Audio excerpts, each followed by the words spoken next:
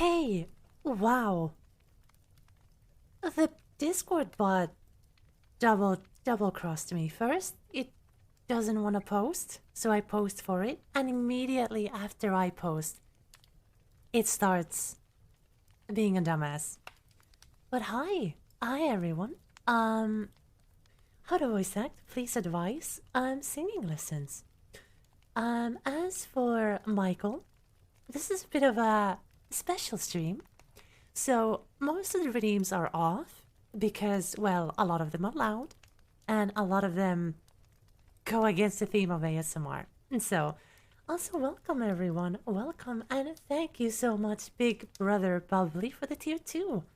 Um, did I ever... Did you ever get a Raven? Because tier 2 subs get a special thing. I'm not sure if I ever got you one.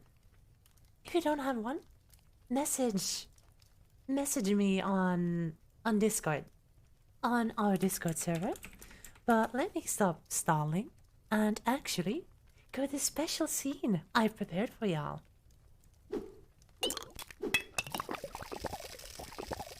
Hi. No, it's the same microphone. I'm simply speaking more quiet because this is going to be a bit of a different stream, right? I'm not gonna be yelling. I'm not gonna be cursing. I mean, I probably will be cursing. But since it's a weekend, I thought we might as well be a bit comfortable and, you know, put on some filters, put on shoes, and read some Player's Handbook. Also, thank you so much for the hydrate. I do have a health potion right here. Let me just pop it open. Also, Yellow Snappers, thank you so much for the follow. I'm not sure if you guys can hear the alerts. You guys are not supposed to hear them. So I hope they're not, you know, misbehaving. Right? And, for everyone who's new here, and, well, everyone who's old here, welcome, welcome. My name is Melissa Belladonna, and I'm an educational Dungeons & Dragons content creator. I am a tiefling alchemist, and also a voice actress and an ASM artist. And I apologize in advance if there's any scuff. My ASMR projects have always been pre-recorded and mixed. I've never done it live on air, so... But I do have... Where are you from? Your voice is beautiful. I am, well, in character, I am from the Desrin Valley. Specifically, this cottage y'all are in is from the Crypt Garden Forest. But I am... Personally, I am from Finland, so northeastern Europe. And the ravens are off because, well, they would not fit the aesthetic. I could not, you know, put the filter on them. So, I hope that's okay. Ravens will be enabled next stream again. So, and to assist me on this stream, I have a couple of things prepared for you. Well, I'm not sure if you enjoyed this, but I do have some shaker sounds because last stream we graciously accepted a sponsorship from none other than Chi Fuel, who reached out. So use code Tiefling Melissa for 10% off if you want a health potion like I'm drinking right now. Slap the scuff on the nose to establish dominance. Thank you so much for the tier 3, Nevermore. Thank you so much. Mwah, appreciate it. But I also have some dice here because it would not be a D&D stream without dice, right? That's 6 on the D20. That's not too good. And these dice were graciously provided by the beautiful people at Tabletop Witchy. They sell beautiful dice and dice accessories, and use code Tiefling Melissa for 10% off your order there as well. These two sponsorships help me do what I do full time. But not only do I have a health potion shaker and dice, I have enabled my Zoom H5's stereo mode, so I can speak in your other ear, or I can speak in your other ear if I so wish. And to crown this entire experience, I do have my player's handbook here special edition, special covers. So there's going to be some page turning sounds. And I'm going to try not to bump into the microphone. I am sorry if I do. I am, well, I've never done this live before. So, I know if you switch ears, it kind of hurts on me sometimes. Oh, I'm sorry, Wally. It's part of the ASMR, the binaural experience. So, some people are into it, some people are not. But this is a bit of a special stream. Normally I talk about Dungeons and Dragons and create Dungeons and Dragons content, but I also enjoy being an ASMR artist. So I wanted to, you know, have a bit of a different stream, right? Oh, brain cells overload. I'm sorry. Do as you please. Okay. Okay. I'm also eating lunch right now, so I'm ready to hear your soothing voice while enjoying a nice meal. Ain't that nice? Now, since this is my first ASMR stream, I wanted to celebrate it a little bit. And I've prepared, me and my mod team have prepared something for you people. As you can see there, under chat, the next donation goal we have is an actual professional ASMR microphone. No, Wally, this is my first ASMR live. This is my first ASMR live. My ASMR is pre-recorded, mixed productions. No, the headpads have been enabled. It's called comfy headpads. Have a rough or smooth back? It has a smooth back because my player's handbook is the special covers. Also, hi Ren. Hi Ren. So what I wanted to prepare for this stream is because we are collecting money for an actual ASMR microphone different from my Zoom H5. Oh my god, immediately. Erock GM casting flock of familiars with 6 ravens conjured. I was in the middle of talking about this stream and you come ahead and raid me. My head mod has the audacity to raid me. Also, posture check, thank you so much. What I wanted to say is that me and my mod team have prepared something for those who enjoy ASMR and also want to support the channel because we're saving up for a new microphone. We have some incentives. So, because we are saving up for a microphone, but also for a special trip that me and my manager are about to do. So, also Nick Boots, thank you so much for the subscription. Welcome. Welcome to the flock. I hope you enjoy the emotes. Yeah, so we have some donation incentives all the way from $5 to $100. Just like doing the subathon, right? So if you're into any of those kinds of things, then they are there. But, you know, no pressure or anything. So, hello chat, question today. Are tieflings spicy elves? Are tieflings spicy humans? Tieflings are spicy humans. They're spicy humans. Tieflings, in my home setting, are not at all related to elves. At least not in 5th edition. Though they are changing that in 1D&D, I'm pretty sure. Horns and tails are hot. They are very, very hot. I'm a bit biased. I'm a bit biased indeed. So, in this stream, I apologize for any scuff. I apologize for any unprofessionalism. Because I have never done an ASMR stream before. So, but I do have my copy. Is my tail squishy? It is very thick, plush, and squishy. Yes, it is. It is very squishy. So, also Jiggy, thank you so much for the follow and welcome. Welcome. Welcome to the cottage. We are talking about Dungeons and Dragons today. We're actually reading the Dungeons and Dragons Player's Handbook. And I have the book right here. And I'm also accompanied by some shaker noises and some dice noises. Let's see if I can roll a better number. That's a 19. Nice. Nice. But also hi 9. And hello, I'm Lemon. Welcome. Welcome. Welcome to this ASMR stream of ours. With a D&D twist, with a Dungeons and Dragons twist. I hope you all enjoy your stay. I hope you're all comfortable. Oh Lord, what did I do for that $10 one? I'm already forgetting my own ones. Okay. You won an Ara Ara or a My Little Pog Champ. Which one would you like? And thank you. Wait, hi, Manny. I have a question. I work full-time job. I have been feeling too drained from work to do prep work as a DM. I forget story details and can't plan things so well. My players have well loved my campaign so far. What can I do to plan better? Reading ahead would help. Reading ahead would help. But if you have difficulties remembering things, I'm sure your players understand if you simply explain it to them. I personally have a bad memory, but and well, it's some people see D&D as doing homework, right? I personally don't, because I enjoy reading and I enjoy making sure I'm well prepared. But I'm sure your players are understanding if you simply talk to them. But maybe doing sticky notes, maybe having notes for the D&D session, post-it notes or something that you can put behind your Dungeon Master screen.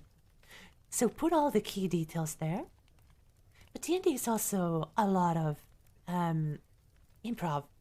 So don't worry if you don't have all of them ready as it is. Yeah, those are my tips, personally. Sticky notes, those I'm good with. Lol. Thank you, Liz. You're welcome. But Yellow, you did donate $10, 10 buckaroo. So would you like an Ara Ara or a My Little Pog Champ redeem? I'm trying something silly because we are raising money, not only for a microphone, but me and my beloved Crescentia Marmoris, my manager, and an NB who I love very much. We're taking a vacation on the 26th. So we're raising money for two things. That's why I'm, doing voice acting for donations, basically, doing this stream. And so, I can whip out either one. Thanks, homie. Ayo, thanks, homie. There you go. That's fine. Not everybody's in the Ara Ara stuff, I'll do that at some point. But if somebody else wants an Ara Ara My Little Pogchamp, well, we have some incentives. No. Yes, it's gonna be a Halloween vacation. We are taking a 2-week trip to the Finnish countryside, and we are going to a I'm more of a Yare Yare fan. Yare Yare does it. And go Mr. Besar. We need an ooh. Okay, you guys are baiting me. You guys are baiting me. Okay, I will do all sorts of noises during the stream, so don't you worry. Don't you worry. But I know I'm gonna be reading the player's handbook, but I'm also gonna be doing, well, maybe moving from one ear to the other ear, doing some ASMR sounds, dice rolling and all that. That's a 4. That is a very bad roll. But I'm also more than happy to answer questions. So think of this as a reading session with Auntie Melissa, and I'm also happy to answer questions about D&D, or if you just want to lurk and listen, then that is also appreciated. So do a flip era with the reagent supply. Thank you so much for the itty bitties. Now, this copy of the Player's Handbook, I could not find the special covers online. Also, Jedi Prime Alex, thank you so much for continuing the subscription. This copy that I'm holding in real life is actually the special edition with the beautiful black and red foil covers made by Hydro74. And it was part of the anniversary gift set. And it is just, it's gorgeous.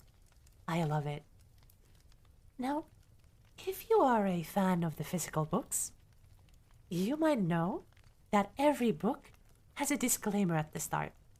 And we do have to read the disclaimer because it's very fun. Chris J. Fish. Oh Lord, what did I promise for 50? Okay. I am... Okay, so those people who are new here, they might not know that I am indeed Finnish. Born and raised on the Arctic Circle. But nowadays I speak way more English than I do Finnish. So, my language skills have kinda... I don't like the language, but chat likes to ask me to speak it. So what would you like me to say? in this Nordic tongue of mine. Anything you want. As long as it's Twitch terms of service, because I think Twitch has a Finnish department. And I can go to, you know, vulgar over that. But if you want to hear some Nordic, I can whip out some Nordic. God, I'm just gonna... Did you actually know that the Leakspin song, Evan Polka, that's actually a Finnish song.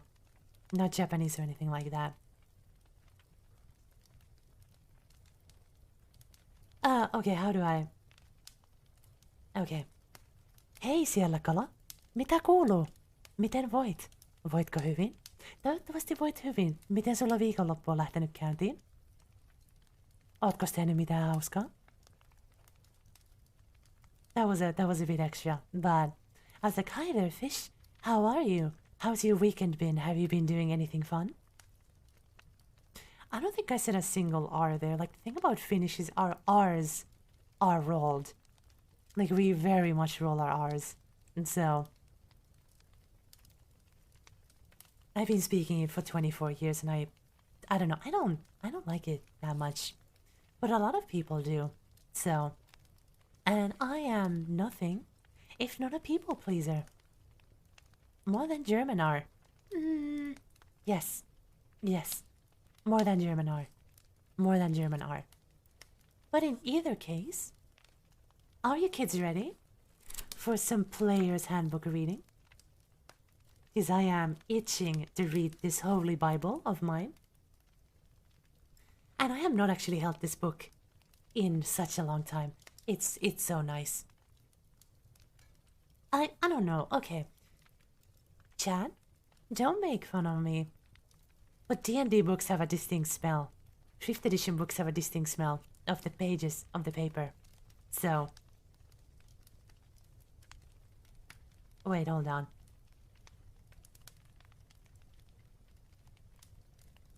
Wait, more to what?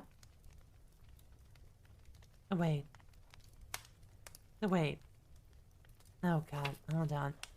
Okay, chat, one second. 1 second. Because someone... Okay. You really did that during the ASMR stream. You really did that during the ASMR stream.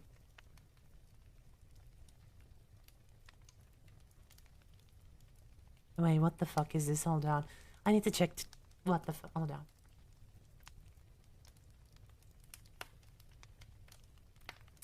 That is a lot of... That is a lot of spider... Okay. Somebody posted art under my fan art tag, the clever sound. There's... People like to do that when I'm live. People like to do that while I'm live. Goodness gracious me. Okay. Let me... What is happening in this chat? My chat, I am not... Well, I am responsible for my chat. Let me just,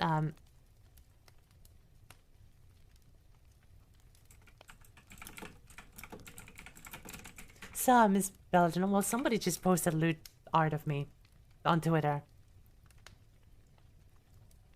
Okay. Okay. Anyway, we are not talking about the porn that people are posting on Twitter. We're talking about Dungeons and Dragons. Hello, I'm new. Question like an ancient alchemist witch person. Well, not quite ancient, Dark Man. I am 24. But I am an alchemist. I am a level 17 tiefling artificer. Artificer. Alchemist artificer. That is who I am. You can find my character sheet on Twitter if you'd like to take a closer look. It's in my pinned tweets. So, but without further ado, okay, of course, someone posted porn. Which is, well, you know, porn. As is tradition, as is tradition. You know, anyway, okay. I mean, of course I liked it, because, you know, I like all the fan art. I like all the fan art, but either way, okay. People, we're not here to talk about porn. We're not here to talk about porn. We are here to read the Player's Handbook, after all. So, and the first disclaimer in the 5th edition Player's Handbook, special covers, 10th printing. We are starting right at the start. This is the first page of the Player's Handbook. Because we need to read the disclaimer. Because every D&D 5th edition book has a disclaimer. And the PHP does one too. Ahem. Disclaimer. Wizards of the Coast is not responsible for the consequences of splitting up the party, sticking appendages in the mouth of a leering green devil face, accepting a dinner invitation from bugbears, storming the feast hall of a hill giant steading, angering a dragon of any variety, or saying yes when the DM asks, "Are you really sure?" Now, how many times have people said yes to that question? How many times have you said yes to that question? Always? Always. Okay. Always. That's fair. Every time. Look, I do some stupid shit as well. You know, both as a DM and as a player. So, they never listen. Yeah, some people just need to learn the hard way, huh?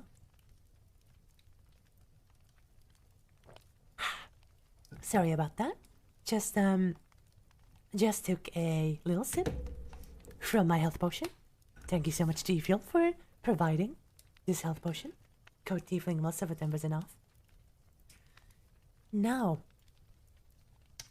this is quite a chunky book, right? The Player's Handbook has... How many pages? Hold on. It has 316 pages. So we're probably not going to be able to get through all of that in one sitting. And, well, we're probably not going to read all of the 100 pages of spells or so. And Calliope Irlande with the $25 donation. Thank you so much for sponsoring and helping with the ASMR microphone. And for $25, you wanted some praise, huh? Well, Calliope is one of my moderators and the people who make this possible. So they are a very good girl, and I love and appreciate them so much. So thank you for being on the stream. Thank you for being a supporter. And thank you for being such a good girl. And I love you. Mwah. There you go.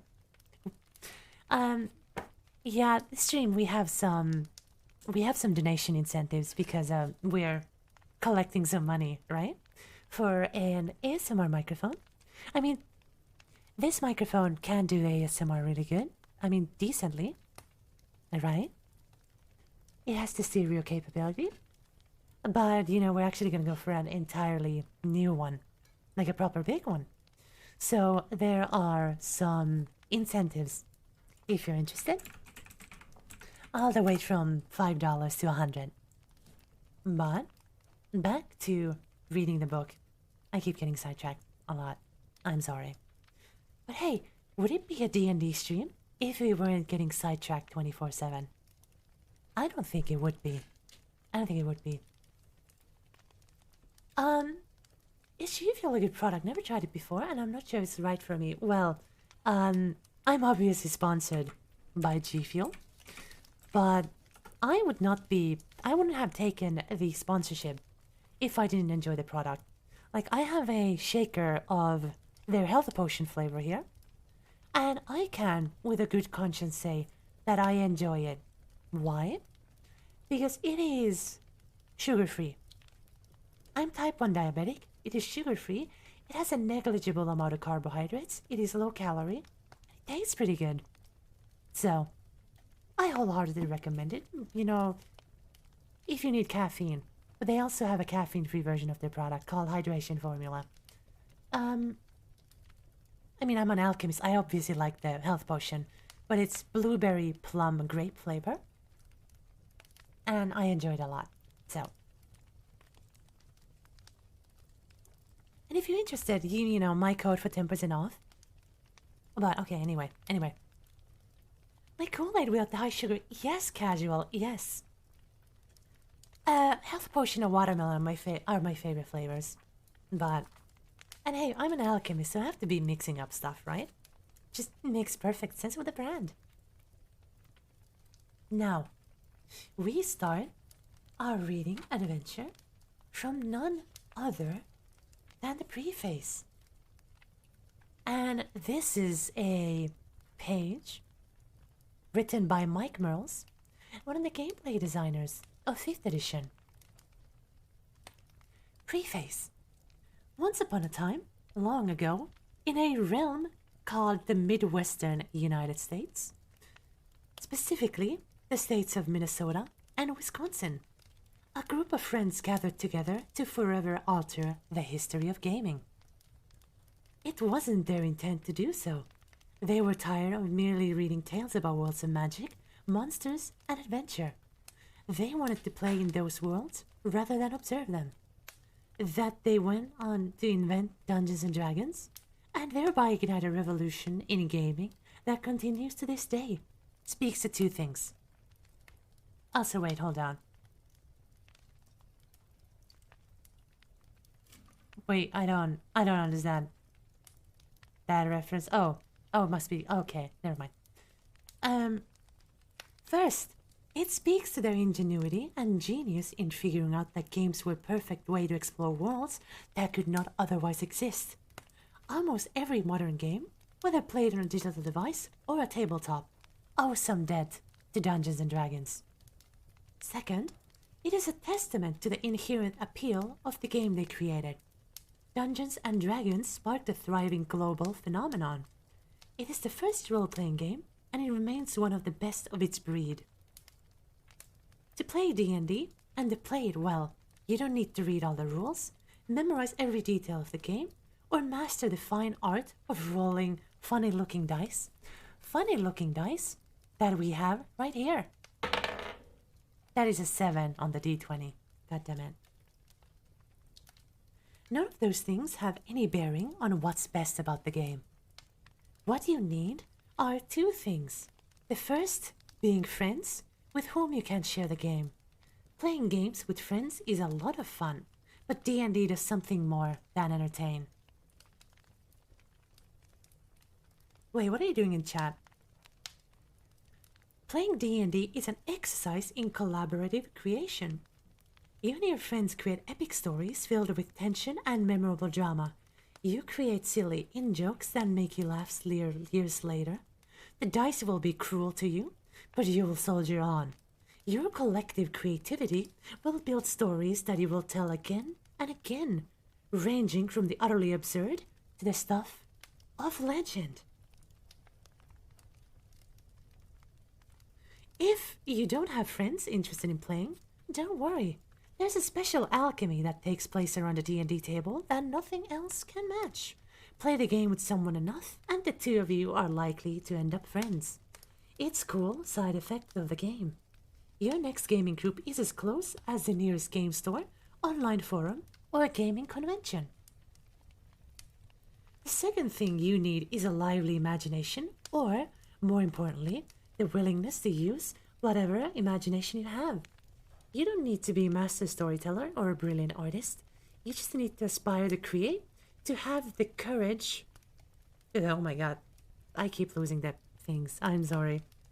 You just need to aspire to create, to have the courage of someone who is willing to build something and share with others. Luckily, just as D&D can strengthen your friendships, it can help build you in the confidence to create and share. D&D is a game that teaches you to look for the clever solution, share the sudden idea that can overcome a problem, and push yourself to imagine what could be rather than simply accept what is. The first characters and adventures you create will probably be a collection of cliches.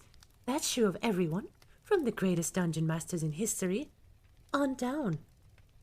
Accept this reality and move on to create the second character or adventure, which will be better, and then the third, which will be better still. Repeat that over the course of time, and soon you'll be able to create anything, from a character's background story to an epic world of fantasy adventure. Once you have that skill, it's yours forever. Countless writers, artists, and other creators can trace your beginnings to a few pages of D&D notes, a handful of dice, and a kitchen table. Above all else, D&D is yours. The friendships you make around the table will be unique to you. The adventures you embark on, the characters you create, the memories you make, these will be yours. D&D is your personal corner of the universe, a place where you have free reign to do as you wish. Go forth now, read the rules of the game and the story of its worlds, but always remember that you are the one who brings them to life. They are nothing without a spark of life that you give them. Mike Merles, May 2014, when 5th edition of Dungeons & Dragons was just releasing. So I want to say a couple of things about this. D&D is beautiful. I mean, I'm a D&D content creator. That is everything I do. That is everything I do. But it also brings people together. I've met multiple people, multiple long-lasting friends who I've known for years. Also, I hope your D&D session goes well, Artemis. And D&D is a game where you can either spend as little money as a single set of dice, or even use an online dice roller, to creating your own battle maps, your own miniatures, painting them, creating terrain. D&D is easily accessible for people from all walks of life.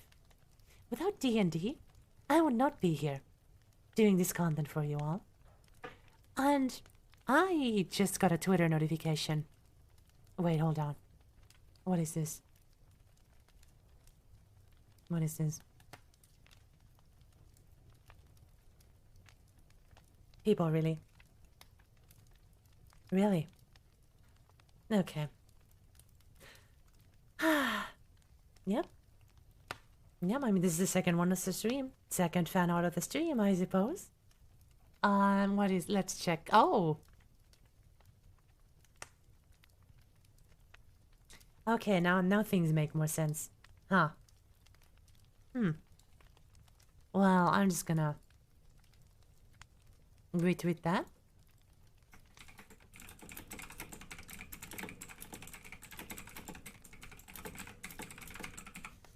Hello, what would you say is the best way to take notes during a D&D session as a player? If you're online, you can do a notepad. If you're in real life, a piece of paper or, well, a notepad. Somebody, just hold on, somebody posted more fan art. There's a lot of, well, Wally, I think the correct term is, yeah. I think the correct term is transgender. So, you know, I'm not, you know, I appreciate all kinds of people. So, from all walks of life. So I will just like and retweet, as I do with all of my art. And just pop that. And do that. There we go.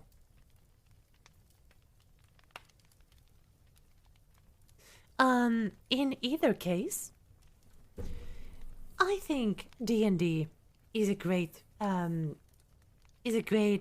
medium for all sorts of things, from arts and crafts to creative storytelling to having fun with friends.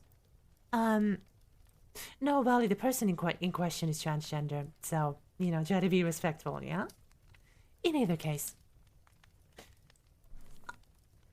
I don't know.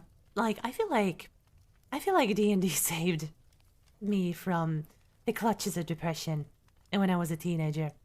Now D&D is not a replacement for medicine or, you know, therapy, but it helped me cope with a lot of things. And a lot of people use it to, well, it is basically a make-believe game with rules. But it's much more than that to me. It's very beautiful. There's a spell to summon friends through the D&D book as a bonus action. Well, if you don't have any friends who play D&D, you can try to find some. You can try to make some. If you don't have a game store in your city, such as me, I live right on top of the Arctic Circle, so the nearest game store is 200 kilometers south. Well, you can play online. I started D&D online before I created a college group, a college D&D group. But there are sites like Roll20. There's Foundry. There's D&D is even working on their own official virtual tabletop. Oh yeah, Uncle put R.A. Salvatore's books are great. I love Legend of Drizzt. I know a lot of people don't like Drizzt, but I love Legend of Drizzt. I enjoy the books a lot, so.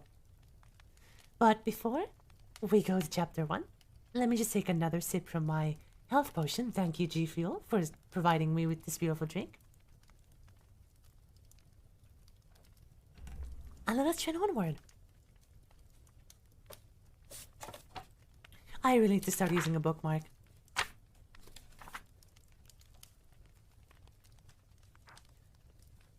I really love this book. This book gives me so much nostalgia. So, introduction. The Dungeons and Dragons role-playing game is about storytelling in worlds and swords of sorcery. It shares elements with childhood games of make-believe. Like those games, D&D is driven by imagination. It's about picturing the towering castle beneath the stormy night sky and imagining how a fantasy adventurer might react to the challenges how that scene presents. Also, thank you so much, Busterific, for the follow, and welcome to this cozy ASMR stream. So here is an example of a scene from D&D. The Dungeon Master. After passing through the craggy peaks, the road takes a sudden turn to the east, and Castle Ravenloft towers before you. Crumbling towers of stone keep a silent watch over the approach. They look like abandoned guardhouses. Beyond these, a wide chasm capes, disappearing into the deep fog below. A lower drawbridge spans the chasm, leading to an arched entrance to the castle courtyard. The trains of the drawbridge creak in the wind, their rust-eaten iron straining with the weight. From atop the high strong walls, stone gargoyles stare at you from hollow sockets and grin hideously. A rotting wooden portcullis, green with growth, hangs in the entry tunnel. Beyond this, the main doors of Castle Ravenloft stand open, a rich warm light spilling into the courtyard. Philip, playing Gareth. I want to look at the gargoyles. I have a feeling they're not just statues. Amy, playing Riva. The drawbridge looks precarious. I want to see how sturdy it is. Do you think we can cross it, or it's going to collapse under our weight? Unlike a game of make-believe, D&D gives structure to the stories, a way of determining the consequences of the adventure's actions. Players roll dice to resolve whether the attacks hit or miss, or whether their adventures can scale a cliff, roll away from the strike of a magical lightning bolt, or pull off some other dangerous task.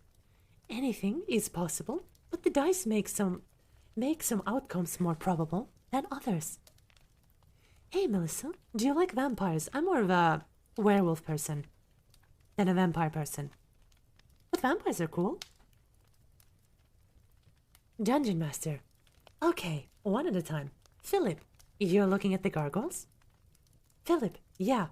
Is there any hint they might be creatures and not decorations? Make an intelligence check. Does my investigation skill apply? Sure. Rolling a d20? Oh, 7. They look like decorations to you. And Amy, Riva is checking out the drawbridge. In the Dungeons & Dragons game, each player creates an adventurer, also called a character, and teams up with other adventurers, played by friends. Working together, the group might explore a dark dungeon, a ruined city, a haunted castle, a lost temple deep in a jungle, or a lava-filled cavern beneath a mysterious mountain. The adventurers can solve puzzles, talk with other characters, battle fantastic monsters, and discover fabulous magic items and other treasure. This is Peak Mel, quote, friend of monsters. Look, it's Halloween, right? It's October, it's spooky month. It's the month of the monster fuckers. What are you on about anyway? One player, however, and remember, it still calls the player, takes on the role of the Dungeon Master, also short as the DM, the game's lead storyteller and referee. The DM creates adventures for the characters, who navigate its hazards and decide which paths to explore. The DM might describe the entrance to Castle Ravenloft, and the players decide what they want their adventures to do. While they walk across the dangerously weathered drawbridge, tie themselves together with rope to minimize the chance that someone will fall if the drawbridge gives away, or cast a spell to carry them over the chasm. Then the DM determines the results of the adventure's actions and narrates what they experience. Because the DM can improvise to react to anything the players attempt, D&D is infinitely flexible, and each adventure can be exciting and unexpected. Did you hit your mic? Yeah, I'm sorry. It's a bit in the way, because I need to have a balance of reading the book and, my tracking not giving away. But I think we're gonna do this. Yeah. But remember, people, even the book calls the Dungeon Master player. When you're in a game, treat your Dungeon Master as a fellow player. They're there to have fun. They're there to tell stories with you. So treat them as you would another player, with respect and kindness. Now I need to adjust my seat a little bit, so I'm sorry if there's any noise. If there's any noises, and I need to move my water bottle over yonder. Well, not water bottle, my G Fuel bottle. My G Fuel shaker. So let me just take a drink.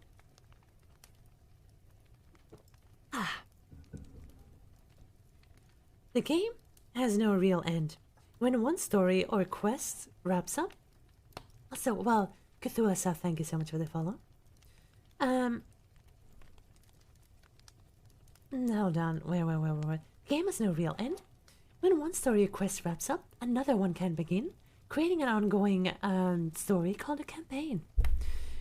Many people who play the game keep their campaigns going for months or years, meeting with their friends every week or so to pick up the story where they left off. The adventurers grow up the story. Fuck. Maybe I have dyslexia. I don't know what's going on. Where is it? The adventures grow in might as the campaign continues. Each monster defeated, each adventure completed, and each treasure recovered not only adds to the continuing story, but also earns the adventure's new capabilities. This increase in power is reflected by an adventure's level. There's no winning and losing in the Dungeons & Dragons game, at least not the way those terms are usually understood. Together, the DM and the players create an exciting story of bold adventurers who confront deadly perils. Sometimes an adventure might come to a grisly end, torn apart by ferocious monsters or done in by a nefarious villain. Even so, other adventurers can search for powerful magic to revive their fallen comrade, or the player might choose to create a new character to carry on.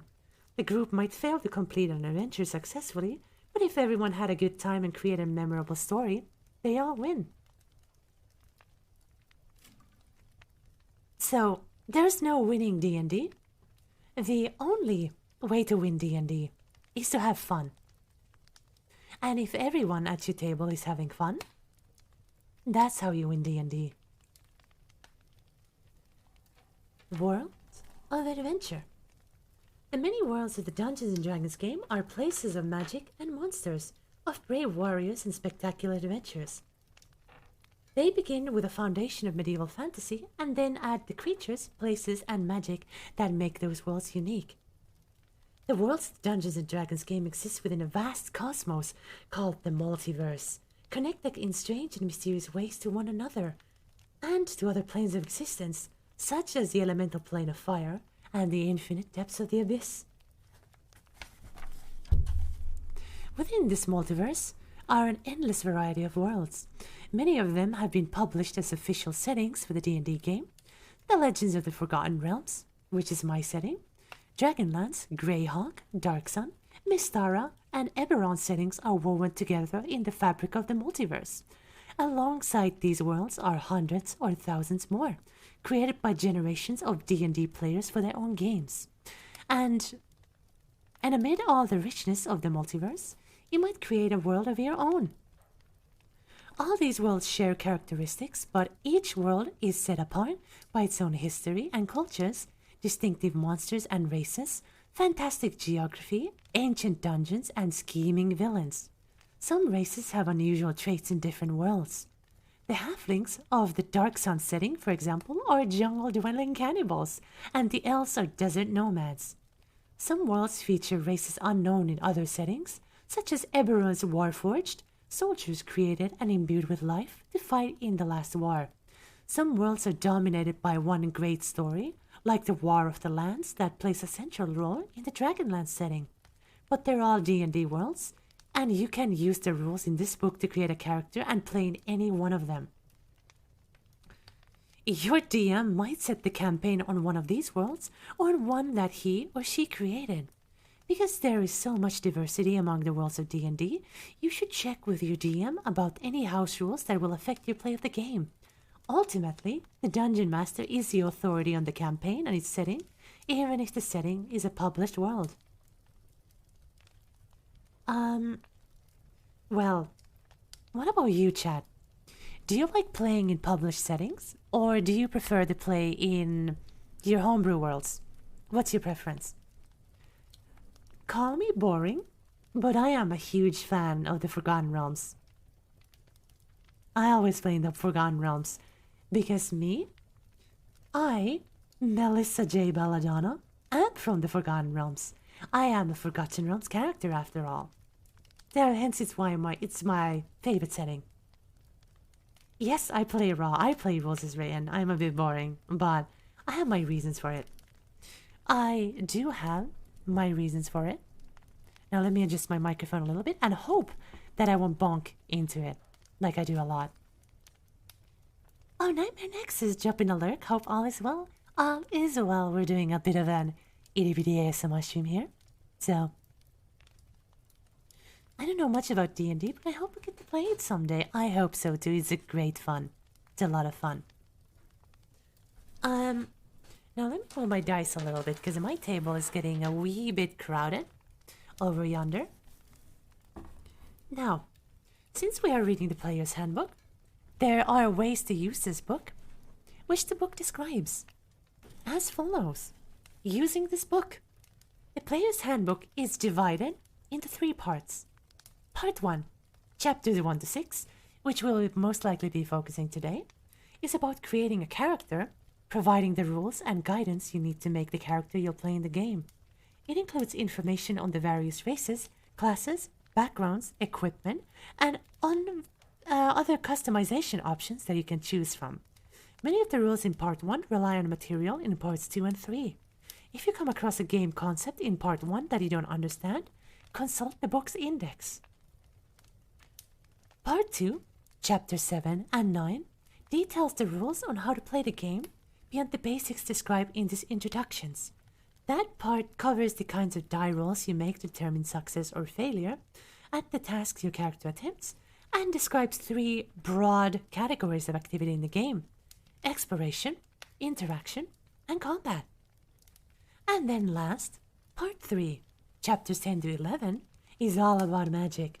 It covers the nature of magic in the worlds of D&D, the rules for spellcasting, and the huge variety of spells available in magic-using characters and monsters in the game. How to play?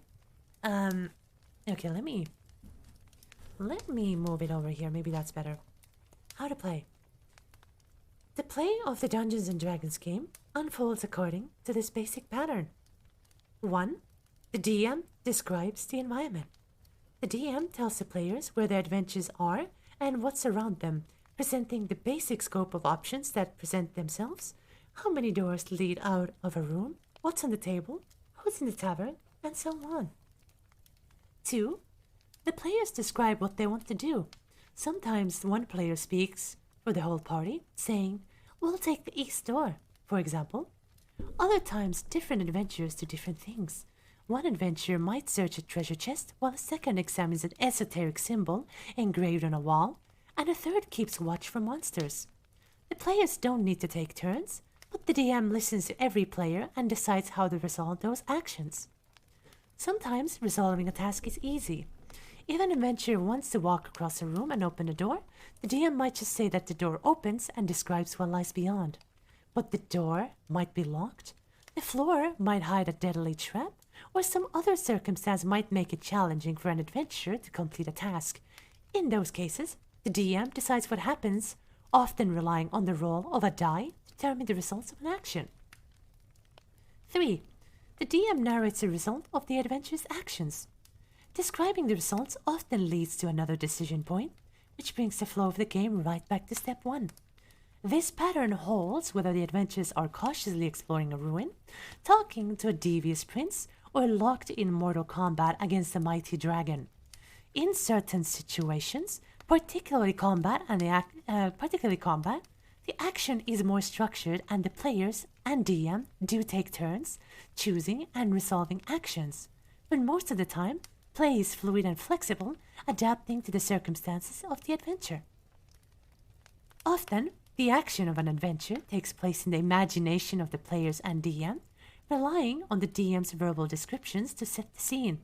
Some DMs like to use music, art, or recorded sound effects to help set the mood, and many players and DMs alike adopt different voices for the various adventurers, monsters, and other characters to play in the game. Sometimes a DM might lay out a map and use tokens or miniature figures to represent each creature involved in a scene to help the players keep track of where everyone is. That is a good question, people. To those of you who play D&D, how do you prefer it? Do you like using maps and miniatures? Or do you do theater of the mind? Or do you play online? I love the arts and crafts aspect of making maps, of making terrain, of painting miniatures.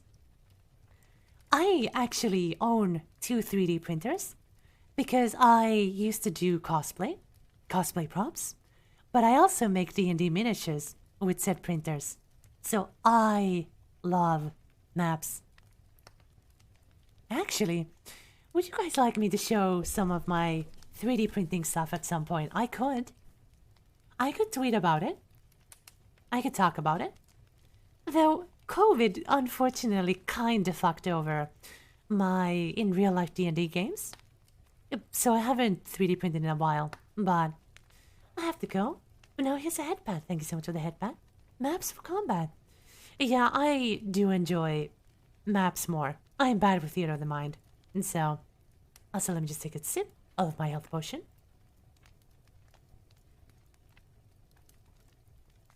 Ah.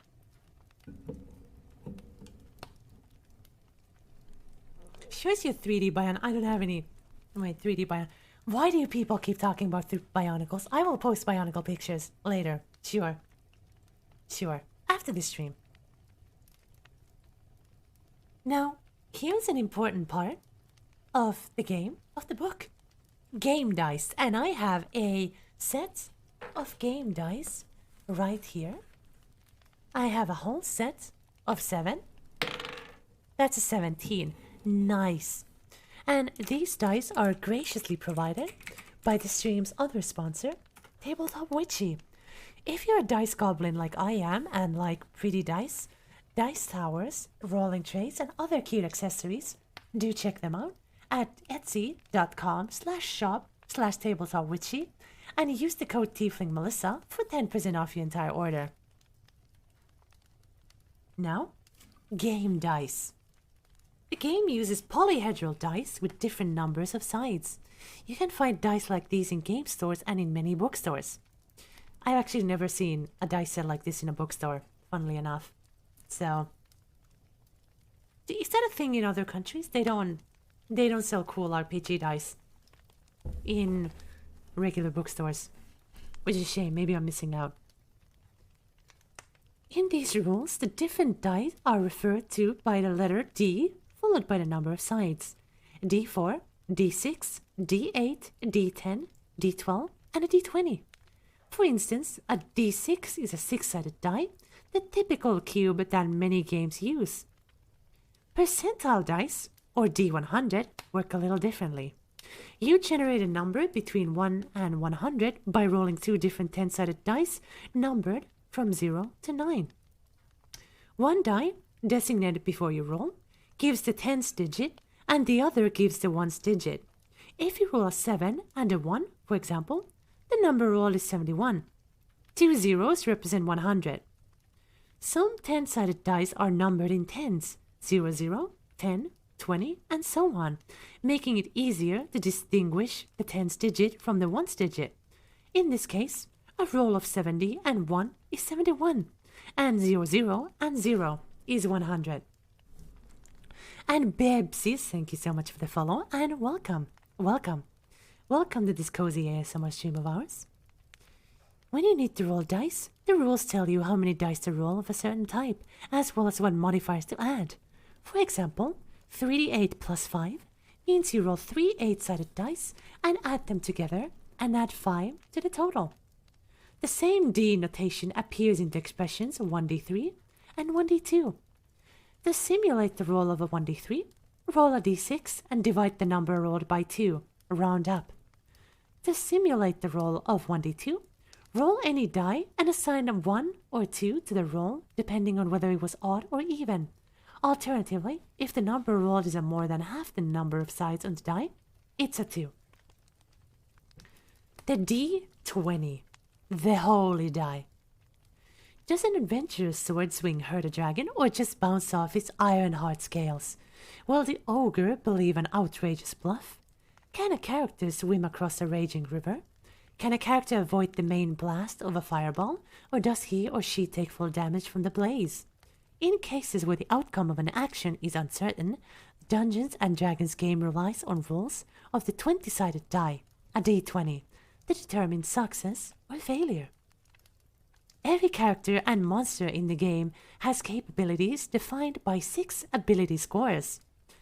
The abilities are strength, dexterity, constitution, intelligence, wisdom, and charisma, and they typically range from 3 to 18 for most adventurers. Monsters might have scores as low as 1 or as high as 30, such in the case of the legendary Tarask. These ability scores and the ability modifiers derived from them are the basis for almost every d20 roll that a player makes on a character's or monster's behalf. Ability checks, attack rolls, and saving throws are the 3 main kinds of d20 rolls, forming the core of the rules of the game. All 3 follow these simple steps. 1. Roll the die and add modifier. Roll a d20 and add the relevant modifier. This is typically the modifier derived from one of the 6 ability scores, and it sometimes includes a proficiency bonus to reflect the character's particular skill. See Chapter 1 for details on each ability and how to determine an ability's modifier. 2. Apply circumstantial bonuses and penalties. A class feature, a spell, a particular circumstance, or some other effect might give a bonus or penalty to the check. 3. Compare the total to a target number. If the total equals or exceeds the target number, the ability check, attack roll, or saving throw is a success. Otherwise, it's a failure. The DM is usually the one who determines target numbers and tells players whether the ability checks, attack rolls, and saving throws succeed or fail. Target number for any ability check or saving throw is called a difficulty class, short for DC. Oh, the Wandering Goose, thank you so much for the subscription and welcome to the flock. I hope you enjoy the emotes and we're having more emotes soon. The target number for an attack roll is called an armor class, shortened to AC. This simple rule governs the resolution of most tasks in D&D play. Chapter 7, using ability scores, provides more detailed rules for using the D20 in the game.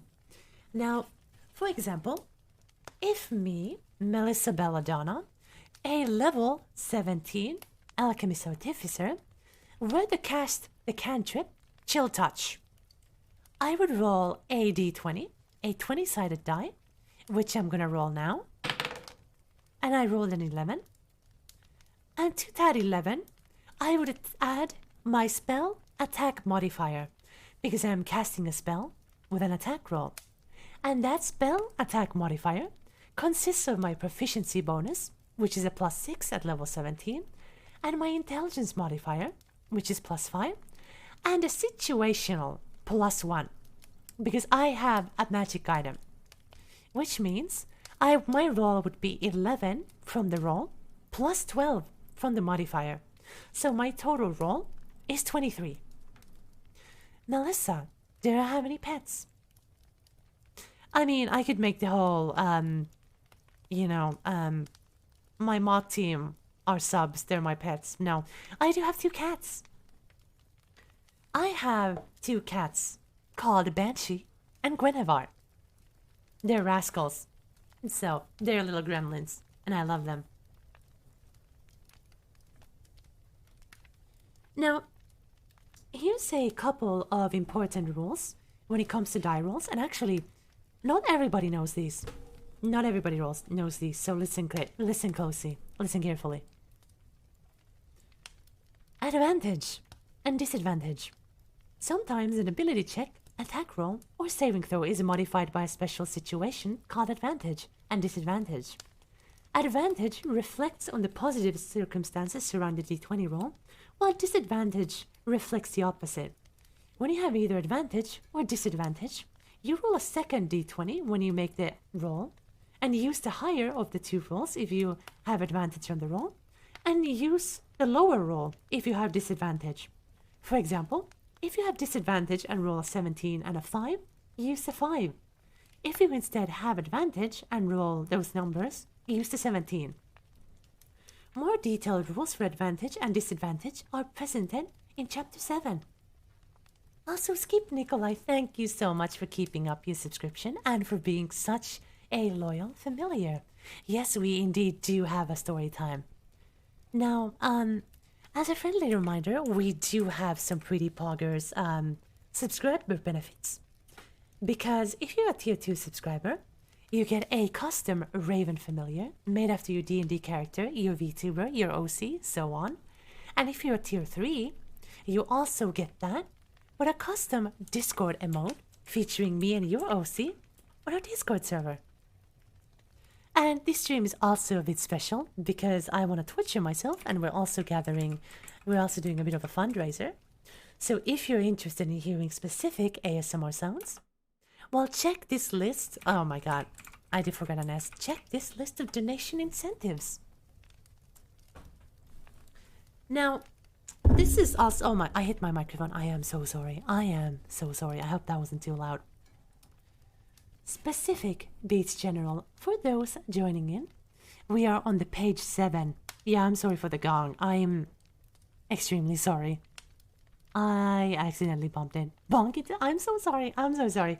That is very unprofessional of me. No. So we are on page 7.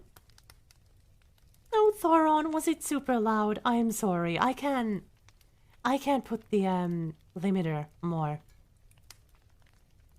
No, I'm sorry. I promise I'll try not to do that.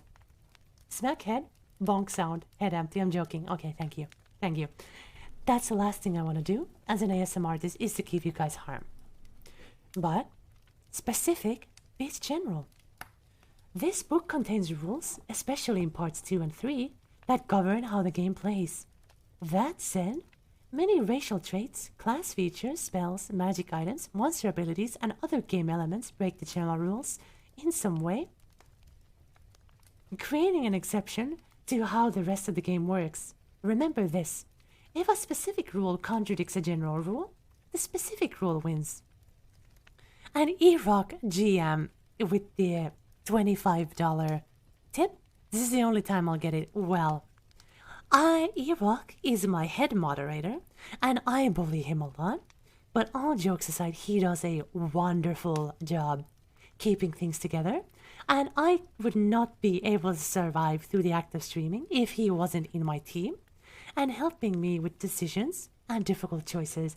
And he is indeed my little PogChamp, and I love him very much. Mwah. There you go. Exceptions to the rules are often minor. For instance, many adventures don't have proficiency with longbows, but every wood elf does because of a racial trait. That trait creates a minor exception in the game. Other examples of rule breaking are more conspicuous. For instance, an adventurer can normally pass through walls, but some spells make that possible. magic accounts for most of the major exceptions to the rules. And this is also an important rule, rounding down. There's one more general rule you need to know at the outset. Whenever you divide a number in the game, round down if you end up with a fraction, even if the fraction is 1/2 or greater. Now always assume that you round down in D&D, unless specified otherwise. That makes things easier. There's a rare gameplay feature too that tells you to round up. Also stretch. Thank you so much. But always round down, unless specified, because specific beats general. Also, let me take a sip real quick.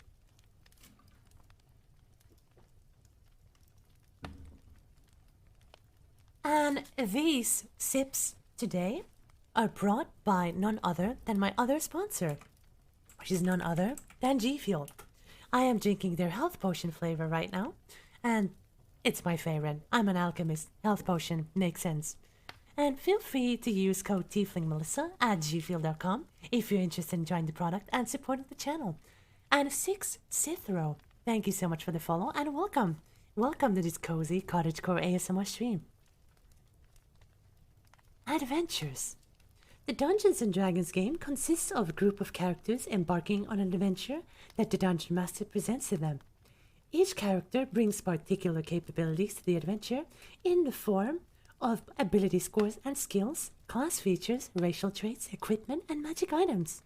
Every character is different, with various strengths and weaknesses, so the best party of adventurers is one in which the characters complement each other and cover the weaknesses of their companions. The adventurers must cooperate to successfully complete the adventure. And Wolfoso, thank you so much for the follow.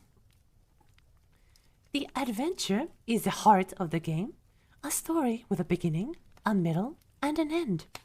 An adventure might be created by the Dungeon Master or purchased off the shelf, tweaked, and modified to suit the DM's needs and desires. In either case, an adventure features a fantastic setting, whether it's an underground dungeon, a crumbling castle, a stretch of wilderness, or a bustling city. It features a rich cast of characters, the adventurers created and played by other players at the table, as well as non-player characters, NPCs. Those characters might be patrons, allies, enemies, hirelings, or just background extras in an adventure. Often, one of the NPCs is a villain whose agenda drives most of the adventurer's actions. Over the course of their adventures, the characters are confronted by a variety of creatures, objects, and some situations that they must deal in some way. Sometimes the adventurers and other creatures do their best to kill or capture each other in combat. At other times, the adventurers talk to another creature or even a magical object with a goal in mind. And often, the adventurers spend time trying to solve a puzzle, bypass an obstacle, find something hidden, or unravel the current situation. Meanwhile, the adventurers explore the world, making decisions about which way to travel and what they'll try to do next. Adventures vary in length and complexity. A short adventure might present only a few challenges, and it may take no more than a single game session to complete. A long adventure can involve hundreds of combats, interactions, and other challenges, and take dozens of sessions to play through, stretching over weeks or months of real time. Usually, the end of an adventure is marked by the adventurers heading back to civilization to rest and enjoy the spoils of their labors. But that's not the end of the story. You can think of the adventure as a single episode of a TV series made up of multiple exciting scenes. A campaign is the whole series, a string of adventures joined together with a consistent group of adventurers following the narrative from start to finish. Do you have any favorite adventures you've been through, if you ever played D&D? Whether it's a homebrew adventure or a module bought from the shelf and pre-written by Wizards of the Coast. I think my favorite adventures that I've played through are Baldur's Gate, Descent into Avernus, and Storm King's Thunder, because I am a huge nut for the Forgotten Realms setting. But that's just me. You don't have to follow in my footsteps. Now, D&D Okay, D&D is supposed to consist of these three upcoming things, but unfortunately, 5th edition has left a couple of them in the dust. And I hope they're going to fix that in 1D&D. The 3 pillars of adventure.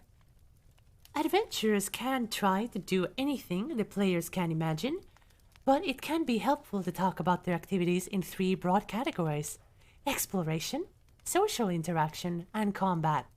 5th edition has been very combat focused.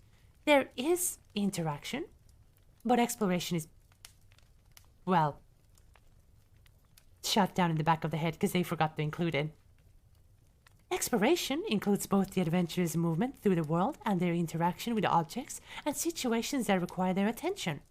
Exploration is the give and take of the players describing what they want their characters to do, and the dungeon master telling the players what happens as a result. On a large scale, that might involve the characters spending a day crossing a rolling plain or an hour making their way through caverns underground. On the smaller scale, it could mean one character pulling a lever in a dungeon room to see what happens. Also, the Raven Den, what a fitting name. Welcome, welcome. Welcome to this flock of familiars.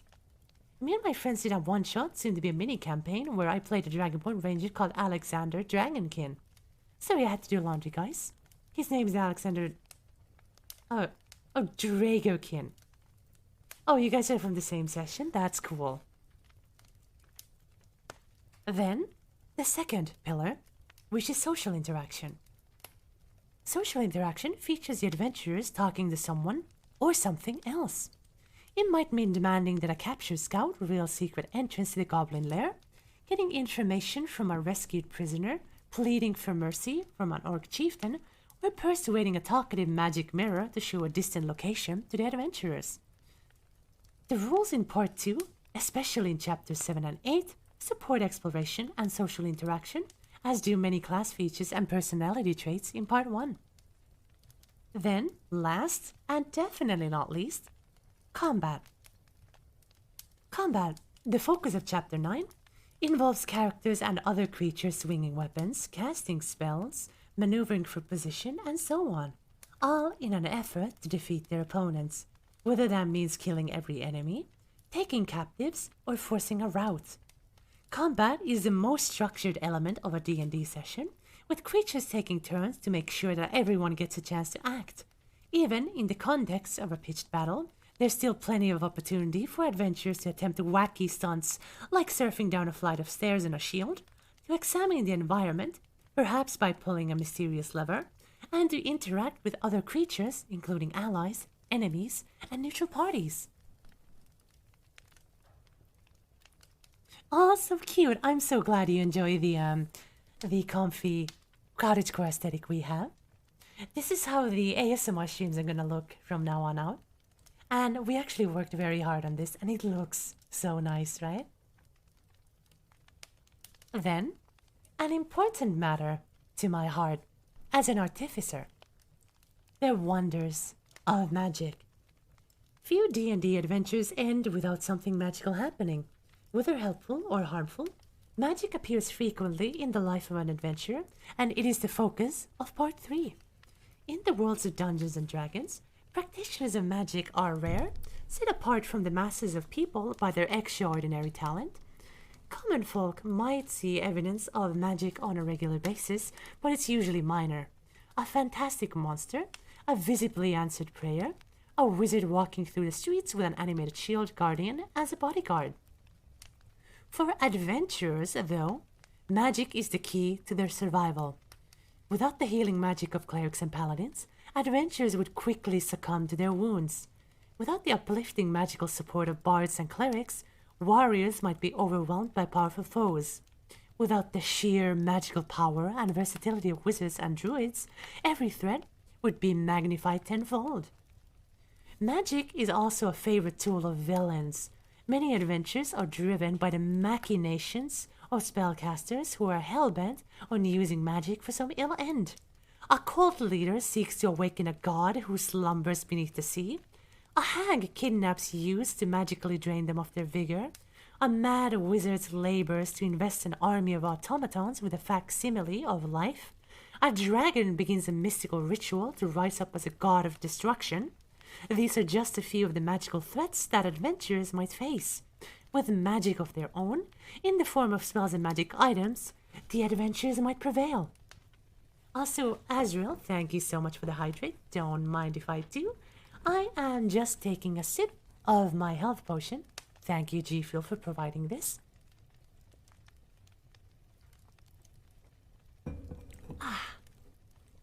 Now, if you did not know anything about Dungeons and Dragons beforehand, this chapter should have hopefully given you a picture of a sort, but that was merely the introduction.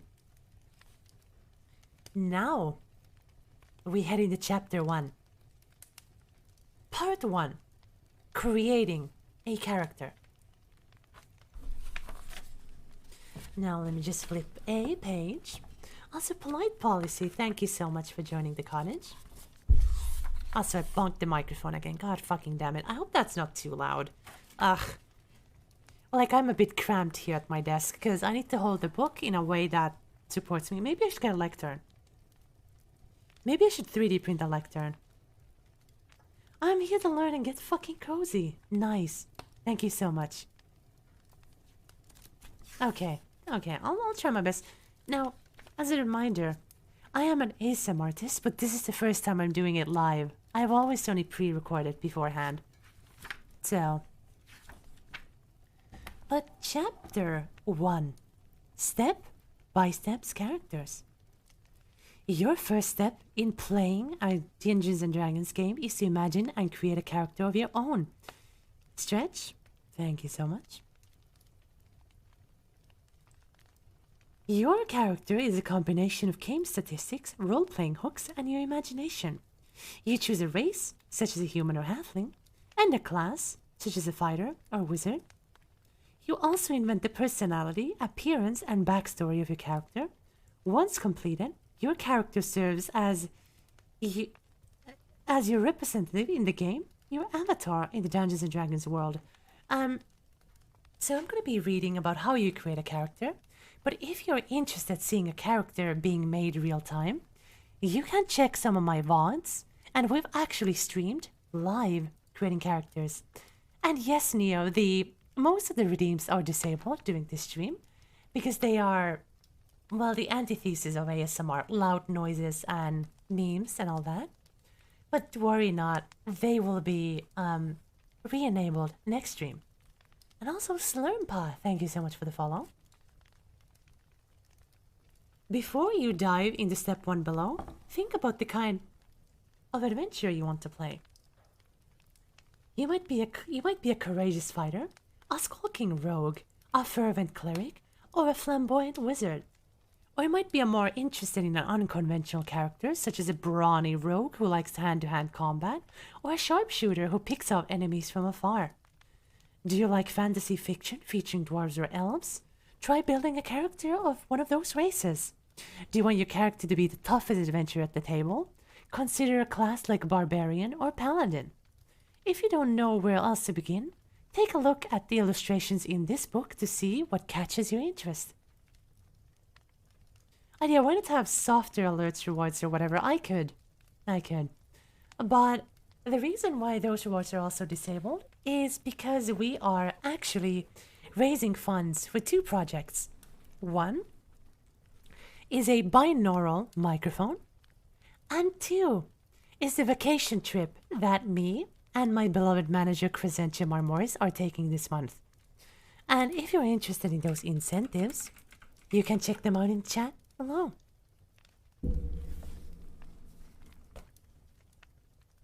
Once you have a character in mind, follow these steps in order, making decisions that reflect the character you want. Your conception of your character might evolve with each choice you make. What's important is that you come to the table with a character you're excited to play. Throughout this chapter, we use the term character sheet to mean whatever you use to track your character, whether it's a formal character sheet, like the one at the end of this book, some form of digital record, or a piece of notebook paper. An official D&D character sheet is a fine place to start until you know what information you need and how to use it during the game. Now, there's one thing I love about this book. You know what that is? The example character that they create, the person creating it is named Bob, and the character's name is Brunner.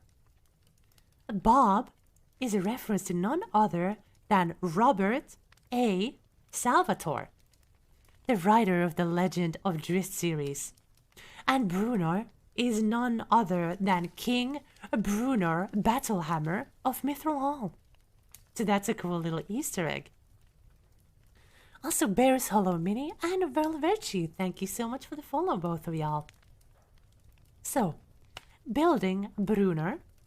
Each step of character creation includes an example of that step with a player named Bob building his dwarf character, Brunner.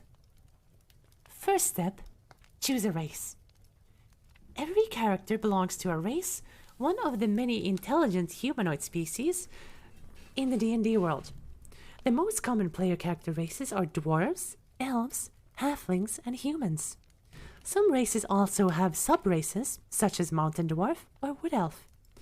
Chapter 2 provides such more information about these races, as well as the less widespread races of dragonborn, gnomes, half-elves, half-orcs, and dragonborn, as well as tieflings. The race you choose contributes to your character's identity in an important way, establishing a general appearance and the natural talent gained from culture and ancestry. Your character's race grants particular racial traits, such as special senses, proficiency with certain weapons or tools, proficiency in one or more skills, or the ability to use minor spells. These traits sometimes dovetail with capabilities of certain classes. See Step 2. For example, the racial traits of Lightwood halflings make them exceptional rogues, and high elves tend to be powerful wizards. Sometimes playing against the type can be fun too. Half-orc paladins and mountain dwarf wizards, for example, can be unusual but memorable characters. Tiefling melts a tail to one side. Why tiefling?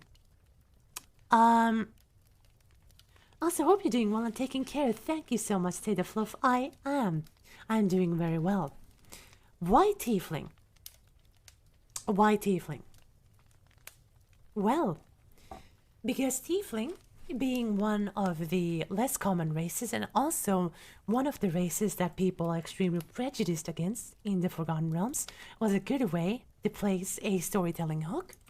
If you're more interested, we did make a lore video on the matter, me and my manager for the subathon. It is right over there. It's a poetic epic if you like to watch it. But I also like tails. I like horns. I like sharp teeth, like my canines. And okay. So I might be a bit of a lesbian stereotype. I am sorry, but I love tieflings and half-orcs. I just love them. I just love them. They're hot, cute, and hungry. I don't know. Okay, listen. I'm gonna go get my character sheet real quick, so you guys can see it. Oh, I don't mean to do that. Where is it? Where is it? Where is it? So this is gonna block me for a moment, but you guys, deserve to see this. That's my character sheet. I just think tieflings are cool. I think tails are cool. I think horns are cool. I think being born into a human family, but with infernal blood coursing through your veins, is very cool. And it's just cool. That's the only thing I can say. It's just very cool, right? And if you want to look at this character sheet for longer, it is in my pinned tweet on my Twitter app. So. Oh, Aracene Grim, you actually can do that. We have a bustling Discord server of TTRPG enthusiasts, so you can post your character there. That tail just keeps getting bigger, it seems. What do you mean? It's always been this big. This is an old character sheet. It's always been that big. No. Not much. No. That is not how tieflings are born. A tiefling is not born from the union of a human and a devil, because that is a cambion. That is a different kind of creature. Tieflings are the results of pacts done generations past with archdevils and the powers of the Nine Hells. That pact has tainted the bloodline, thus making tieflings spring forth as a reminder of that pact generations in the future. Both of my parents were human.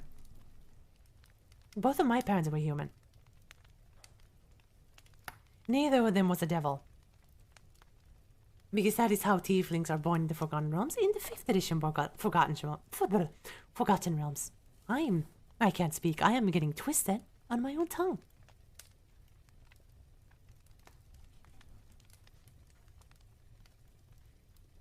No, it didn't transform me. It was done generations ago. Well, it's maybe not up to chance. You know the second son of the second son, right? It might be a gene that gets passed down rarely. It might be of the Archdevil's choosing. The Infernal Pact, marked me as a tiefling generations ago. So, don't worry not. We're going to be reading Tiefling lore today. So, your race also increases one or more of your ability scores, which you determine in step 3. Note these increases and remember to apply them later. The 7th son of the 7th son. Look, 2nd and 7th are very similar, Rania. Don't at me. I'm gonna start speaking Finnish, okay? No, I'm not. As much as it's an incentive, I can't do that for free. So, it's an incentive. I really don't like the language, people. Being bi or trilingual is hard. So, but yeah, if anyone's interested in what the incentives are, there you go. So, and my bot's also advertising for me. Let's go. Building Brunner, step 1. Bob is sitting down to create his character. He decides that a gruff mountain dwarf fits the character he wants to play. He notes all the racial traits of dwarves on his character sheet, including his speed of 25 feet and the languages he knows, Common and Dwarvish. Step 2. Building Brunner. Step 2. Choose a class. Every adventurer is a member of a class. Class broadly describes a character vocation, what special talents he or she possesses, and the tactics he or she is most likely to employ when exploring a dungeon, fighting monsters, or engaging in a tense negotiation. The classes are described in Chapter 3, Classes. Your character receives a number of benefits from your choice of class. Many of these benefits are class features, capabilities, including spellcasting, that set your character apart from members of other classes. You also gain a number of proficiencies, armor, weapons, skills, saving throws, and sometimes tools. Your proficiencies define many of the things your characters can do particularly well, from using certain weapons to telling a convincing lie. On your character sheet, record all the features that your class gives you at first level. Oh yeah, Rusty, I will check that in a bit. Maybe when I do a bathroom break or something. Also, my VTube model does not like me reading the book. God damn it. Level. Typically, a character starts at first level and advances in level by adventuring and gaining experience points, XP. A first level character is inexperienced in the adventuring world, although he or she might have been a soldier or a pirate and done dangerous things before. Starting off at first level marks your character's entry into the adventuring life. If you're already familiar with the game, or if you're joining an existing D&D campaign, your DM might decide to have you begin at a higher level on the assumption that your character has already survived a few harrowing adventures. Quick build. Each class description in Chapter 3 includes a section offering suggestions to quickly build a character of that class, including how to assign your highest ability scores, a background suitable for the class, and starting spells. Record your level on your character sheet. If you're starting at a higher level, record the additional elements of your class gives you for your levels passed first. Also, record your experience points. A first level character has 0 XP. A higher level character typically begins with the minimum amount of XP required to reach that level. See beyond first level later in this chapter. Hydrate, thank you so much. Don't mind if I do. Take a sip of my fuel, my health potion.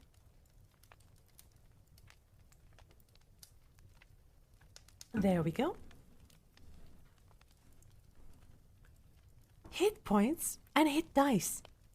Your character's hit points define how tough your character is in combat and other dangerous situations. Your hit points are determined by your hit dice, short for hit points dice. At first level, your character has 1 hit die, and the die type is determined by your class. You start with hit points equal to the highest roll of that die, as indicated in your class description. You also add your constitution modifier, which you'll determine in step 3. This is also your hit point maximum. Record your character's hit points on your character sheet. Also record the type of hit die your character uses and the number of hit dice you have.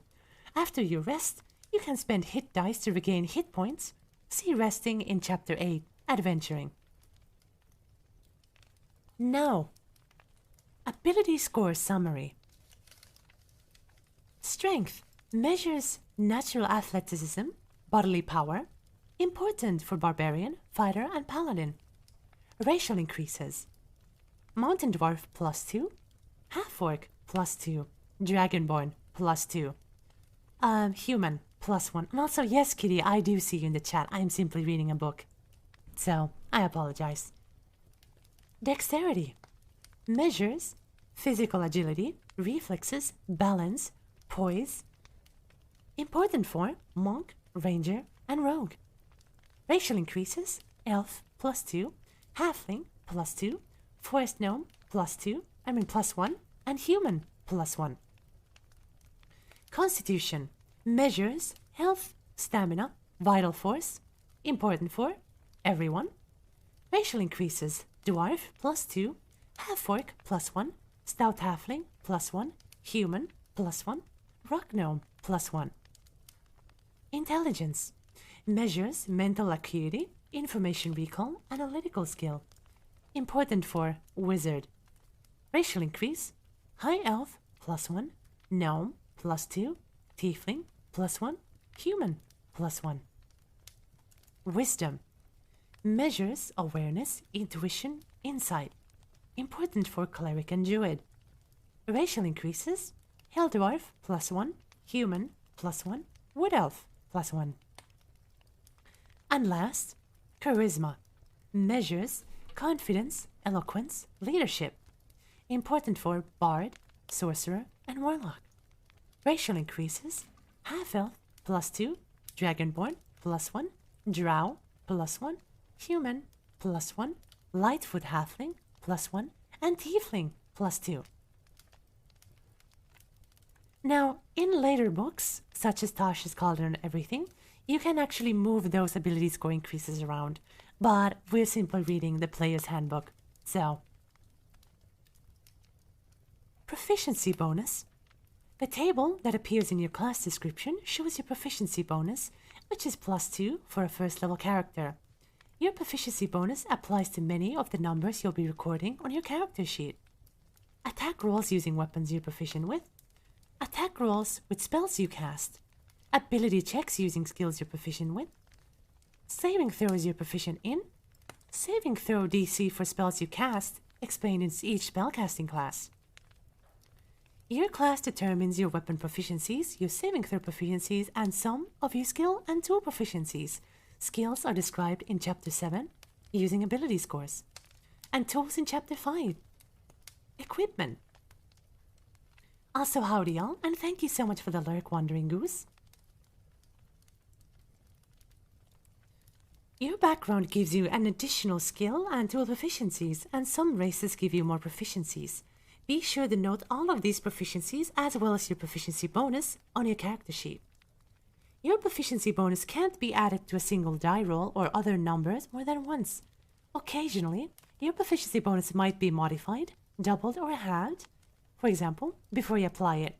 If a circumstance suggests that your proficiency bonus applies more than once to the same roll, or that should be multiplied more than once, you nevertheless add it only once, multiply it only once, and have it only once. Also Stretch, thank you so much. Building Bruner. Step 2. Bob imagines Bruner charging in the battle with an axe, one horn on his helmet broken off. He makes Bruner a fighter and notes the fighter's proficiencies and first level class features on his character sheet. As a first level fighter, Bruner has one hit die, a d10, and starts with hit points equal to 10 plus his constitution modifier. Bob knows this and will record the final number after he determines Bruner's constitution score. See step 3. Bob also notes that the proficiency bonus for a first level character, which is +2. Step 3. Determine ability scores. Much of what your character does in the game depends on his or her 6 ability scores: strength, dexterity, constitution, intelligence, wisdom, and charisma. Each ability has a score, which is a number you record on your character sheet. The 6 abilities and their use in game are described in Chapter 7. The ability score summary table provides a quick reference to what qualities are measured by each ability, what races increases which abilities, and what classes consider each ability particularly important. You generate your character's 6 ability scores randomly. Roll 4 6-sided dice and record the total of the highest 3 dice on a piece of scratch paper. Do this 5 more times so that you have 6 numbers. If you want to save time or don't like the idea of randomly determining ability scores, you can use the following scores instead: 15, 14, 13, 12, 10, and 8. Now, these are called either rolling or the standard array. Now, for example, let's roll for a stat. I have a d6 here. I should have prepared more d6, but that's fine. So we're going to roll this 4 times. That's a 6. That's a 6. That's a 4. And that's a 2. So 6, 6, 4, 2. We drop the lowest, which is 2.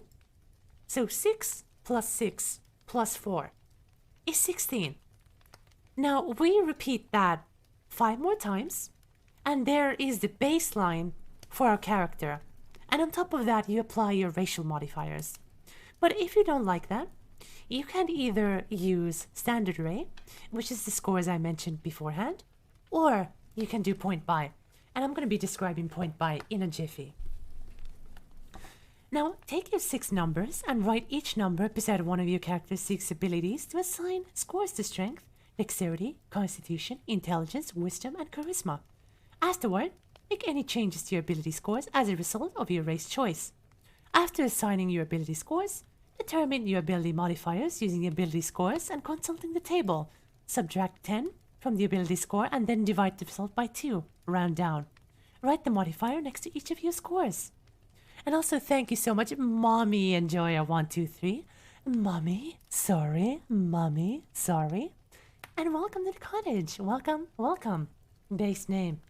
We stand mommies here. Indeed we do. Indeed we do. Now, building Bruner. Step 3. Bob decides to use the standard set of scores: 15, 14, 13, 12, 10, and 8 for Bruner's abilities. Since he's a fighter, he puts his highest score, 15, in strength. His next highest, 14, goes in constitution. Bruner might be a brash fighter, but Bob decides he wants the dwarf to be older, wiser, and a good leader, so he puts decent scores in wisdom and charisma.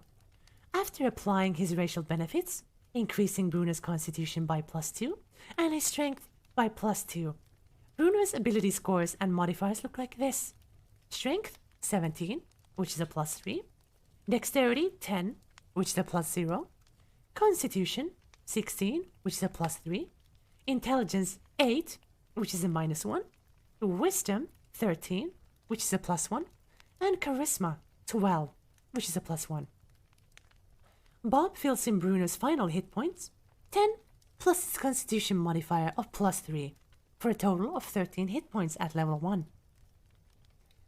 Now, also, Dr. Damon, thank you so much for the follow. Now, there is a variant for customizing your ability scores, which is very popular among everyone. At your Dungeon Master's option, you can use this variant for determining your ability scores. The method described here allows you to build a character with a set of ability scores you choose individually. You have 27 points to spend on your ability scores. The cost of each score is shown on the ability score point cost table. For example, a score of 14 costs 7 points. Using this method, 15 is the highest ability score you can end up with before applying racial increases. You cannot have a score lower than 8. This method of determining ability scores enables you to create a set of 3 high numbers and a set of 3 low ones. 15, 15, 15, 8, 8, 8. A set of numbers that are above average and nearly equal, 13, 13, 13, 12, 12, 12, or any set of numbers between those extremes. Now, Point Buy lets you customize your scores if you have a specific build in mind, or want specific scores that are not dependent on RNG, such as with rolling, or not as rigid as standard array. Then, 4, which is the last part of, part 1. Creating the character. Wait, no, it's not the last one. Ignore me. 4, describe your character. Once you know the basic game aspects of your character, it's time to flesh him or her or them out as a person. Oh, not much. It used to have. Orcs used to have a minus the intelligence and kobolds a minus the strength, but they got rid of that. They rotted that out. Spend a few minutes thinking about what he or she or they look like and how he or she or they behaves in general terms. Using the information in Chapter 4, Personality and Background, you can flesh out your character's appearance and personality. Choose your character's alignment, the moral compass that guides his or her decisions, and ideals. Chapter 4 also helps you identify the things your character holds most dear, called bonds, and the flaws that could one day undermine him or her, or them. Your character's background describes where he or she or them came from, or they came from, his or her or their original occupation, and the character's place in the D&D world. Also, thank you so much for the stretch, and thank you so much for the hydrate. The hydration provided by G Fuel. Use code Tiefling Melissa for 10% off your entire order. I'm drinking health potion. Your character's background describes where he or she or they came from, his or her or their original occupation, and the character's place in the D&D world. Your DM might offer additional backgrounds beyond the ones included in Chapter 4. Hold on. And might be willing to work with you to craft a background that's more precise fit for your character concept. A background gives your character a background feature, a general benefit, and proficiency in 2 skills, and it might also give you additional languages or proficiency with certain kinds of tools. Record this information along with the personality information you develop on your character sheets. Now, your character's abilities. Take your character's ability scores and race into account as you flesh out his or her appearance and personality. A very strong character with low intelligence might think and behave very differently from a very smart character with low strength. For example, high strength usually corresponds with a burly athletic body, while a character with low strength might be scrawny or plump. I mean, you've seen my character sheet. I have a low strength, and my tail do be kind of plump, right? It do be kind of a plump and a plush tail. And also spicy 2DV. Hi, how's it poppin'? How's it poppin'? We're talking D&D here. A character with high dexterity is probably lithe and slim, while a character with low dexterity might be either gangly and awkward or heavy and thick-fingered. A character with high constitution usually looks healthy, with bright eyes and abundant energy. A character with low constitution might be sickly or frail. A character with high intelligence might be highly inquisitive and studious, while a character with low intelligence might speak simply or easily forget details. A character with high wisdom has a good judgment, empathy, and general awareness of what's going on. A character with low wisdom might be absent-minded, foolhardy, or oblivious. A character with high charisma exudes confidence, which is usually mixed with a graceful or intimidating presence. A character with a low charisma might come across as abrasive, inarticulate, or timid. I like the plum. Spicy, you're my wife, you better like the plum, You better like the plum. You use the plump as a body pillow at night. No, Iraq. That's well, thank you for the gift sub, but that's actually counterintuitive. I mean, Spicy, you can actually disable it yourself. You can disable it yourself in your gift subscriptions, because Iraq, we're trying to do the partner thing and give it to Spicy, but for that, she needs to not have a subscription, which is kind of unfortunate, but we're gonna fix that Monday. Don't worry. Yeah, Iraq, you kind of shot us in the foot, which is kind of funny. Now, the example character, Brunner. Building... I didn't know you'd be gifting Spicy. No. She can quit the benefits. So we're going to do that on Monday. How was that? So you can spam the emotes this stream. Building Brunner. Step 4. Bob fills in some of Brunner's basic details. His name, his sex, male, his height and weight, and his alignment, lawful good. His high strength and constitution suggest a healthy athletic body, and his low intelligence suggests a degree of forgetfulness. Bob decides that Brunner comes from a noble line, but his clan was expelled from its homeland when Brunner was very young. He grew up working as a smith in the remote villages of Icewind Dale. But Brunner has a heroic destiny to reclaim his homeland, so Bob chooses the folk hero background for his dwarf. He knows the proficiencies and special features this background gives him. Bob has a pretty clear picture of Brunner's personality in mind, so he skips the personality traits suggested in the folk hero background, noting instead that Brunner is a caring, sensitive dwarf who genuinely loves his friends and allies, but he hides his soft heart behind a gruff, snarling demeanor, just like in the books.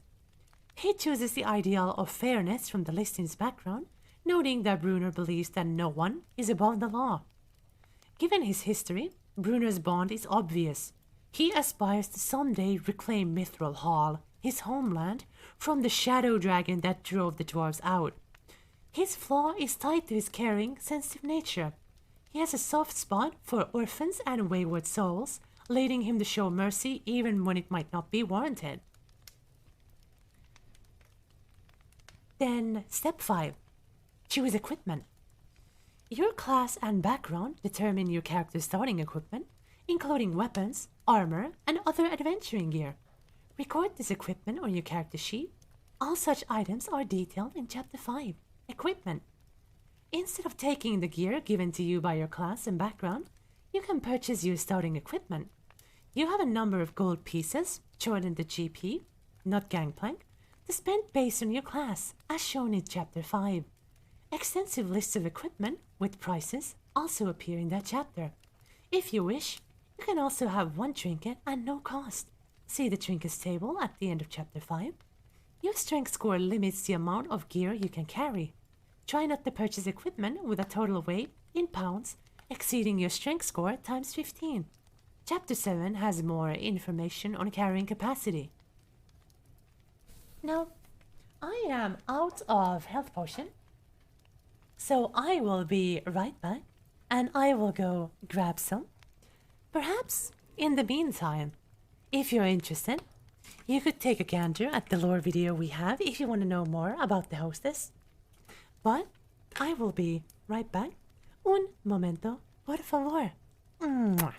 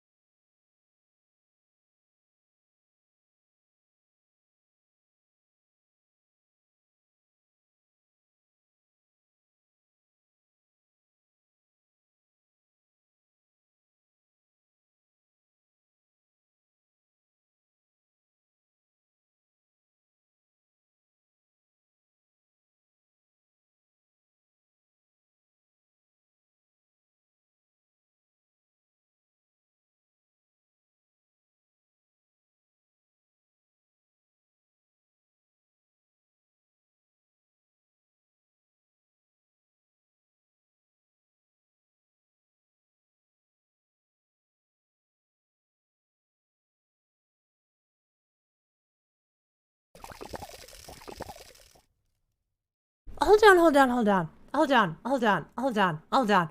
My PC crashed. My PC crashed. I'm back. I'm back. I'm back. I'm back. I'm back. I just need to open VTube Studio again. That was goddamn unexpected. Let me do a thing real quick. I need to tweet about that. I need to open up all the applications. Goodness gracious me. I was not expecting that to happen. I'm sorry. I am so sorry. No, I have no idea why that happened. Maybe, did you overheat? It might have overheated. You know what, that makes sense if it did.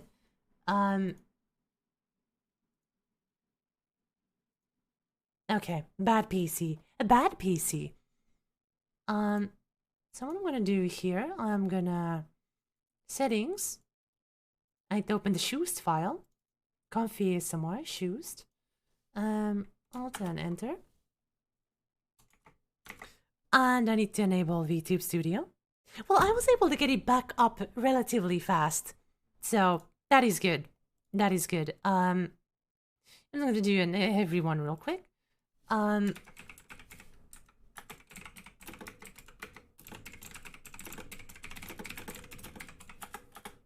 Okay. Okay. That's good. That's good. And then I need to... VTube Studio. Need to put on the camera.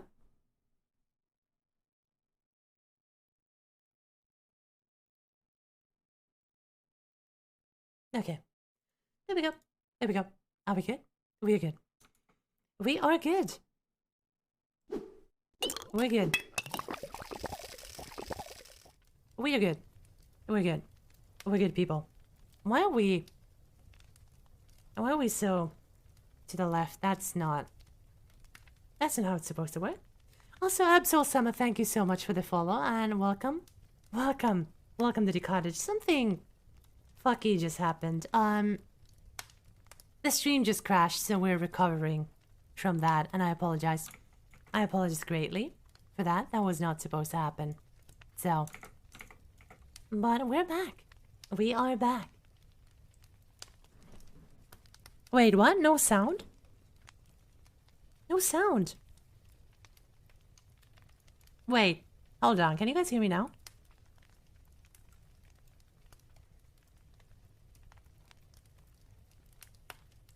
Can you not hear me?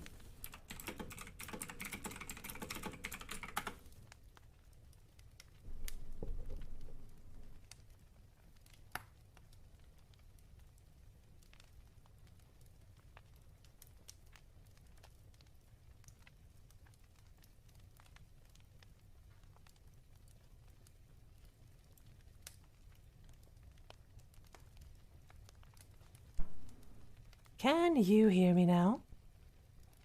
Is that any better? Oh my god. Not...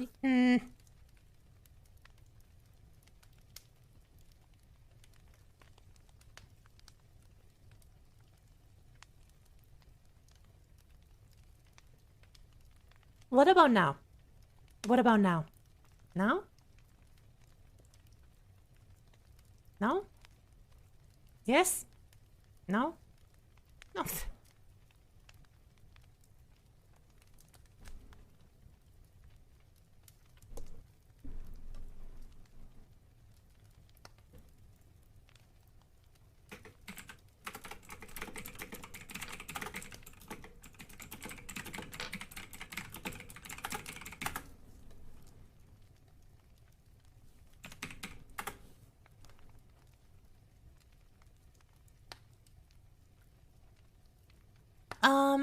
No.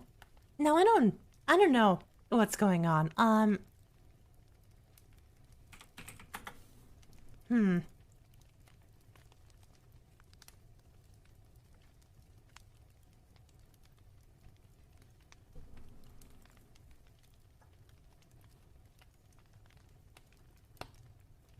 Hmm.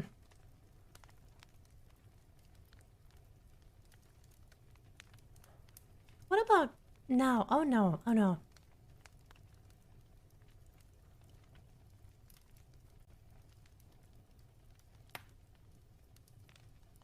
Okay. Huh. Hmm.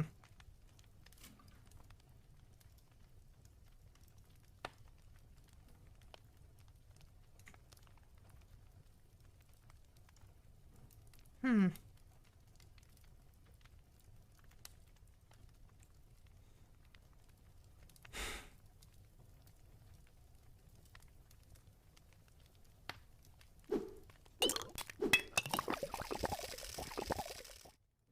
Okay, what about now? What about now? Can you hear me? Can you hear me? No?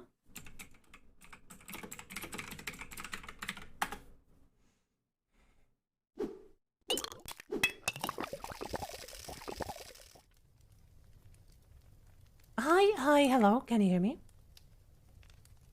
Yeah, because it says that, you know, OBS is showing, like, you know, the bar is everything and no music or effects or anything. No,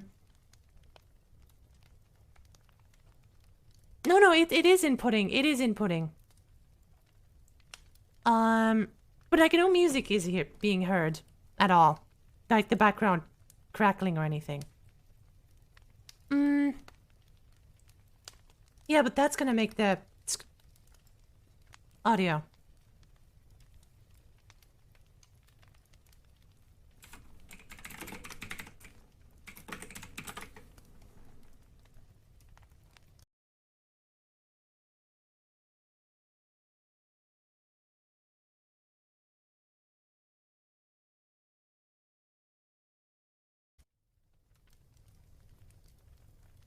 Hello? Hello, can you people hear me? Can you hear me? Still nothing? Still nothing or... Okay. Okay. Okay. People, I am so sorry about that. My PC crashed. My PC crashed. And then when I started OBS was not inputting sounds. God, that is Major League annoying. That is Major League annoying. Let me make a tweet about this. Restore all the closed ASMR 2 strong for my PC. Yeah, probably. That's oh well. Yeah, blame Cedric. Everybody blames Cedric for this. Tweet.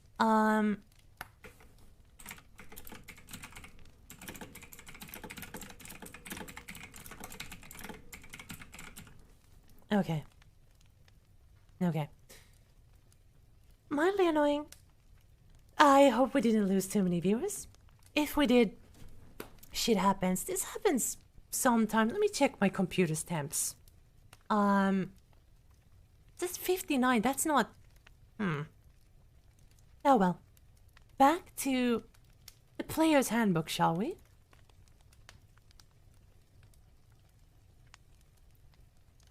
Back to the player's handbook. That's... well, you know. Cannot escape this scuff, I suppose. Man, I'm supposed to have a workhorse of a PC. I don't know why that did. Anyway. I didn't even get to shake my G Fuel. So let me just, some G Fuel ASMR. You know, graciously sponsored by G Fuel. This actually might sound annoying, I'm not sure. But yeah, I went to the kitchen, I saw my PC shut down, and I came running. Back to the stream, and also, Stixie, thank you so much for the follow. We had some technical difficulties, but now we are back in action. Shake, shake, shake, shake, shake it. Okay. Yeah, code Tiefling Melissa at G Fuel for 10% off. And I am drinking the health potion flavor, which is blueberry grape plum. They'll shake when I can find an animator. So, which is hopefully soon.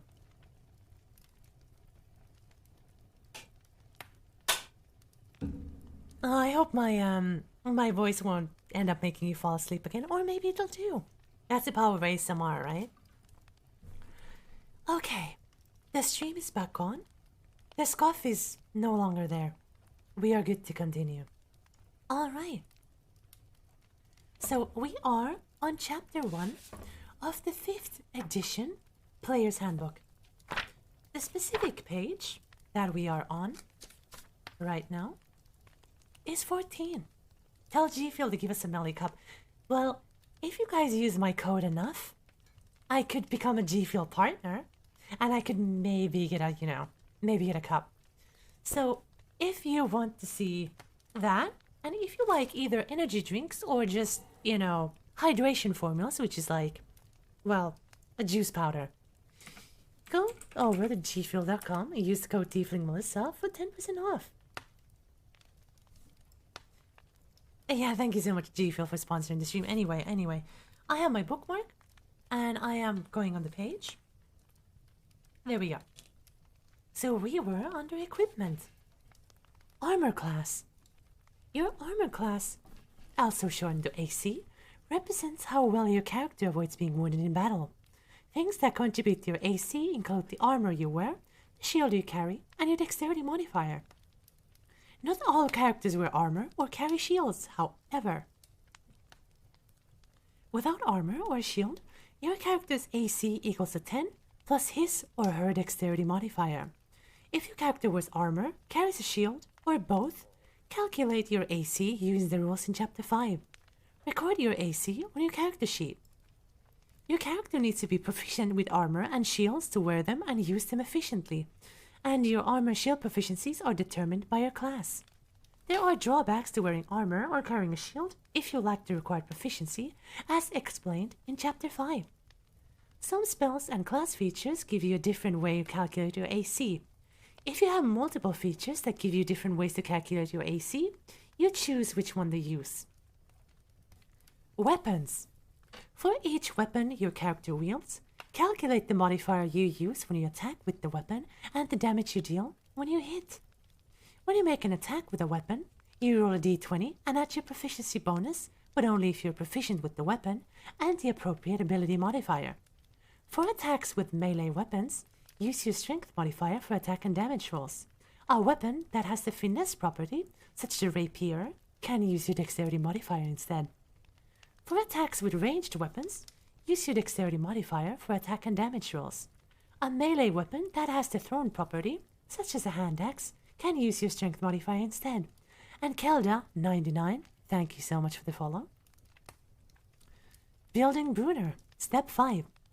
Bob writes down the starting equipment from his fighter class and the folk hero background. His starting equipment includes chainmail and a shield, which combine to give Bruner an armor class of 18. For Bruner's weapons, Bob chooses a battle axe and 2 hand axes.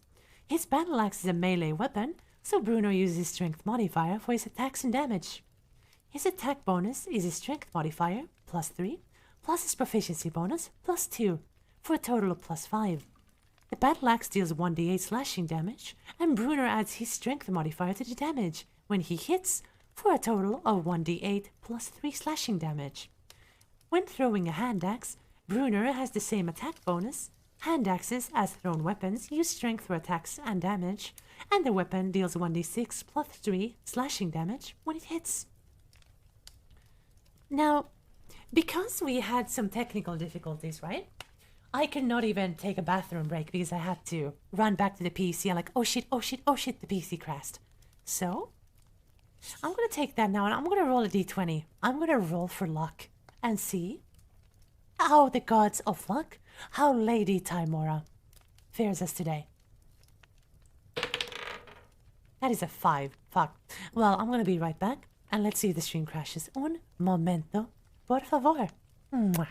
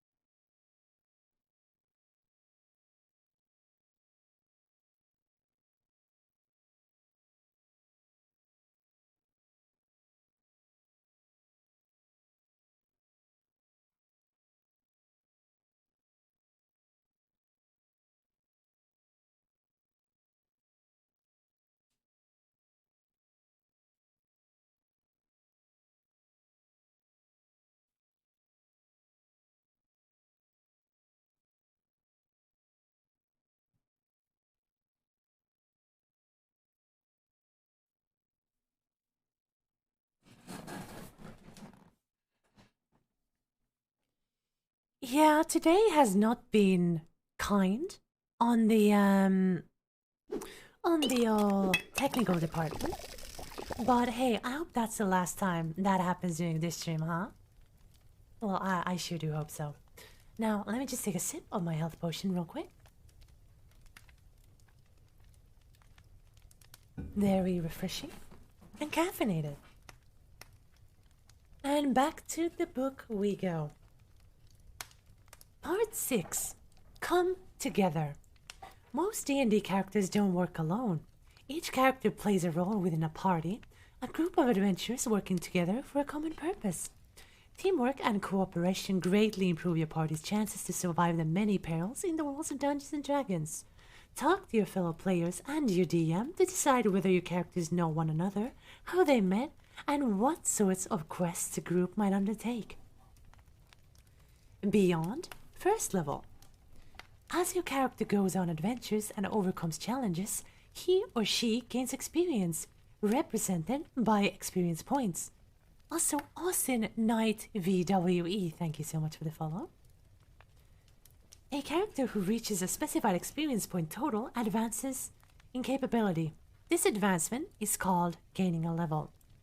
When your character gains a level, his or her class often grants additional features as detailed in the class description. Some of those features allow you to increase the ability scores, either increasing 2 scores by 1 each or increasing 1 score by 2. You can't increase a score you can't increase an ability score above 20. In addition, every character's proficiency bonus increases at certain levels and sparks joy. Thank you so much for the follow. Each time you gain a level, you gain 1 additional hit die. Roll that hit die and add your constitution modifier to the roll and add the total, minimal plus 1, to your hit point maximum. Alternatively, you can use the fixed value shown in your class entry, which is the average result of the die, rounded up. When your constitution modifier increases by 1, your hit point maximum increases by 1 for each level that you have above, at each level you have attained. For example, when Bruno reaches 8th level as a fighter, he increases his constitution score from 17 to 18, thus increasing his Why am I losing my train of thought so hard? I am so sorry. That crash caught me off guard. Thus increasing his constitution modifier from +3 to +4. His hit point maximum then increases by 8. The character advancement table summarizes the XP you need to advance in levels from level 1 to level 20, and the proficiency bonus for a character of that level. Consult the information in your character's class description to see what other improvements you gain at each level. And hello, new friend. Hello, hello. Welcome to this ASMR stream. Then, last part of Chapter 1. Tiers of Play. The shading in the character advancement table shows the 4 tiers of play. The tiers don't have any rules associated with them. They are a general description on how the play experience changes as the characters gain levels. Also, Swagron117, thank you so much for the follow. And thank you so much for the stretch. Thank you so much for the stretch. In the first tier, levels 1 to 4, characters are effectively apprentice adventurers. They are learning the features that define them as members of particular classes, including the major choices that flavor their class features as they advance, such as the wizard's arcane tradition or a fighter's martial archetype.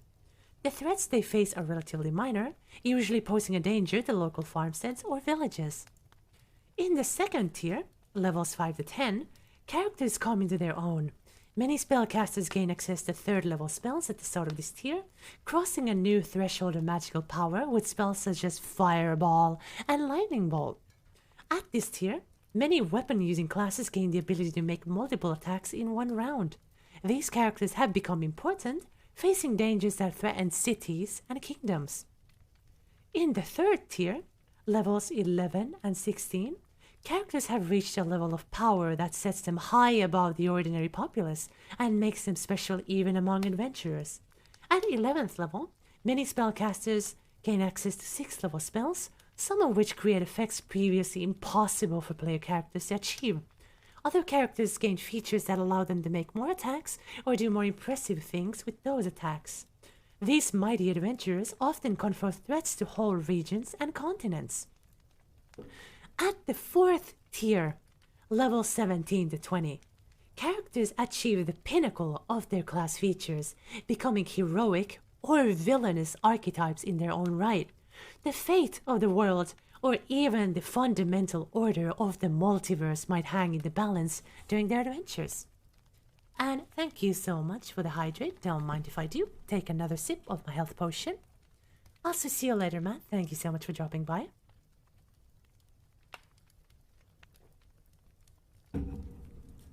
Now, how many of you are new to Dungeons and Dragons? Are there any complete newbies here? Or are you all people who have read the book before? Or, played in a game, created a character, etc., etc.? Because this chapter, which we just finished, chapter 1, was all about creating a character from scratch. I hope that proved some insight to the process. And the next chapter we will be delving into is chapter 2, Races. The wonderful people and creatures that fill the worlds of Dungeons and Dragons, such as tieflings, like yours truly.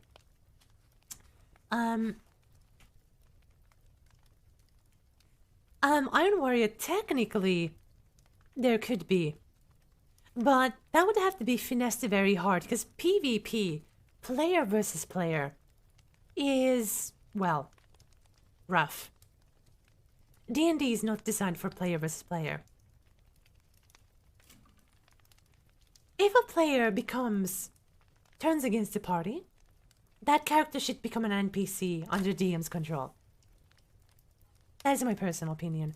Because, well, D&D is not balanced for PvP. It is PvE, player versus environment. So. But, now that we are done with chapter 1, we can finally delve into chapter 2, Races. And unfortunately, tieflings are an exotic race, so they are very far into this chapter. But we're going to be reading for a couple more hours at least, so I hope you enjoy. Chapter 2, Races. Visit to one of the great cities in the worlds of Dungeons and Dragons, Waterdeep, the free city of Greyhawk, or even Uncanny Sigil, the city of doors, overwhelms the senses. Voices chatter in countless different languages. The smells of cooking in dozens of different cuisines mingle with the odors of crowded streets and poor sanitation. Buildings in myriad architectural styles display the diverse origins of their inhabitants. And the people themselves.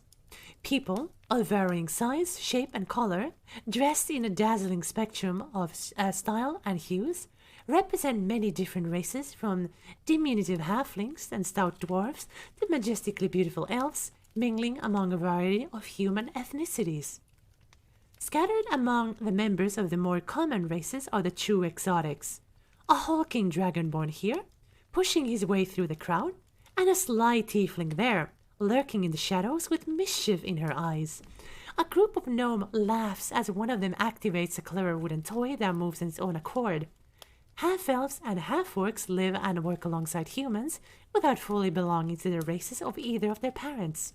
And there, well out of the sunlight, is a lone drow, a fugitive from the subterranean expanse of the Underdark, trying to make his way in a world that fears his kind. Choosing a race. Humans are the most common people in the worlds of D&D, but they live and work alongside dwarves, elves, halflings, and countless of other fantastic species. Your character belongs to one of these peoples. Makushu, howdy! I've seen you a lot on Twitter. You basically bombard me with your cool D&D posts. Oh, I'm so sorry. I hope you enjoy them. I don't mean to spam. But I am a full-time D&D content creator. This is my day job. So, I try my best to, provide the content. So, not every intelligence race of the multiverse is appropriate for a player-controlled adventure. Dwarves, elves, halflings, and humans are the most common races to produce the sort of adventurers who make up typical parties. Dragonborn, gnomes, half-elves, half-orcs, and tieflings are less common as adventurers. Drow, a subrace of elves, are also uncommon. Your choice of race affects many different aspects of your character. It establishes fundamental qualities that exist throughout your character's adventuring career. When making this decision, keep in mind the kind of character you want to play. For example, a halfling could be a good choice for a sneaky rogue, a dwarf makes a tough warrior, and an elf can be a master of arcane magic. Your character race not only affects your ability scores and traits, but also provides the cues for building your character's story. Each race's description in this chapter includes information to help you roleplay a character of that race, including personality, physical appearance, features of society, and racial alignment tendencies. These details are suggestions to help you think about your character. Adventures can deviate widely from the norm for their race. It's worthwhile to consider why your character is different as a helpful way to think about your character's background and personality. Racial traits. The description of each race includes racial traits that are common to members of that race. The following entries appear among the traits of most races. Ability score increase. Every race increases one or more of a character's ability score. Age. The age entry notes the age when a member of the race is considered an adult, as well as the race's expected lifespan. This information can help you decide how old your character is at the start of the game. You can choose any age for your character, which could provide an explanation to some of your ability scores. For example, if you play a very young or a very old character, you could explain a particularly low strength or constitution score, while advanced age could account for high intelligence or wisdom. Alignment. Most races have tendencies towards certain alignments described in this entry. These are not binding for player characters, but considering why your dwarf is chaotic, for example, in defiance of lawful dwarf society, can help you better define your character. Size. Characters of most races are medium, a size category including creatures that are roughly 4 to 8 feet tall. Members of a few races are small, between 2 and 4 feet tall, which means that certain rules of the game affect them differently. The most important of these rules is that small characters have trouble wielding heavy weapons, as explained in Chapter 5, Equipment. Speed. Your speed determines how far you can move when traveling, Chapter 8, Adventuring, and fighting, Chapter 9, Combat. Languages. By virtue of your race, your character can speak, read, and write certain languages. Chapter 4, Personality and Background, lists the most common languages of the D&D multiverse. And Doctor, I have seen the Ranger and it's awesome. Rangers are my favorite classes, so of course I have to represent them. Subraces. Some races have subraces. Members of a subrace have the traits of the parent race in addition to the traits specified in their subrace. Relationships among subraces vary significantly from race to race and world to world. In the Dragonlance campaign setting, for example, mountain dwarves and hill dwarves live together as different clans of the same people, but in the Forgotten Realms, they live far apart in separate kingdoms and call them shield dwarves and gold dwarves respectively. So, as a part of, the subraces, right? As you can see over yonder under my character sheet, my race mentions Mammon Tiefling. Not just a basic Tiefling. I am not of Asmodeus origin. I am of Mammon origin, meaning that my heritage does not come from the 9th layer of the 9 hells. It instead comes from the 3rd layer, because I am from the Archdevil Mammon and not from the Archdevil Asmodeus. Oh, Player's Handbook talk nerdy to me. I mean, that's what we're doing here. We're doing a bit of a Player's Handbook ASMR reading. And we have just entered Chapter 2, which is races.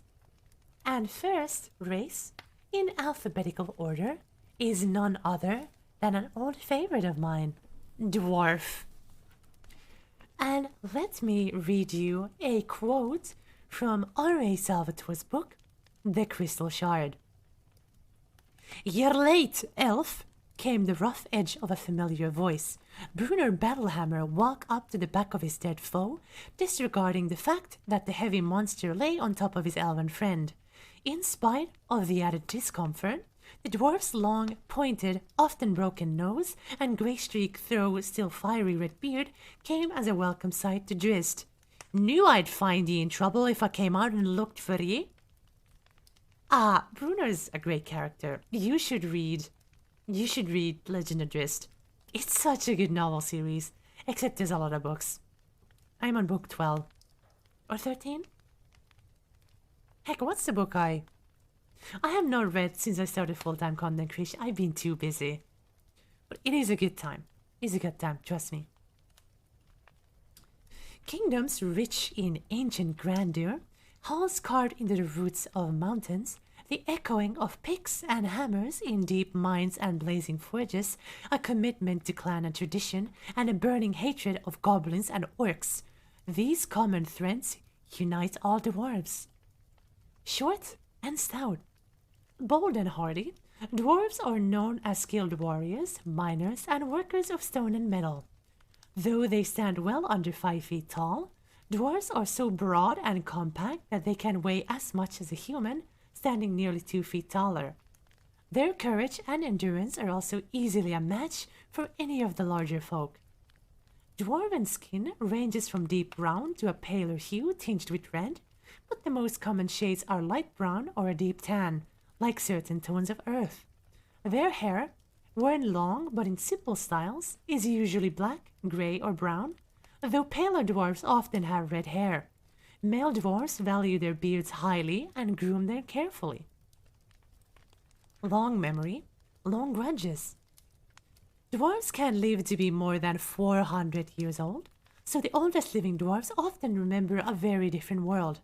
For example, some of the oldest dwarves living in Citadel Felbar, in the Ford of the Forgotten Realms, can recall the day, more than 3 centuries ago, when orcs conquered the fortress and drove them into an exile that lasted over 250 years. This longevity grants them a perspective on the world that shorter-lived races such as humans and halflings lack. Dwarves are solid and enduring like the mountains they love, weathering the passage of centuries with stoic endurance and little change. They respect the traditions of their clans, tracing their ancestry back to the founding of their most ancient strongholds in the youth of the world, and don't abandon those traditions lightly. Part of those traditions is devotion to the gods of the dwarves, who uphold the dwarven ideals of industrious labor, skill in battle, and a devotion to the forge. Individual dwarves are determined and loyal, true to their word and decisive in action, sometimes to the point of stubbornness. Many dwarves have a strong sense of justice, and they are slow to forget wrongs they have suffered. A wrong done to a dwarf is a wrong done to the dwarf's entire clan, so what begins as one dwarf's hunt for vengeance can become a full-blown clan feud. Clans and kingdoms. Dwarven kingdoms stretch deep beneath the mountains, where the dwarves mine gems and precious metals and forge items of wonder. They love the beauty and artistry of precious metals and fine jewelry, and in some dwarves this love festers into avarice. Whatever wealth they can't find in their mountains, they gain through trade. They dislike boats, so enterprising humans and halflings frequently handle trade in dwarven goods along water routes. Trustworthy members of other races are welcomes in dwarf settlements, though some areas are off-limits even to them. The chief unit of dwarven society is the clan, and dwarves highly value social standing. Even dwarves who live far from their own kingdoms cherish their clan identities and affiliations, recognize related dwarves, and invoke their ancestors' names in oaths and curses. To be clanless is the worst fate that can befall a dwarf. Dwarves in other lands are typically artisans, especially weaponsmiths, armorers, and jewelers. Some become mercenaries or bodyguards, highly sought after for their courage and loyalty. Also, Fire Trooper, thank you so much for the follow. Gods, gold, and clan. Dwarves who take up adventuring life might be motivated for desire for treasure, for its own sake, for a specific purpose, or even out of an altruistic desire to help others. Other dwarfs are driven by the command of or inspiration of a deity, a direct calling, or simply desire to bring glory to one of the dwarf gods. Clan and ancestry are also important motivators. A dwarf might seek to restore a clan's lost honor, avenge an ancient wrong that the clan suffered, or earn a new place within the clan after having been exiled. What is the correct posture? The one your body wants to move to next, 5 head?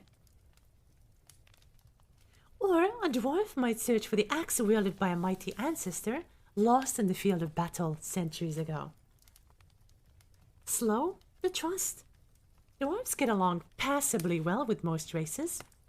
The difference between an acquaintance and a friend is about 100 years, is a dwarf saying. That might be a hyperbole, but certainly points to how difficult it can be for members of short-lived race like humans to earn a dwarf's trust. Elves. It's not wise to depend on the elves. No, wait, hold on. Oh, Kitty, you have art? You can post it whenever. You can post it whenever. People have already posted like 2 fan arts. Do you want to post a 3rd? Also, people, I should read this in my best dwarven accent. Do you want to hear how bad my dwarven accent is? Because these are like quotes. Do you want to hear it? Just promise no. Okay. Okay. Yes, please. Dwarf ASMR Ayo. It's not wise to depend on the elves. No telling what an elf will do next. When the hammer meets the orc's head, they're as apt to start singing as to pull out a sword. They're flighty and frivolous. 2 things to be said for them, though. They don't have many smiths, but they do have one do very fine work. And when orcs or goblins come streaming down on the mountains, an elf's good to have at your back. Not as good as a dwarf, maybe, but no doubt they hate the orcs as much as we do. Halflings. Sure, they're pleasant folk, but show me a halfling hero, an empire, a triumphant army, even a treasure for the ages made by halfling hands. Nothing. How can ye take them seriously? Humans. You take time to get to know a human, and by then, the human's on her deathbed. If you're lucky, she's got kin, a daughter or granddaughter maybe, who's got hands and heart as good as hers. That's when ye can make a human a friend. And watch 'em go. They set their hearts on something, they'll get it, whether it's a dragon's hoard or an empire's throne. Ye have to admire that kind of dedication, even if it gets them in trouble more often than not. I'm sorry. That was bad. Hold on. I need to practice my dwarf. I need to listen more to the audiobooks, honestly. You're late, elf. I just sound Scottish or Irish, and I feel like I do a bad accent. And because I have some Scottish viewers, and I feel like I'm alienating them all. No, I'm sorry. But Dragon Boy, thank you so much for the follow, and welcome. Welcome to the cottage. Now, before I switch over to the next page on dwarves, I would like to say something.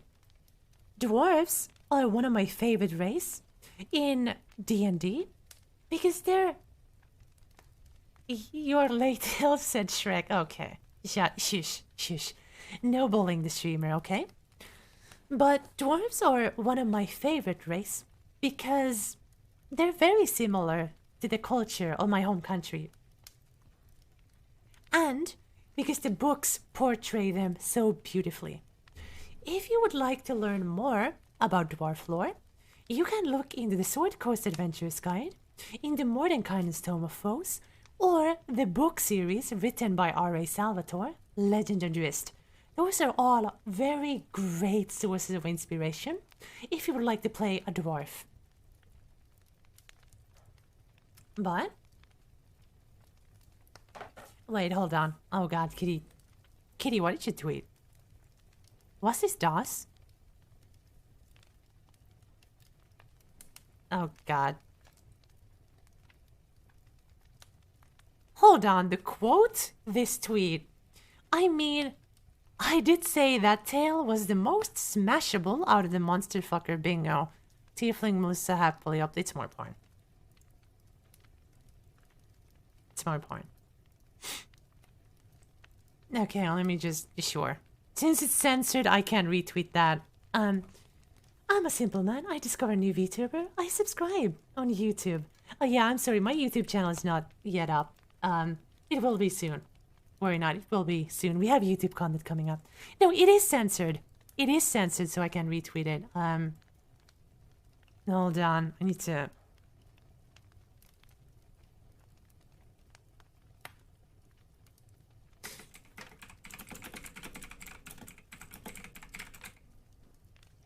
Wow. Okay. Are there any good books you can find on Kindle? You can most likely find R.A. Salvatore's Legend of Drizzt series on Kindle. You can also find them on Audible, and you can also find them physically. I own the books physically and on Audible. Now, the name is a bit hard to pronounce, but it's called, let me write in chat, Legend of Drizzt. Dungeon Master of the VTubers, tell me your wisdom. Well, my wisdom is to read the player's handbook because it's the holy book.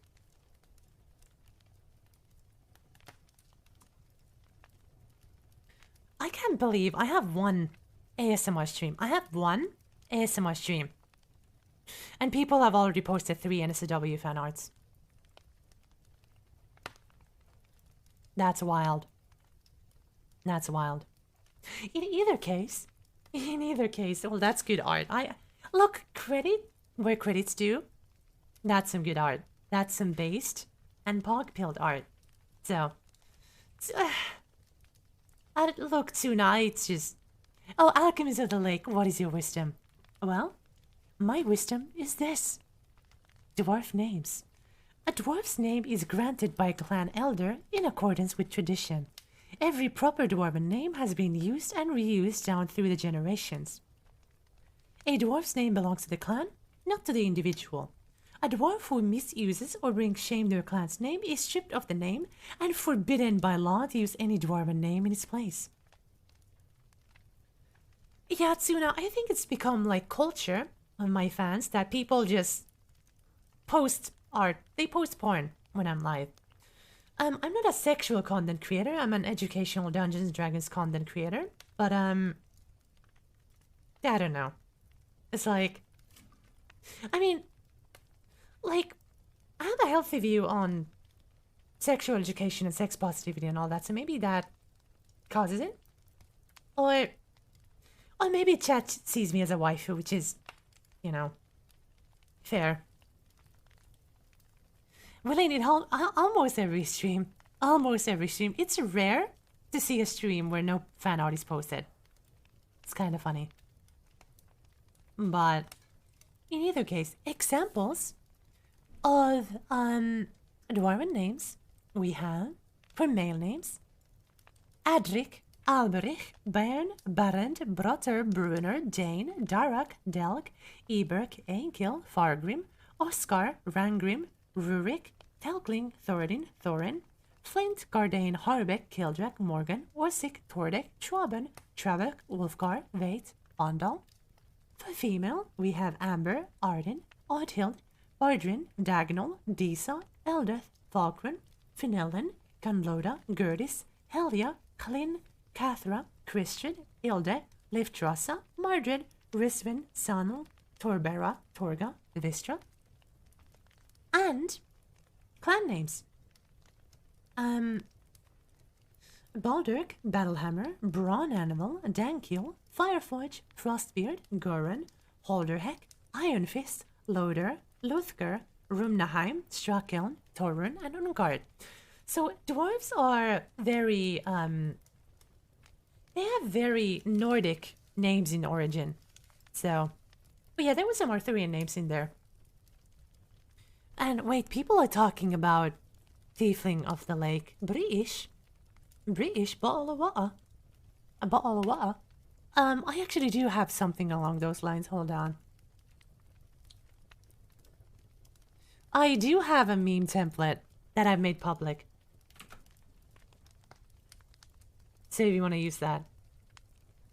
The meme template album is in the meme channel of our Discord. If you're interested, they are free to use by anyone. So, Now that we have gone over the culture of dwarves, we get to the mechanical aspects of dwarves. Dwarf traits. Your dwarf character has an assortment of inborn abilities, part and parcel of dwarven nature. Ability score increase. Your constitution score increases by 2. Age. Dwarves mature at the same rate as humans, but they're considered young until they reach the age of 50. On average, they live about 350 years. Age. Dwarves mature... Wait, no, hold on. Alignment. Most dwarves are lawful, believing firmly in the benefits of a well-ordered society. They tend toward good as well, a strong sense of fair play and a belief that everyone deserves to share in the benefits of a just order. Size. Dwarves stand between 4 and 5 feet tall and average about 150 pounds. Your size is medium. Speed. Your base walking speed is 25 feet, but your speed is not reduced by wearing heavy armor. Dark vision. Accustomed to life underground, you have superior vision in dark and dim conditions. You can see in dim light within 60 feet of you as if it were bright light, and in darkness as if it were dim light. You cannot discern color in darkness, only shades of grey. How are dwarves medium? They're dwarves. No. Dwarves in D&D are not short stacks. Well, depends on how you classify short stack. Dwarves in D&D are usually 4 to 5 feet tall. They are shorter than humans, but taller than halflings. And they are built like barrels. They are short and stout. They are wide motherfuckers. Oh lord, they do be coming. Yeah, I mean, in D&D they're 4 to 5 feet tall. Because D&D is not your every fantasy setting. D&D is no World of Warcraft. D&D is no Lord of the Rings. D&D is Dungeons and Dragons. For example, did you know that in Dungeons and Dragons, in the current iteration, orcs are grey, not green, and goblins are ochre, yellowish. They're not green. D&D breaks the mold, and I think that's a good thing. Also, grey orcs and grey half-orcs are sexy. Like, come on, they are hot. Yeah, green orcs are a World of Warcraft and Warhammer thing. Then? Well, not in 5th edition. Not in 5th edition. The art has been made in the green and yellow. No, green, no, grey and yellow. So, and I personally prefer that. I prefer that. I very much prefer that. It's a cooler aesthetic. Then, Dwarven Resilience. You have advantage on saving throws against poison, and you have resistance against poison damage. Explained in Chapter 9, Combat. I mean, Eberron is the material plane, Wally. So... No, Eberron is the material plane. Faerun is the material plane? Earth is the material plane. There are different material planes in the D&D multiverse. No, I'm pretty sure orcs are also grey in Eberron, though I might be mistaken. I play in the Forgotten Realms, not in Eberron. Then, Dwarven Combat Training. You have proficiency with the Battle Axe, Hand Axe, Light Hammer, and Warhammer. Tool proficiency. You gain proficiency with the artisan's tools of your choice, smith's tools, brewer's supplies, or mason's tools. Stone cunning. Whenever you make an intelligence history check related to the origin of stonework, you are considered proficient in the history skill and add double your proficiency bonus to the check instead of your normal proficiency bonus. Languages. You can speak, read, and write Common and Dwarvish. Dwarvish is full of hard consonants and guttural sounds, and those characteristics spill over into whatever other language a dwarf might speak. So Dwarvish is Finnish. Dwarvish is Finnish. And then subrace. 2 main subraces of dwarves populate the worlds of D&D, hill dwarves and mountain dwarves. Choose one of the subraces. Hill dwarf. As a hill dwarf, you have keen senses, deep intuition, and remarkable resilience. The gold dwarfs of Faerun in their mighty southern kingdom are hill dwarfs, as are the exiled Nadar and the debased Klar of Kryn in the Dragonland setting. Ability score increase. Your wisdom score increases by 1. And dwarven toughness, your hit point maximum increases by 1, and it increases by 1 every time you gain a level. Then mountain dwarf, my favorite. As a mountain dwarf, you're strong and hardy, accustomed to difficult life in rugged terrain. You're probably on the tall side for a dwarf, and tend toward lighter coloration. The shield dwarves of northern Faerun, as well as the ruling Hylor clan and the noble Daewar clan of Dragonlance, are mountain dwarves. Ability score increase. Your strength score increases by 2. And dwarven armor training. You have proficiency with light and medium armor. Oh my god, what did I do for $5? Oh god, cat. Nya-nya. Nya-nya. Nya-nya. Nya-nya. Nya-nya. There you go. ASMR cat noises, how is that? That was suggested by my mods. So, you're welcome. And if anybody else is interested in the little incentives we have for the ASMR stream, feel free to check them out over there. And Just Yellow Crew, thank you so much for the follow. Thank you for the soothing voice stream. Aw, ain't that sweet. But there's one more portion of the Dwarven chapter. Duergar. In cities deep in the Underdark live the Duergar, or Grey Dwarves. These vicious, stealthy slave traders raid the surface world for captives, then sell their prey to the other races of the Underdark. They have innate magical capabilities to become invisible and to temporarily grow the giant size. Duergar. That race is available in the Sword Coast Adventurers Guide and Mordenkainen's Tome of Foes, as well as Monsters of the Multiverse. So that is a third playable Dwarven subrace. But now we are done with the first race of Dungeons and Dragons 5th edition.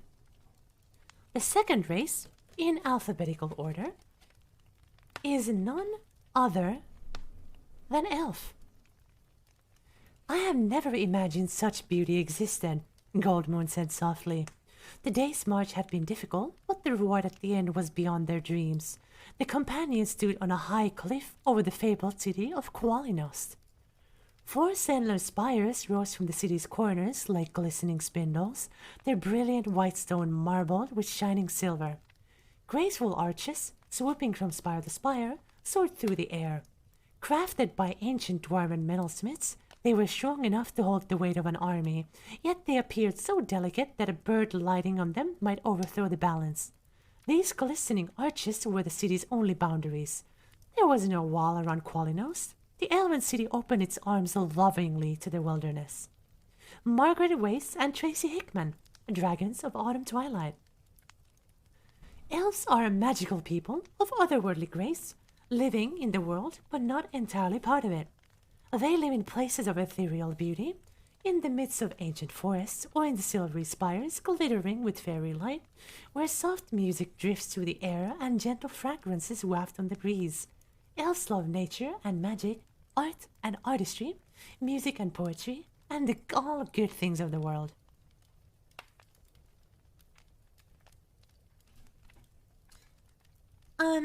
Wally, in 5th edition, orcs are grey. I'm talking about, 5th edition. D&D has changed a lot. And we're a D&D 5e stream. We're a 5e stream, so we talk about 5e. And honestly, 1st edition, 2nd edition lore is kind of bad. It's very problematic, holy shit. So, slender and graceful. With their unearthly grace and fine features, elves appear hauntingly beautiful to humans and members of many other races. They are slightly shorter than humans on average, ranging from well under 5 feet tall to just over 6 feet. They are more slender than humans, weighing only 100 to 145 pounds. Males and females about the same height, and males are only marginally heavier than females. Elves' coloration encompasses the normal human range and also includes skin in shades of copper, bronzed and almost bluish white, hair of green or blue, and eyes like blue pools of liquid gold or silver. Elves have no facial and little body hair. They favor elegant clothing in bright colors, and they enjoy simple yet lovely jewelry. Well, no, it is very problematic when it has racist caricatures of in real life people, and very misogynistic. So yeah, very problematic. And I'm glad they're rewriting some of it. Like the Vistani, for example. Holy shit. That was so racist. It was like almost went from being sad to funny. Like it was so bad. Like in Curse of Strahd. They had to reprint the entire book. You know, I mean, times change, right? And I'm glad the company changes too. A timeless perspective. Elves can live well over 700 years, giving them a broad perspective on events that might trouble the shorter-lived races more deeply. They are more often amused and excited, and more likely to be curious than greedy. They tend to remain aloof and unfazed by petty happenstance, pursuing a goal. However, adventuring on a mission or learning a new skill of art, elves can be focused and relentless. They are slow to make friends and enemies, and even slower to forget them. They reply to petty insults with disdain, and serious insults with vengeance. Like the branches of a young tree, elves are flexible in the face of danger. They trust in diplomacy and compromise to resolve differences before they escalate the violence. They have been known to retreat from intrusions into their woodland homes, confident that they can simply wait the invaders out. But when the need arises, elves reveal a stern martial side, demonstrating with skill, sword, bow, and strategy. I mean, Wally, I think it's better that they pretend that, oh, women getting a negative bonus to intelligence. I think it's better that they pretend that didn't exist. D&D, in the olden editions, during the Gygax years, during, hell, even back to 3.5 edition, D&D was very much a boys' club hobby. If the company didn't have a design change, if people and things like Matthew Mercer and Critical Role did not work to make the hobby more inclusive, I would not be here. I would not be playing the game. I've already been attacked for trying to be a female content creator in D&D spaces. For like, oh, she's just here to advertise in OnlyFans, which I don't even have. Or like, oh, she's just here for money, imps, all that. No, I'm here to talk about D&D and to teach about D&D. So I think it's very important that D&D has changed because it's been very problematic in the past. And we here at Melissa's Cottage are inclusive to all races, sexes, genders, and so on and so forth. So misogyny is not welcome here. Or racism or homophobia or anything like that. Back to elves though. Hidden woodland realms. Most elves dwell in small forest villages hidden among the trees. Elves hunt game, gather food, and grow vegetables, and their skill and magic allow them to support themselves without the need for clearing and plowing land. They are talented artisans, crafting finely worked clothes and art objects. Their contact with outsiders is usually limited, though a few elves make a good living by trading crafted items for metals, which they have no interest in mining. Elves encounter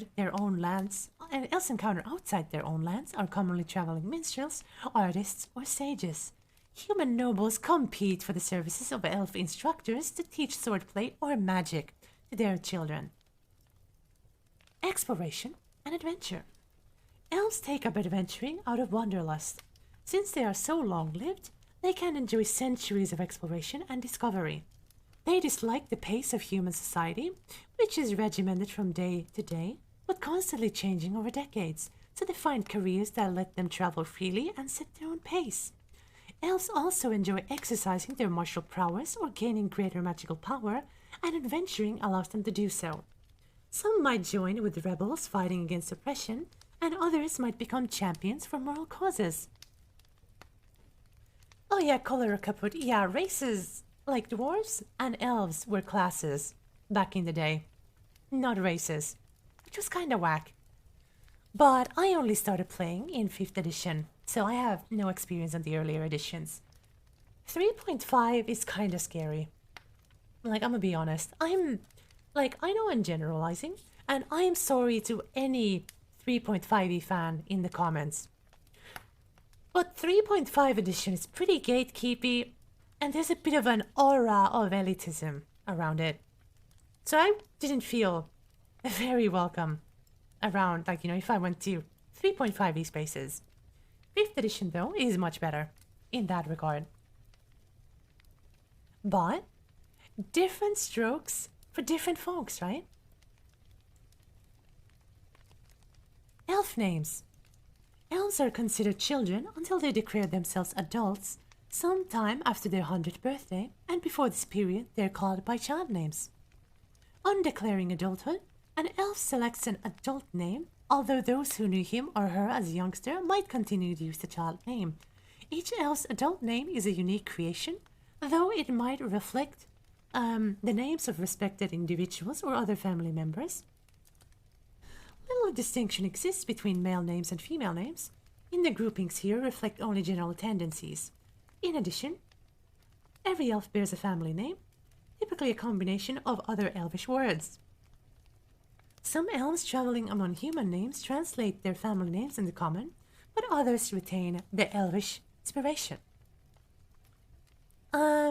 Let's see. That is a lot of names. I won't be saying all of those names. That is a lot. That is a lot of fucking names. Haughty, but gracious. Although they can be haughty, elves are generally gracious, even to those who fall short of their high expectations, which is most non-elves. Still, they can find good in just about anyone. Dwarves. Dwarves are dull, clumsy oafs, but what they lack in humor, sophistication, and manners, they make up in valor. And I must admit, their best smiths produce art that approaches elven quality. Halflings. Halflings are people of simple pleasures, and that is not a quality to scorn. They are good folk, they care for each other and tend to their gardens, and they have proven to themselves tougher than they seem when the need arises. Humans.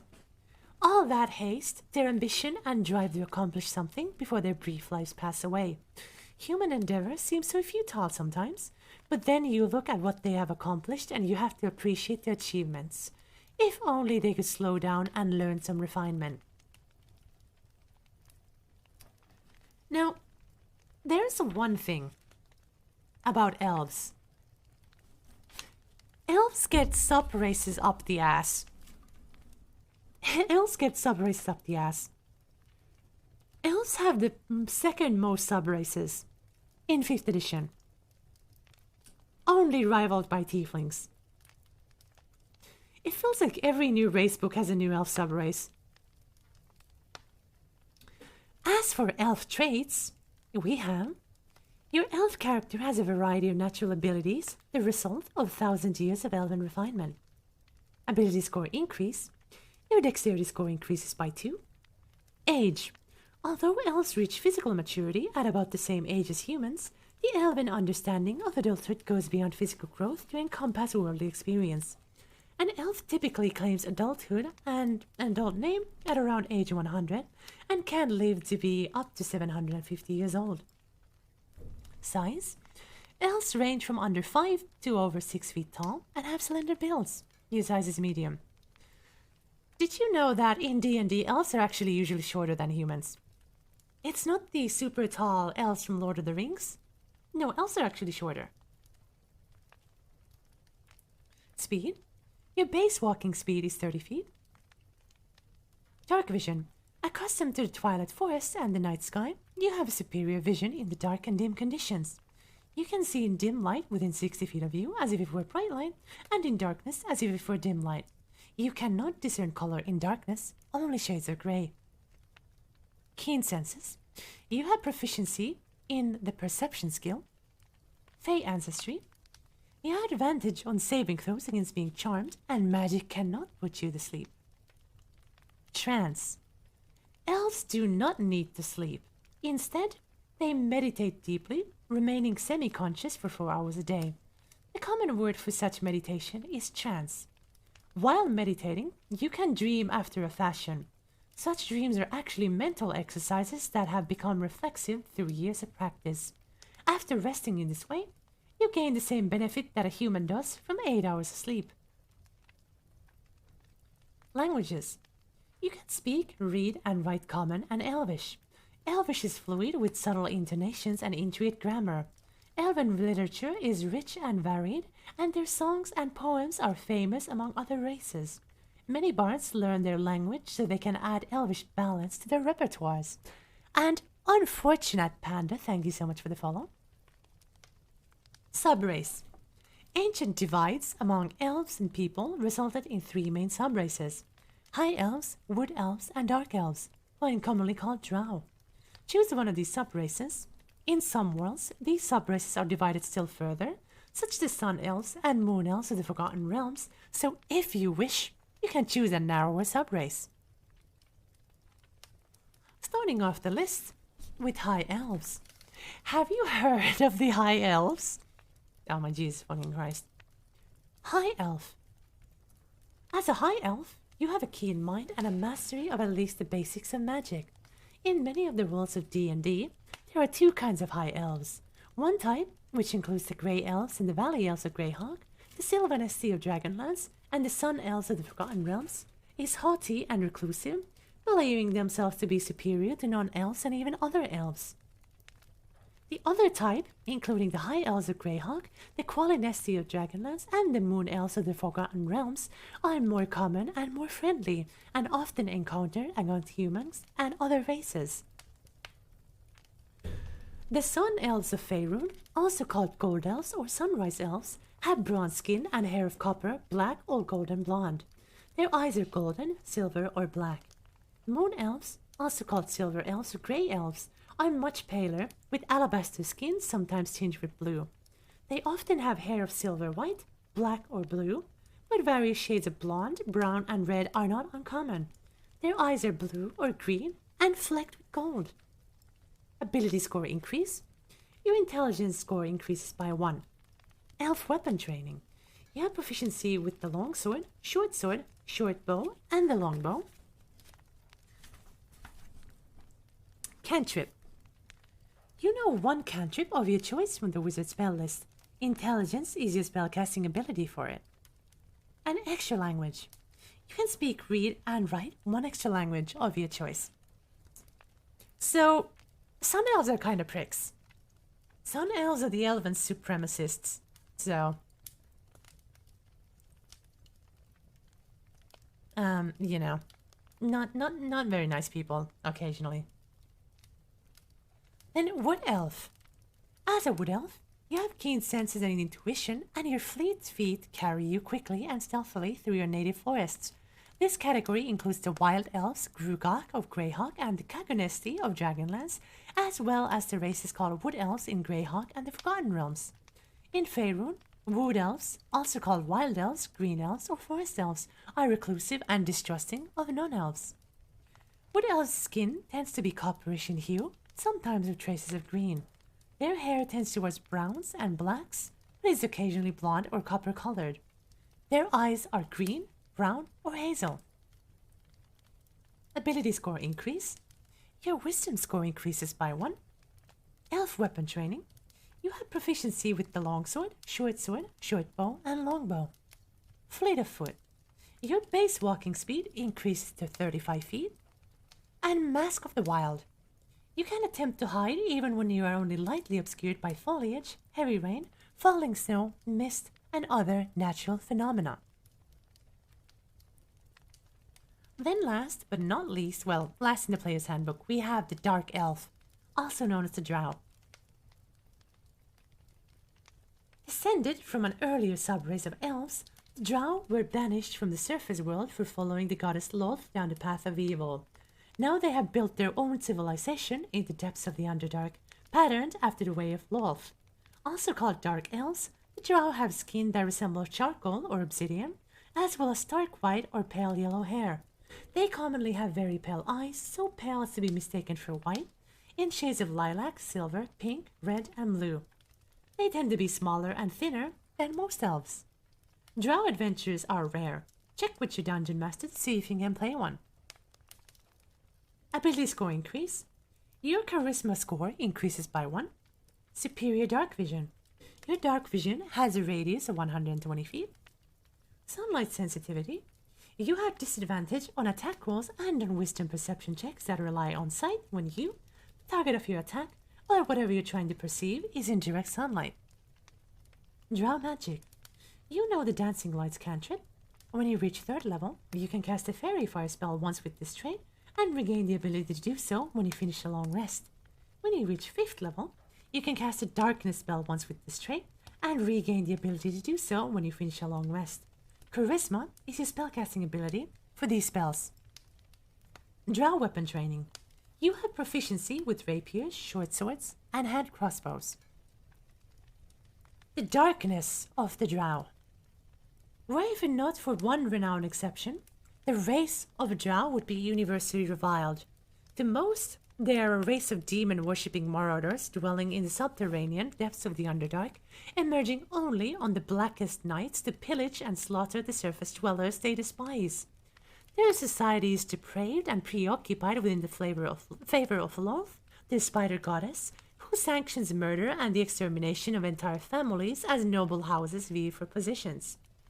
Yet one Drow, at least, broke the mold. In the world of the Forgotten Realms, Drist Do'Urden, Ranger of the North, has proven his quality as a good-hearted defender of the weak and innocent, rejecting his heritage, and adrift in a world that looks upon him with terror and loathing. Drist is a model for those few Drow who follow in his footsteps, trying to find a life apart from the evil society of their Underdark homes. Drow grow up believing that surface-dwelling races are inferior, worthless, except the slaves. Drow who develop a conscience or find it necessary to cooperate with members of other races find it hard to overcome that prejudice, especially when they are so often on the receiving end of hatred. Now, Drow are an interesting bunch, especially in the Forgotten Realms, and if you are interested in more Drow lore, Legend of Drist is an amazing book series for it. It takes a deep dive into Menzo Baranzan, the city of spiders. It shows you Drow culture in its in its prime. It's wild. It used to be very bad in the earlier editions. Okay, I have to give you a warning. I have to give you a warning. If you are gonna read Legend of Drist, mind you, the start of the first book, Homeland, is kind of rough. Because it shows the 70s writing very hard. But if you get past chapter 1, it ramps up and becomes good. The pregnancy spellcasting bit was weird. It's very weird. Oh yeah, no, Drow are canonically kinky. They summon demons for religious orgies. I wish I was kidding. I'm not kidding.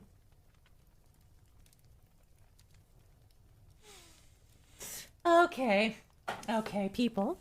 It's time that we talk about the birds and the bees of the Forgotten Realms.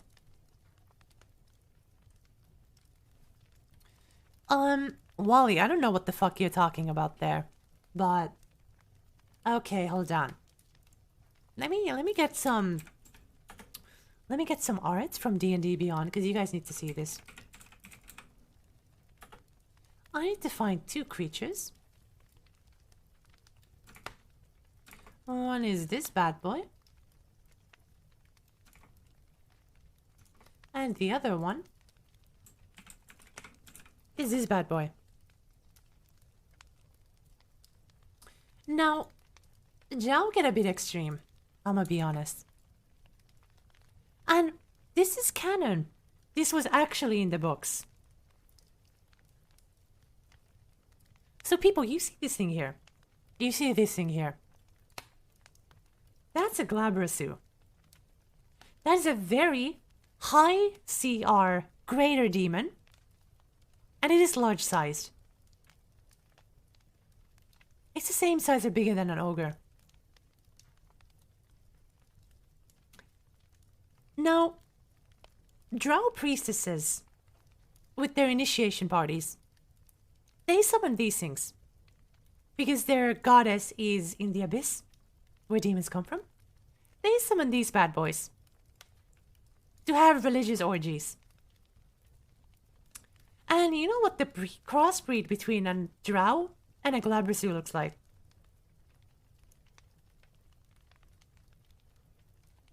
It's a Dragloth.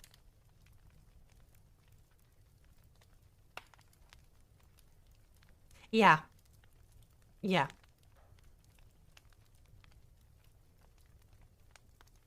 Yeah. We're not talking about drow sex culture any longer. That's Twitch TOS, first of all. But it's drow are a trip. Like drow are a trip. Considering drow are the reason driders exist.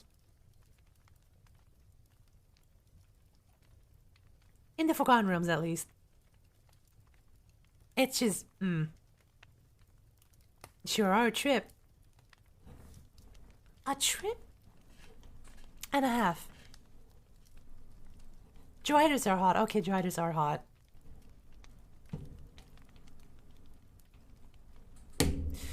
Yeah, God, okay, old writing. Yeah, D&D had its problems. D&D had so much misogyny. Holy shit. Like, Gygax was such a misogynist. Holy fucking shit. I'm glad that's, he's not doing that anymore. Oh. I'm also going to cover the monster manual at some point. Cholera, I wish, but that thing has so much text that I can cover it in an educational manner, but I'm not going to do an ASMR reading of the entire thing. Yeah, Wally, but anti-men, written by men, to portray that women were evil. Like, in old lore, so many D&D cultures were, evil and dominated by women. That shows a pretty big picture. Not to mention, Gygax is on a record being misogynistic, so... But that is not what we are talking about here. What we're talking about here is one of... Wally, I'm not sure if this is the correct battlefield to pick, considering that you're talking to a lesbian tiefling right now. So I'm pretty critical of the old stuff.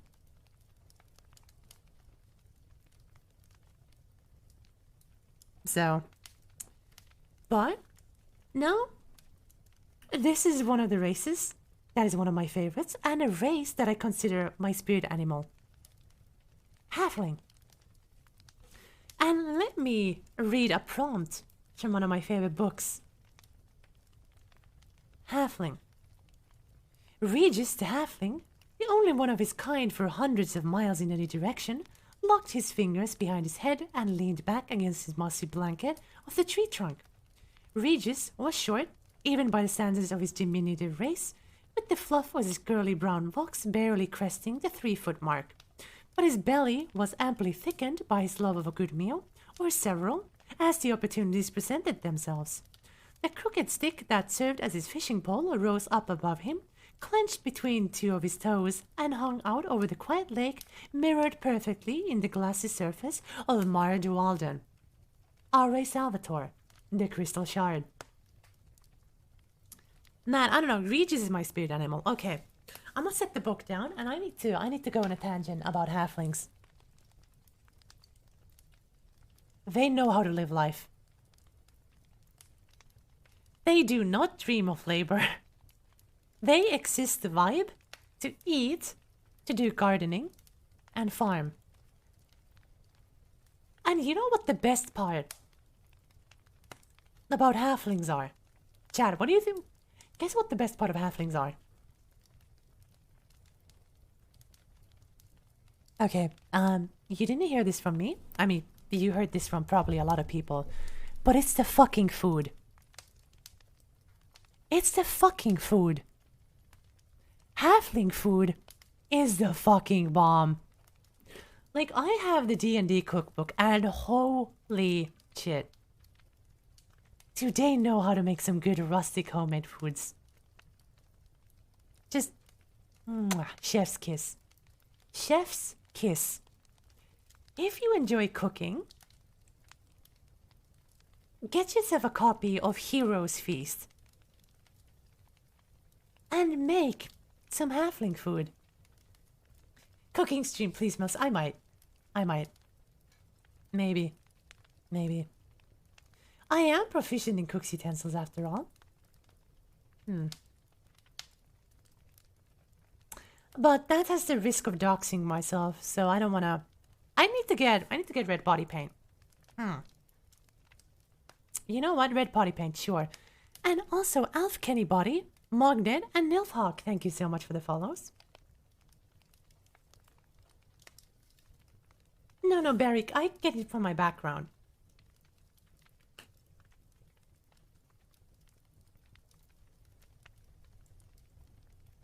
Goal for a cooking stream. I donate to a cooking stream.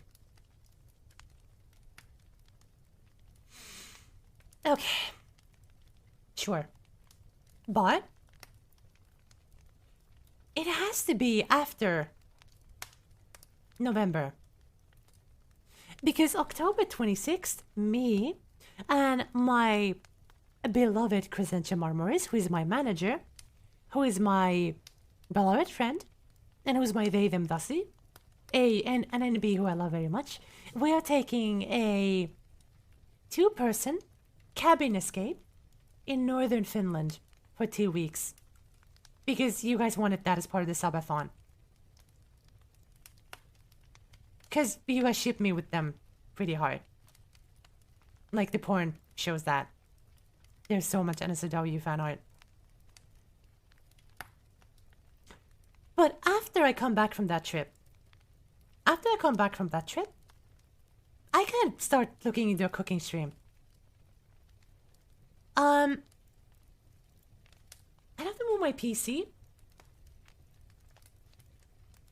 I have to figure out how I do... God, I need 2 cameras. One for iPhone, one for... Yeah, okay, we can make that happen, sure. Yeah, we can make that happen. Why not? Okay. In either case, we are not...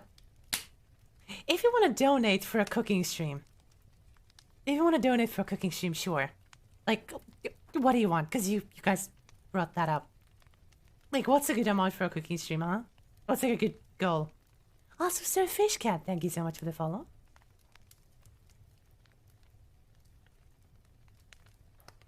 Thank you so much for the follow. Okay, you know what? Sure. If we reach half of our current goal, there's going to be a cooking stream in the future.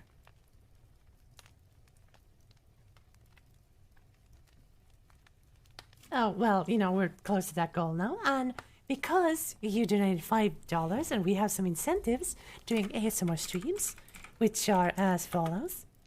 Nya-nya, nya-nya, nya-nya, prrrr, nya-nya, prrrr, nya-nya. There you go. Some cat ASMR. Okay, back to halflings. You guys, we're not talking about cooking, we're talking about halflings. Also, Lob Lobster, thank you so much for the follow. Wow, that purr is amazing. That's because I'm finished. I know how to roll my R's.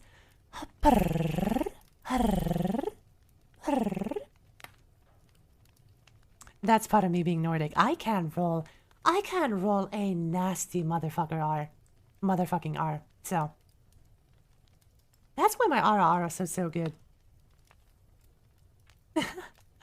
We actually have an RR. Wait, do we have an RR redeem? I'm not sure, but Elvelia, thank you so much for the follow and welcome. Oh, yes, we do. We have a $10 for an RR if you want to hear how I roll my R's. The comforts of home are the goals of most halflings' lives. A place to settle in peace and quiet. Far from marauding monsters and clashing armies, a blazing fire and a generous meal, fine drink and fine conversation. Thank you, Holo Harry, for the follow. Though some halflings live out their days in remote agricultural communities, others form nomadic bands that travel constantly, lured by the open road and the wide horizon to discover the wonders of new lands and peoples. But even these wanderers love peace, food, hearth, and home, though home might be a wagon jostling along dirt road or a raft floating down river. Okay, hold on. Let me do one dry run RR first. I'm gonna mute my microphone. Ara ara, ara ara. Arr. Is that to your liking? Because if I roll it harder, it goes from ara ara to ora ora. And, you know, I don't want to become a JoJo character. So, small and practical. The diminutive halflings survive in a world full of larger creatures by avoiding notice or, barring that, avoiding offense. Standing about 3 feet tall, they appear relatively harmless, and so have managed to survive for centuries in the shadow of empires and on the edges of wars and political strife. They are inclined to be stout, weighing between 40 and 45 pounds. No, people. I cannot do a good aura. But you know what I can do? You know what I can do? I can do a mean sticky fingers. Because European, Italian, and all that. JoJo character Melissa. There's actually art of me JoJo posing coming. Oh, color kaput, thank you so much for the follow. Do it. I can't be giving these things away for free. Like, come on. Oh no, it's in the works. It's in the works. One of my friends is making fan art. Yeah, the stand is up. Show me. It's a work in progress. It's not ready yet. But, I mean, we do have the donation incentive, so, you know. Oh, that's for halflings. Halflings' skins ranges from tan to pale, with a ruddy cast, and their hair is usually brown or sandy brown and wavy. They have brown or hazel eyes. Halfling men often sport long sideburns, but beards are rare among them, and mustaches even more so. They like to wear simple, comfortable, and practical clothes, favoring bright colors. Halfling practicality extends beyond their clothing. They're concerned with basic needs and simple pleasures, and have little use for ostentation. Even the wealthiest of halflings keep their treasures locked in a cellar rather than on display for all to see. They have a knack for finding a most straightforward solution to a problem and have little patience for dithering. Kind of curious. Halflings are an affable and cheerful people. They cherish the bonds of a family and friendship as well as the comforts of hearth and home, harboring few dreams of gold or glory.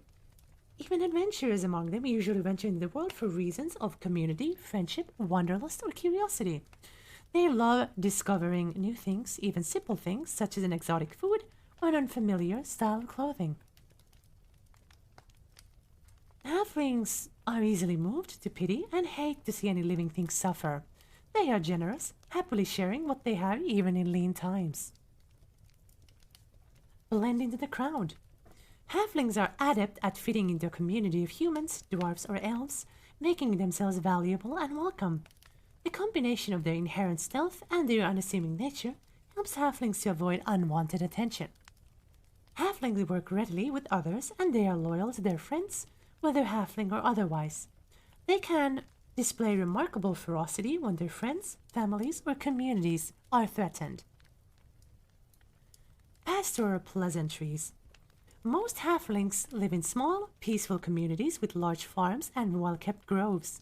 They rarely build kingdoms of their own or even hold much land beyond their quiet shires. They typically don't recognize any sort of halfling nobility or royalty, instead looking to family elders to guide them. Families preserve their traditional ways despite the rise and fall of empires. Many halflings live among other races, where the halflings' hard work and loyal outlook offer them abundant rewards and creature comforts. Some halfling communities travel as a way of life, driving wagons or guiding boats from place to place and maintaining no permanent home. Mel, have you played any halflings? Yes, one. I played a halfling grandmother, a druid, and she had an Irish accent.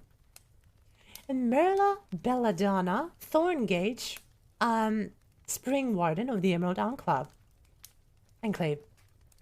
So,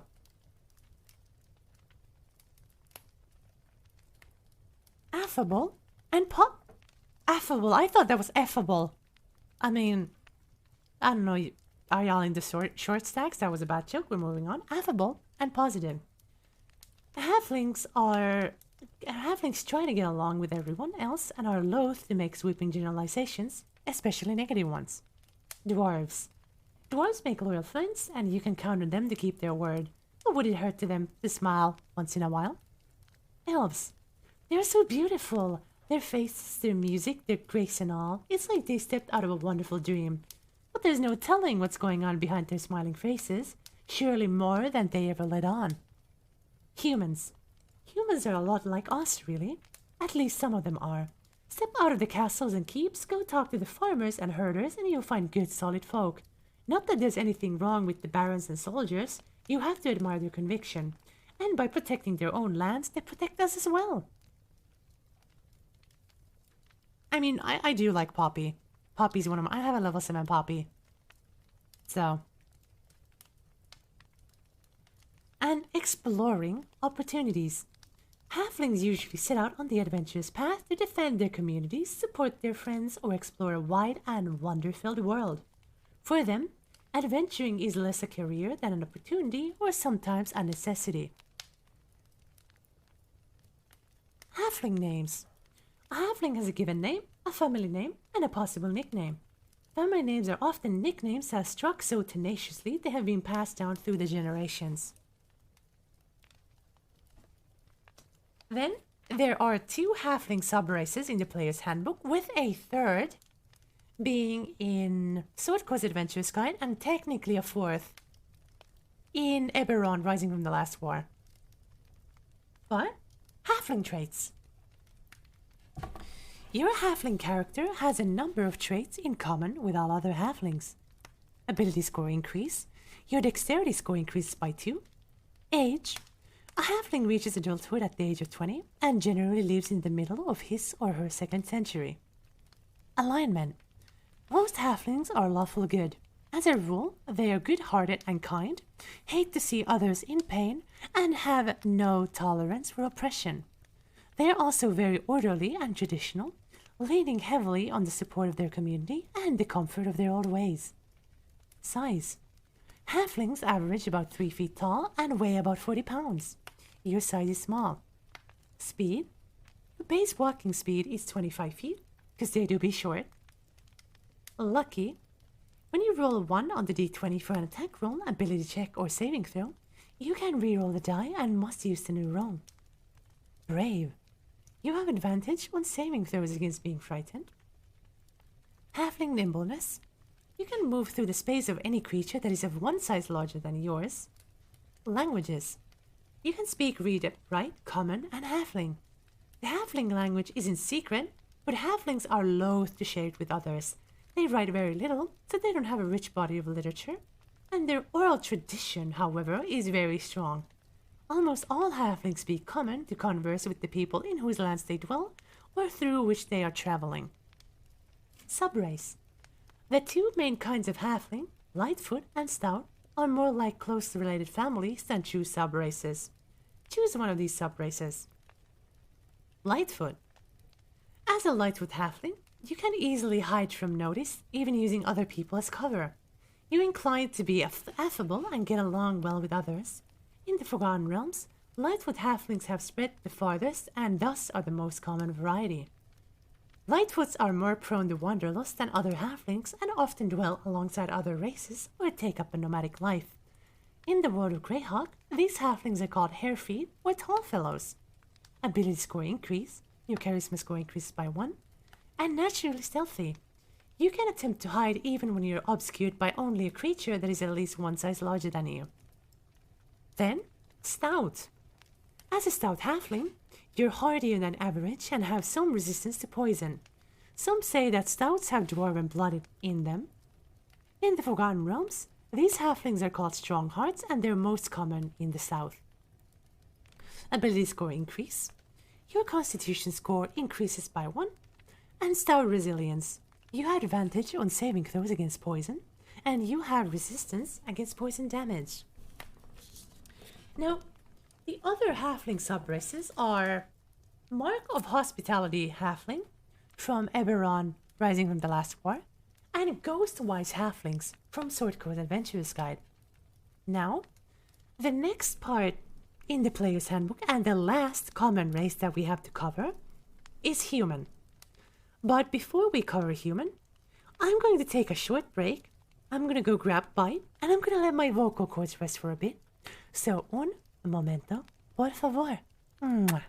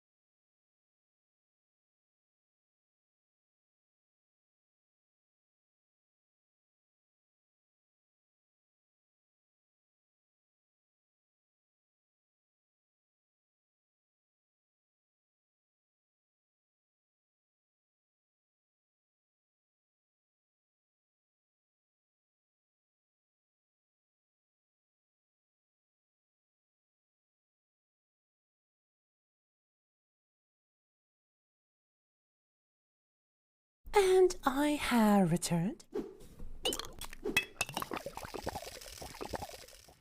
Now, as we delve into humans, I need to make a comment. A lot of people call humans boring. I disagree.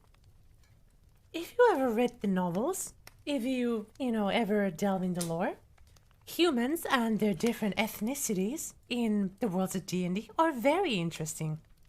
And I mean very. It's all about how you play them. A human can be just as fantastical as an elf, dwarf, halfling, so on and so forth. As I will be reading here. Human. These were the stories of a restless people who long ago took to the seas and rivers in longboats, first to pillage and terrorize, then to settle. Yet there was an energy, a love of adventure, that sang from every page. Long into the night, Lyriel read, lighting candle after precious candle. She'd never given much thought to humans, but these stories fascinated her. In these yellowed pages were tales of bold heroes, strange infused animals, mighty primitive gods, and a magic that was part and fabric of that distant land. Elaine Cunningham, daughter of the Drow. In the reckonings of most worlds, humans are the youngest of the common races, late to arrive on the world scene and short-lived in comparison to dwarves, elves, and dragons. Perhaps it is because of their shorter lives that they strive to achieve as much as they can in the years they are given. Or maybe they feel they have something to prove to the elder races, and that's why they build their mighty empires on the foundations of conquest and trade. Whatever drives them, humans are the innovators, the achievers, and the pioneers of the worlds. A broad spectrum. With their penchant for migration and conquest, humans are more physically diverse than other common races. There is no typical human. An individual can stand from 5 feet to a little over 6 feet tall and weigh from 120, 125 to 250 pounds. Human skin shades range from nearly black to very pale, and hair colors from black to blonde, curly, kinky, or straight. Males might sport facial hair that is sparse or thick. A lot of humans have a dash of non-human blood, revealing hints of elf, orc, or other lineages. Humans reach adulthood in their late teens and rarely live even a single century. Variety in all things. Humans are the most adaptable and ambitious people among the common races. They have widely varying tastes, morals, and customs in the many different lands where they have settled. When they settle, though, they stay. They build cities to last for the ages and great kingdoms that can persist for long centuries. An individual human might have a relatively short lifespan, but a human nation or culture preserves traditions with origins far beyond the reach of any single human's memory. They live fully in the present, making them well suited to the adventuring life, but also plan for the future, striving to leave a lasting legacy. Individually and as a group, humans are adaptable opportunists and they stay alert to changing political and social dynamics.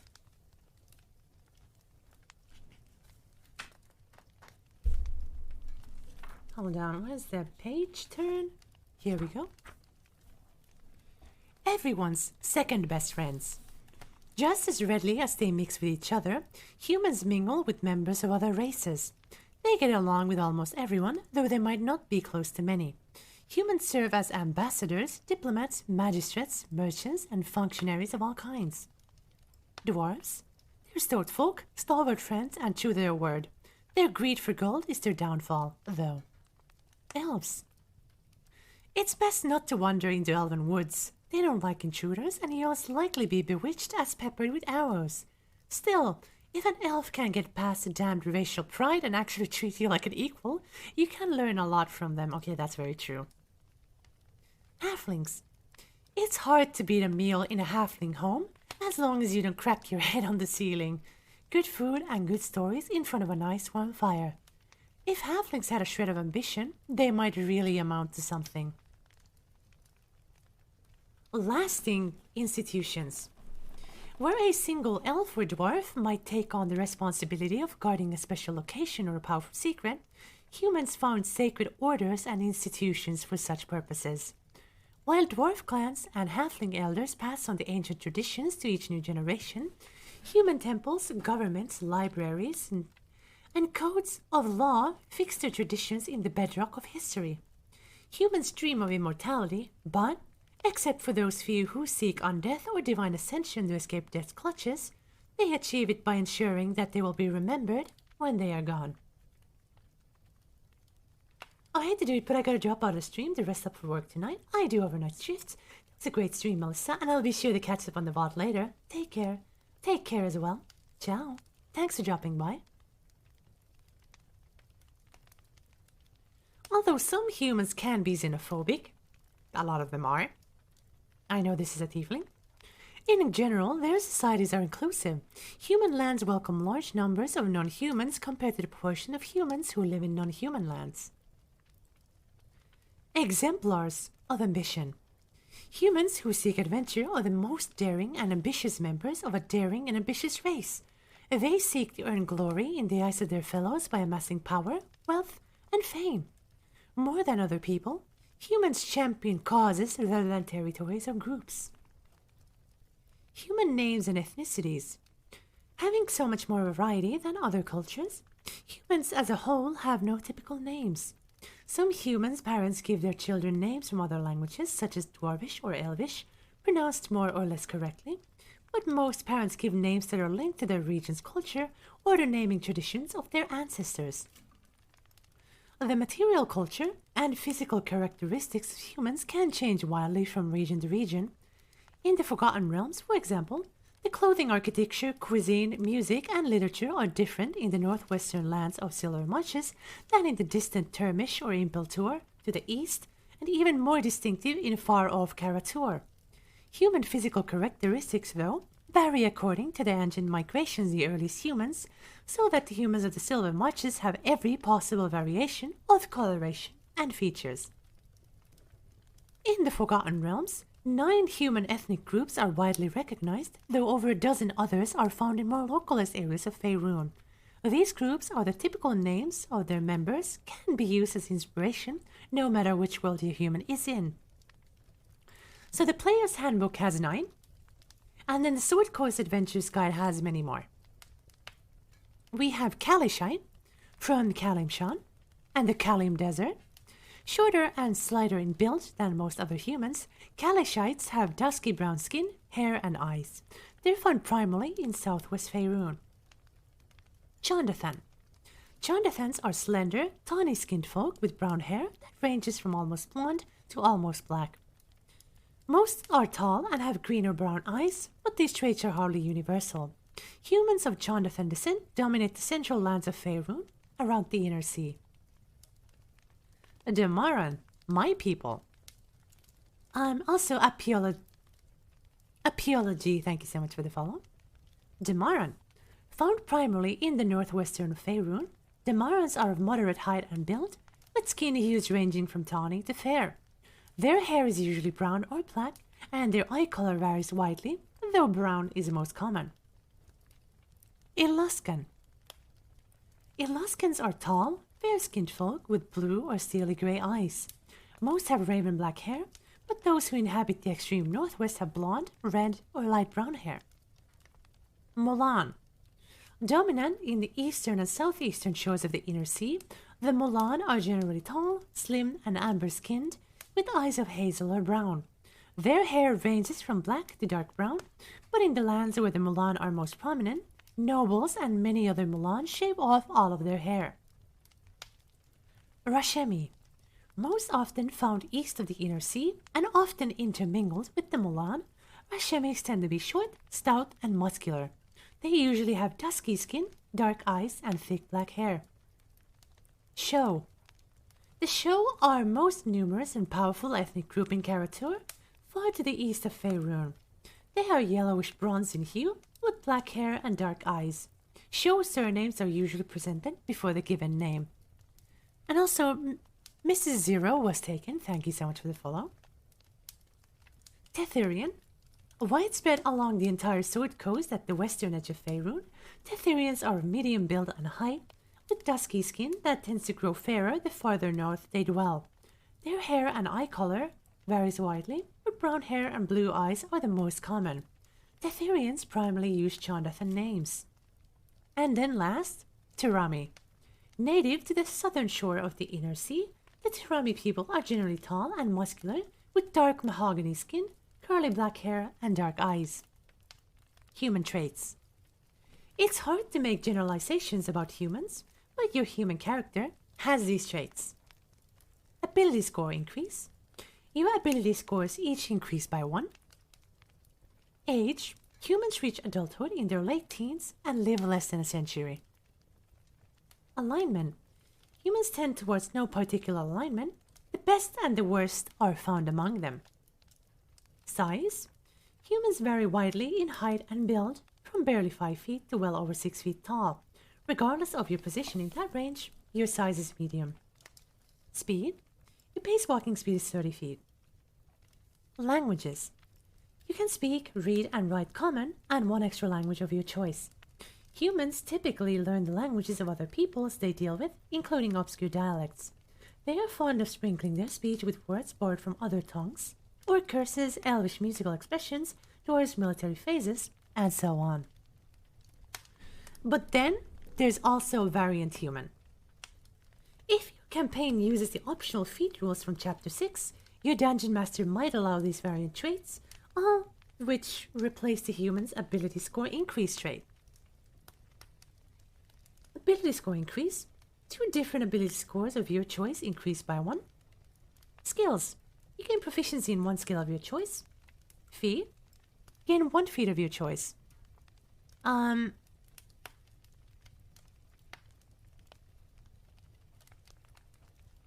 Wait, Mr. Kick, I don't think that's right. I think they're... No. Yeah, that's not right. That's another ethnicity.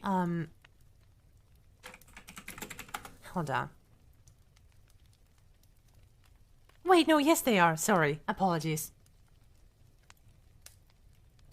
That is a fucking weird lore. So, the Mulan people are isekai Egyptians from our world. Because like 6,000 years ago, of Ibaskari wizards needed more slaves. But the funny thing is, the Egyptian gods followed their people tutorial. So the Egyptian pantheon, well, most of the Egyptian pantheon is canon in the Forgotten Realms, which is kind of wild. I think all but Anubis. Anubis decided to stay back for some reason. Might want to double check me on that. But variant human. If your campaign uses the optional feat rules from Chapter 6, your Dungeon Master might allow these variant traits, all of which replace the human's ability score increase trait. Ability score increase. 2 different ability scores of your choice increase by 1. Skills. You gain proficiency in 1 skill of your choice. And feat. You gain 1 feat of your choice.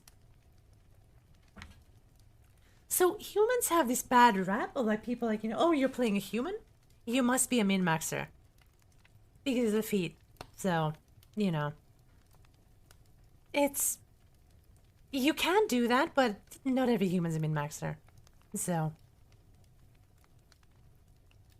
But... That was the, those were the common races. Because in the worlds of D&D, dwarves, elves, halflings, and humans are the common people. Now, the dragonborn, gnomes, half-elves, half-orcs, and tieflings. They're the rare races. And we are gonna be delving into those in a bit. I'm just thinking if I should order food. I should probably order food, huh? Yeah, I'm gonna order food. Y'all don't mind if I order some food, right? God, no, I'm not doing a mukbang stream. Fuck that. But I want some top fries. I'm craving some top fries. So I'm gonna do that.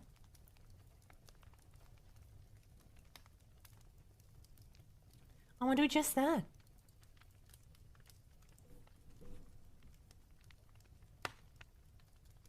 And food has been ordered. Nice. Pog. Okay. So I'm not starving to death. Because, yeah, I've been streaming for 4 hours and it is 1 a.m. I would most like to stream a bit more. I would like to finish races. After we're done with races, one chapter per stream.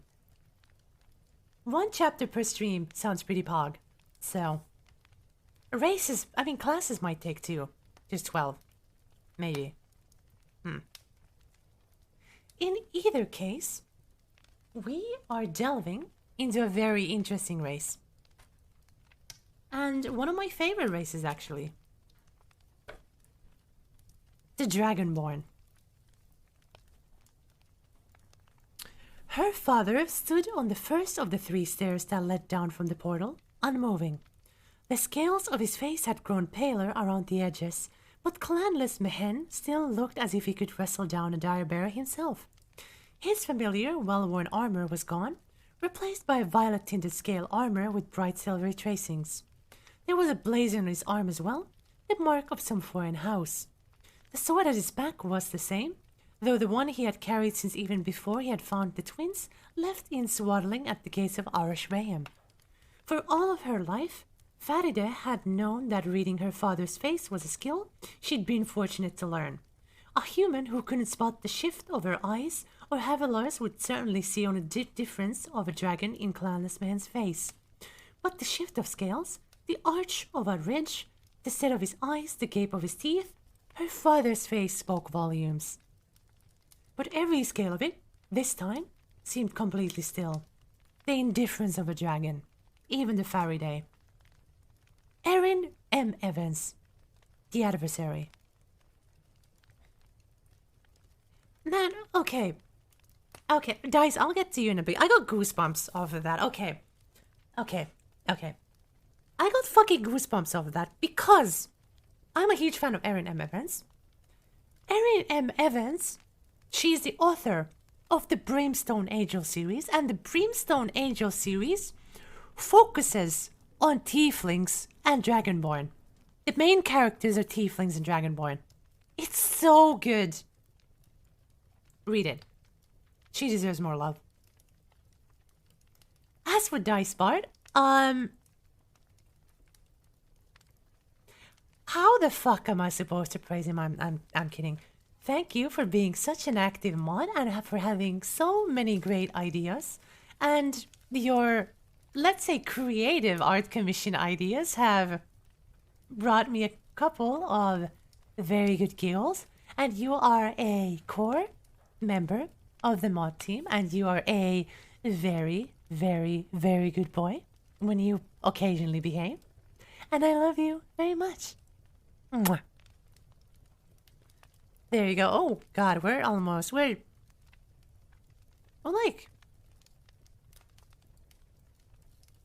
1/4 of the way there.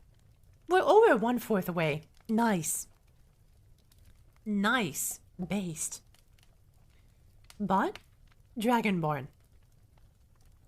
Born of dragons, as their name proclaims, the Dragonborn walk proudly through a world that greets them with fearful incomprehension. Shaped by draconic gods or the dragons themselves, Dragonborn originally hatched from dragon eggs as a unique race, combining the best attributes of dragons and humanoids. Some Dragonborn are faithful servants to two dragons, others form the ranks of soldiers in great wars, and still others find themselves adrift with no clear calling in life. Okay, so I need to... Dragonborn are weird. They're cool, but they're weird. In my home setting of the Forgotten Realms, Dragonborn are aliens. Dragonborn are originally from the world of Abir, the sister world of Toril. But they were transported to Toril when the two worlds collided during spell plague. And they were left trapped after the worlds sundered. So they have come to the Forgotten Realms from another world.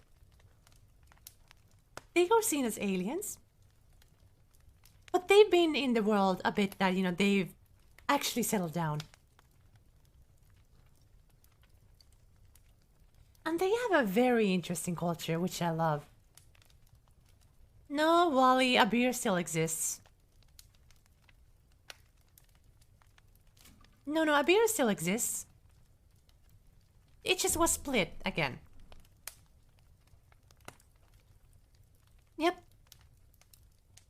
Yep. The Sundering didn't destroy a beer, it just split the two worlds. Nope.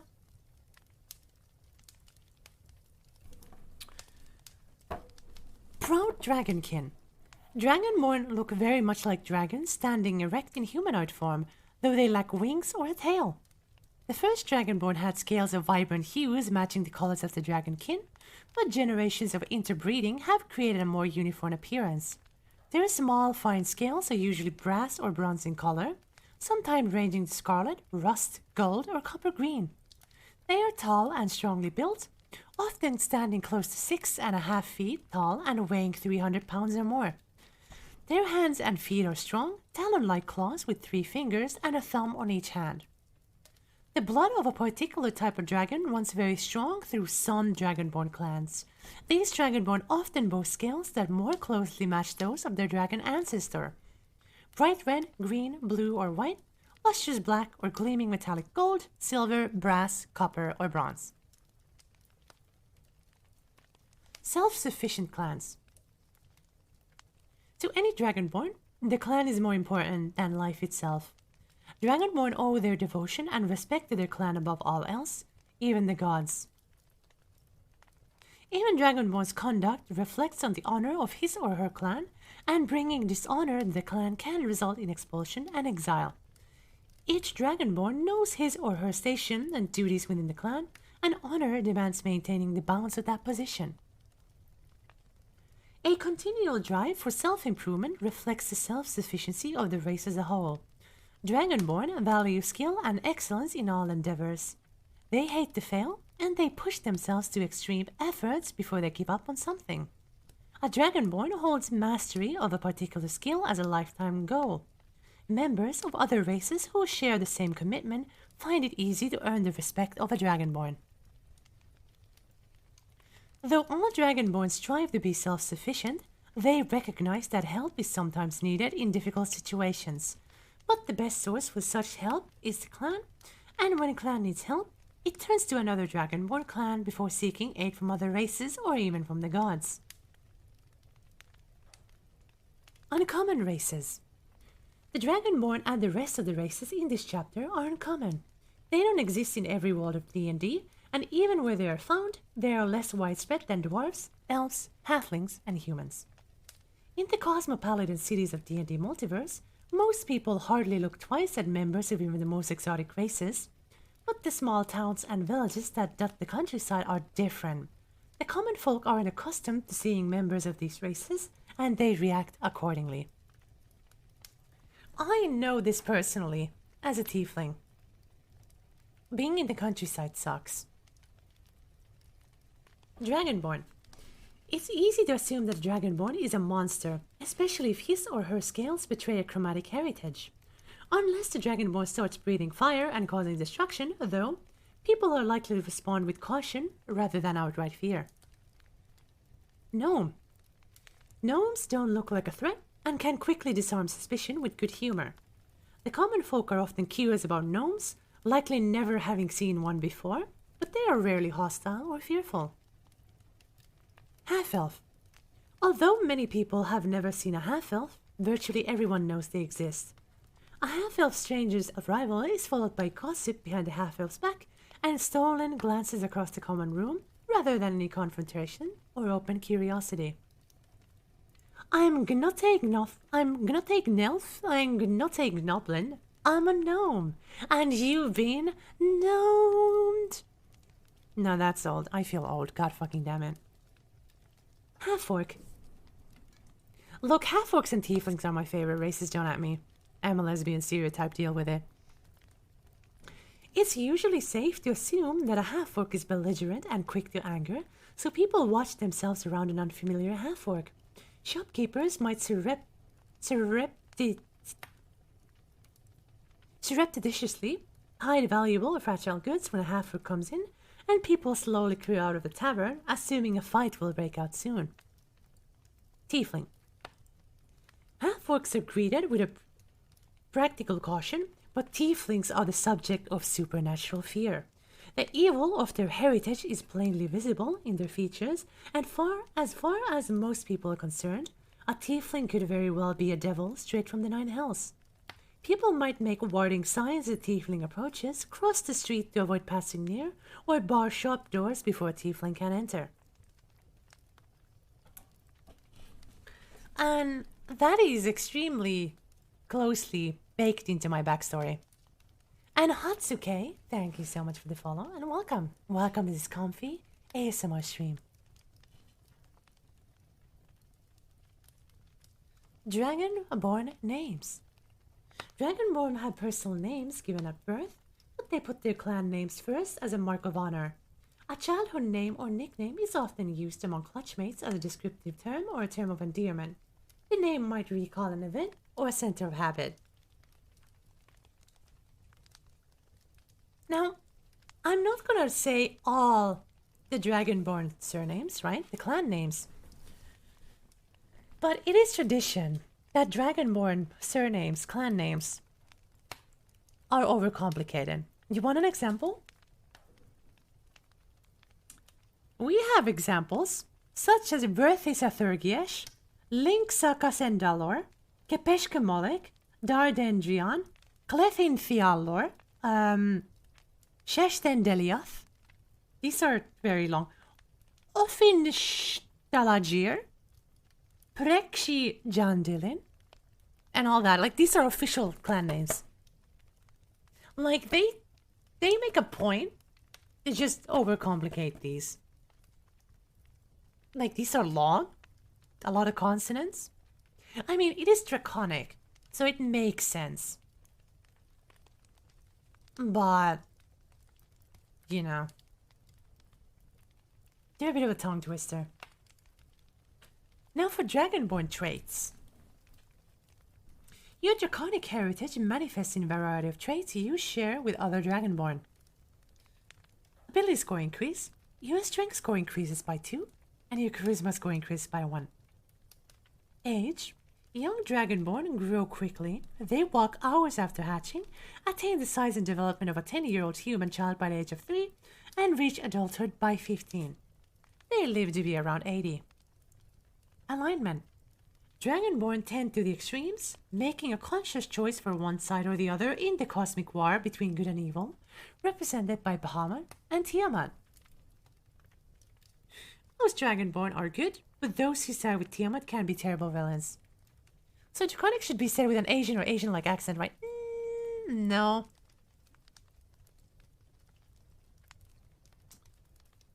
Hold on, let me read Draconic in a bit. Size? Dragonborn are taller and heavier than humans, standing well over 6 feet tall and averaging almost 250 pounds. Your size is medium.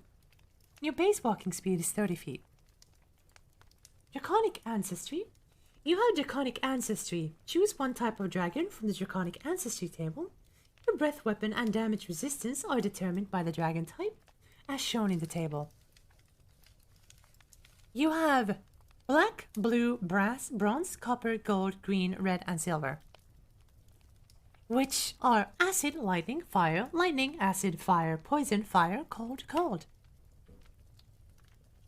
And the cool part about Draconics, Dragonborn, a breath weapon. You can use your action to exhale destructive energy. Your Draconic ancestry determines the size, shape, and damage type of the exhalation. When you use your breath weapon, each creature in the area of the exhalation must make a saving throw, the type of which is determined by your Draconic ancestry, either dexterity or constitution. The DC for the saving throw equals 8 plus your constitution modifier plus your proficiency bonus. A creature takes 2d6 damage on a failed save and half as much damage on a successful one. The damage increases to 3d6 at 6th level, 4d6 at 11th level, and 5d6 at 16th level. Damage resistance. You have resistance to the damage type associated with your Draconic ancestry. And languages. You can speak, read, and write Common and Draconic. Draconic is thought to be one of the oldest languages and is often used in the study of magic. The language sounds harsh to most other creatures and includes numerous of harsh consonants and sibilants. Then here's a section about the Draconians of Dragonlance. In the Dragonland setting, the followers of the evil goddess Takisis learned a dark ritual that let them corrupt the eggs of metallic dragons, producing evil dragonborn called Draconians. 5 types of Draconians, corresponding to the 5 types of metallic dragons, fought for Takisis in the War of the Lands. Orax, gold, Baz, brass, Bozak, bronze, Kapak, copper, and Sivak, silver. In place of their draconic breath weapons, they have unique magical capabilities. Now, Dragonborn are interesting, though it depends on what setting they are and how convoluted their lore gets. It's pretty convoluted in the Forgotten Realms, for example. I know that Matthew Mercer has some of his own Dragonborn lore. I have not looked into it, but some of Matthew Mercer's Dragonborn have tails. But Dragonborn in the Forgotten Realms don't have tails. Or wings, as a matter of fact. Let me check in my food orders here. Wait, what do you mean 31 minutes? That is CBT without the CB. Sage. But for the next race, we have a curious sort. None other than the gnomes. Gnome. Skinny and flaxen-haired, his skin walnut brown and his eyes starling turquoise, Burgel stood half as tall as Aaron and had to climb up to a stool to look out the peephole. Like most habitations in Oval, that particular tenement had been built for humans, and smaller residents coped with the resulting awkwardness the best they could. But at least the relative largeness of the apartment gave Burgel room to pack in all his gnome-sized gear. The front room was his workshop, and it contained a bewildering miscellany of tools. Hammers, chisels, saws, lockpicks, tinted lenses, jewelers' loops, and jars of powdered and shredded ingredients for casting spells. A fat grey cat, the mage's familiar, lay curled atop a grimoire. It opened its eyes, gave Aaron a disdainful yellow stare, and appeared to go back to sleep. Richard Lee Byers, The Black Bouquet. And also thank you so much, Best Noob, for the follow. A constant hum of busy activity pervades the warrens and neighborhoods where gnomes form their close-knit communities. Louder sounds punctuate the hum, a crunch of grinding gears here, a minor explosion there, a yelp of surprise or triumph, and especially bursts of laughter. Gnomes take delight in life, enjoying every moment of invention, exploration, investigation, creation, and play. Vibrant expression. A gnome's energy and enthusiasm for living shines through every inch of his or her tiny body. Gnomes average slightly over 3 feet tall and weigh 40 to 45 pounds. Their tan or brown faces are usually adorned with broad smiles beneath their prodigious noses, and their bright eyes shine with excitement. Their fair hair has a tendency to stick out in every direction, as if expressing the gnome's insatiable interest in everything around. A gnome's personality is writ large in his or her appearance. A male gnome's beard, in contrast to his wild hair, is kept carefully trimmed but often styled into curious forks or neat points. A gnome's clothing, though usually made in modest earth tones, is elaborately decorated with embroidery, embossing, or gleaming jewels. Delighted dedication. As far as gnomes are concerned, being alive is a wonderful thing, and they squeeze every ounce of enjoyment out of their 3 to 5 centuries of life. Humans might wonder about getting bored over the course of such long life, and elves take plenty of time to savor the beauties of the world in their long years, but gnomes seem to worry that even with all that time, they can't get in enough of the things they want to do and see. Gnomes speak as if they can't get the thoughts out of their heads fast enough. ADHD, ADD, okay. I vibe with that. Even as they offer ideas and opinions on a range of subjects, they still manage to listen carefully to others, adding the appreciation exclamations of surprise and appreciation along the way. Though gnomes love jokes of all kinds, particularly puns and pranks, they're just as dedicated to the more serious tasks they undertake. Many gnomes are skilled engineers, alchemists, tinkerers, and inventors. They're willing to make mistakes and laugh at themselves in the process of perfecting what they do, taking bold, sometimes foolhardy, risks, and dreaming large. So, fun fact, gnomes are the reason gunpowder exists. Well, smoke powder, magical gunpowder. Gnomes invented guns and cannons. So, bright burrows. Gnomes make their homes in hilly, wooded lands. They live underground, but get more fresh air than dwarves do, enjoying the natural living world on the surface whenever they can. Their homes are well hidden by both clever construction and simple illusions. Welcome visitors are quickly ushered into the bright, warm burrows. Those who are not welcome are unlikely to find the burrows in the first place. Gnomes who settle in human lands are commonly gem cutters, engineers, sages, or tinkers. Some humans' families retain gnome tutors, ensuring that their pupils enjoy a mix of serious learning and delighted enjoyment. A gnome might tutor several generations of a single human family over the course of his or her long life. Gnome names. Gnomes love names, and most have half a dozen or so. A gnome's mother, father, clan elder, aunts, and uncles each give the gnome a name, and various nicknames from just about everyone else might or might not stick over time. Gnome names are typically variants on the names of ancestors or distant relatives, though some are purely new inventions. When dealing with humans and others who are quote-unquote stuffy about names, a gnome learns to use no more than 3 names: a personal name, a clan name, and a nickname, choosing the one in each category that's the most fun to say. Hold on, let me clear my throat a little bit, muting my microphone.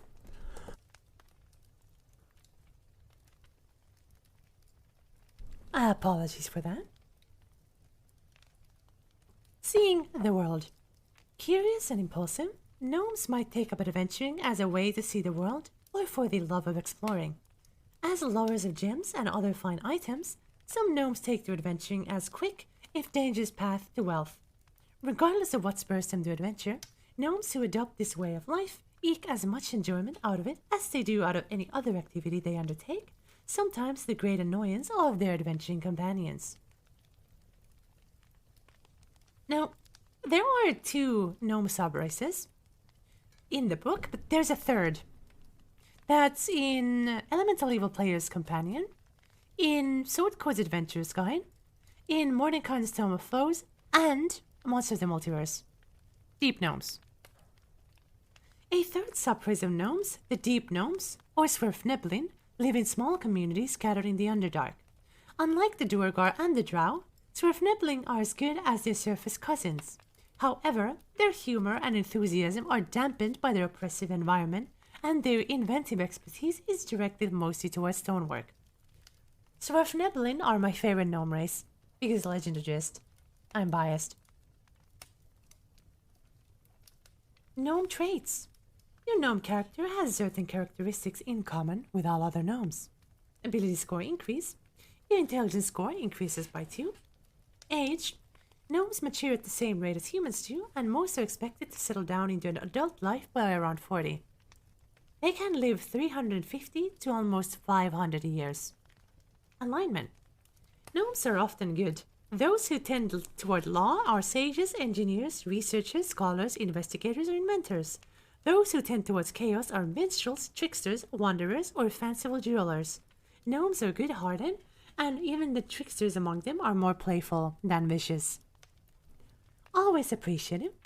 It's rare for a gnome to be hostile or malicious unless he or she has suffered a grievous injury. Gnomes know that most races don't share their sense of humor, but they enjoy anyone's company just as they enjoy everything else they set out to do. Speed and size. Gnomes are between 3 and 4 feet tall and average about 40 pounds. Your size is small. Speed. Your base walking speed is 25 feet. Dark vision. Accustomed to life underground, you have superior vision in dark and dim conditions. You can see in dim light within 60 feet of you as if it were bright light, and in darkness as if it were dim light. You cannot discern color in darkness, only shades of gray. Gnome cunning. You had advantage on all intelligence, wisdom, and charisma saving throws against magic. Languages. You can speak, read, and write Common and Gnomish. The Gnomish language, which uses Dwarvish script, is is renowned for its technical treatises and its catalogs of knowledge about the natural world. Subraces. Two subraces of gnomes are found among the world of D&D, forest gnomes and rock gnomes. Choose one of these subraces. Forest gnome. As a forest gnome, you have a natural knack for illusion and inherent quickness and stealth. In the worlds of D&D, forest gnomes are rare and secretive. They gather in hidden communities in sylvan forests, using illusions and trickery to conceal themselves from threats or to mask their escape should they be detected. Forest gnomes tend to be friendly with other good spirit. I'll be right back. My food's right there. Un momento, por favor. Mwah.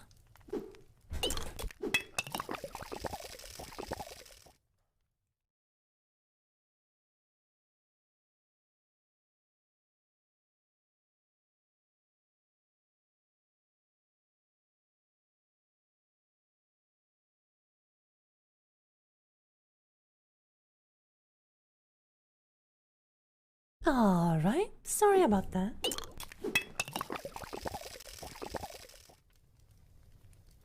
Forest gnomes tend to be friendly with other good spirited woodland folk, and they regard elves and good fae as their most important allies. These gnomes also befriend small forest animals and rely on them for information about threats that might prowl their lands. Ability score increase. Your dexterity score increases by 1. Natural illusionist. You know the minor illusion cantrip. Intelligence is your spellcasting ability for it. And speak with small beasts. Through sounds and gestures, you can communicate simple ideas with small or smaller beasts. Forest gnomes love animals and often keep squirrels, badgers, rabbits, moles, woodpeckers, and other creatures as beloved pets.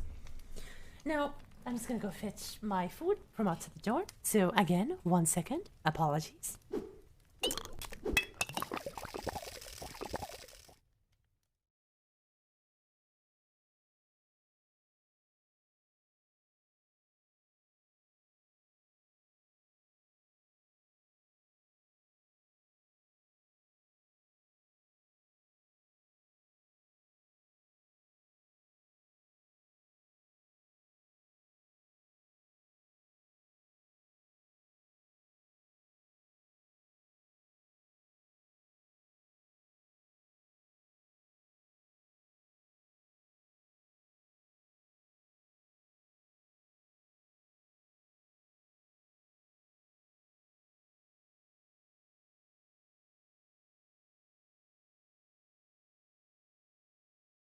And I have returned. Rock gnomes, which are the most, I suppose, World of Warcraft-esque gnomes. Rock gnome. Also, LV Kanashimi, thank you so much for the follow. As a rock gnome, you have a natural inventiveness and hardiness beyond that of other gnomes. Most gnomes in the worlds of D&D are rock gnomes, including the Tinker gnomes of the Dragonland setting.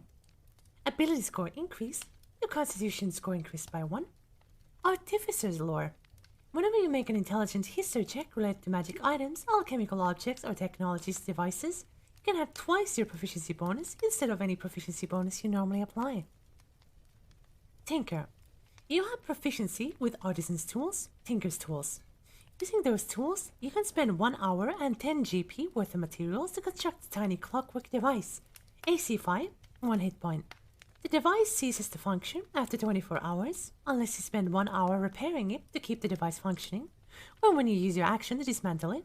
At that time, you can reclaim the materials used to create it. You can have up to 3 of these such devices active at a time. When you create a device, choose one of the following options. Clockwork toy. This toy is a clockwork animal, monster, or person, such as a frog, mouse, bird, dragon, or soldier. When placed on the ground, the toy moves 5 feet across the ground on each of your turns in a random direction. It makes noises as appropriate for the creature it represents. Firestarter. The device produces a miniature flame, which you can use to light a candle, torch, or campfire. Using the device requires your action. My music box. When opened, this music box plays a single song at a moderate volume. The box stops playing when it reaches the song's end or when it's closed. Also, Romeo, thank you so much for the follow and welcome to the cottage. Now, I can feel my throat getting a bit scratchy, And I have been streaming for 4.5 hours. And we got through the forward, the introduction, and we're almost done with chapter 1. We only have half elves, half orcs, and tieflings left. Now, that stream will most likely be next Saturday. So, what are you trying to say, Melissa? I think I'll start to end the stream here. I mean, with a couple of closing words. And I am so grateful that all of you joined my first ASMR stream. I was very fucking nervous for this. I spent hours setting up the ambiance for this. And I'm just happy with the result. And thank you so much for joining me. Wait. Calliope, what do you... Wait, what's up? What's up, Buttercup? What's up, Buttercup? Also, hold on, I need to check something real quick.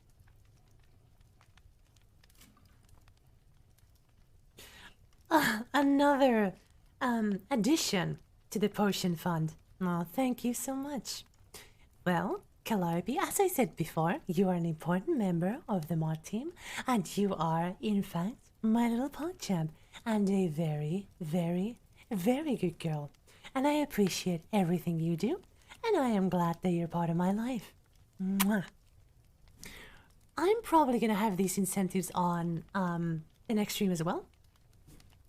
But for closing words, I have some interesting things to talk about. Well, first of all, I want to give a huge shout out to my 2 sponsors, Tabletop Witchy and G Fuel. Thanks to both of them for sponsoring the stream.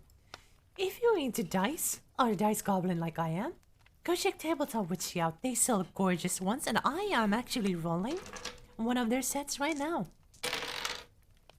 Use code Tiefling Melissa for 10% off your entire purchase. And same goes for G Fuel with their hydration and energy formulas.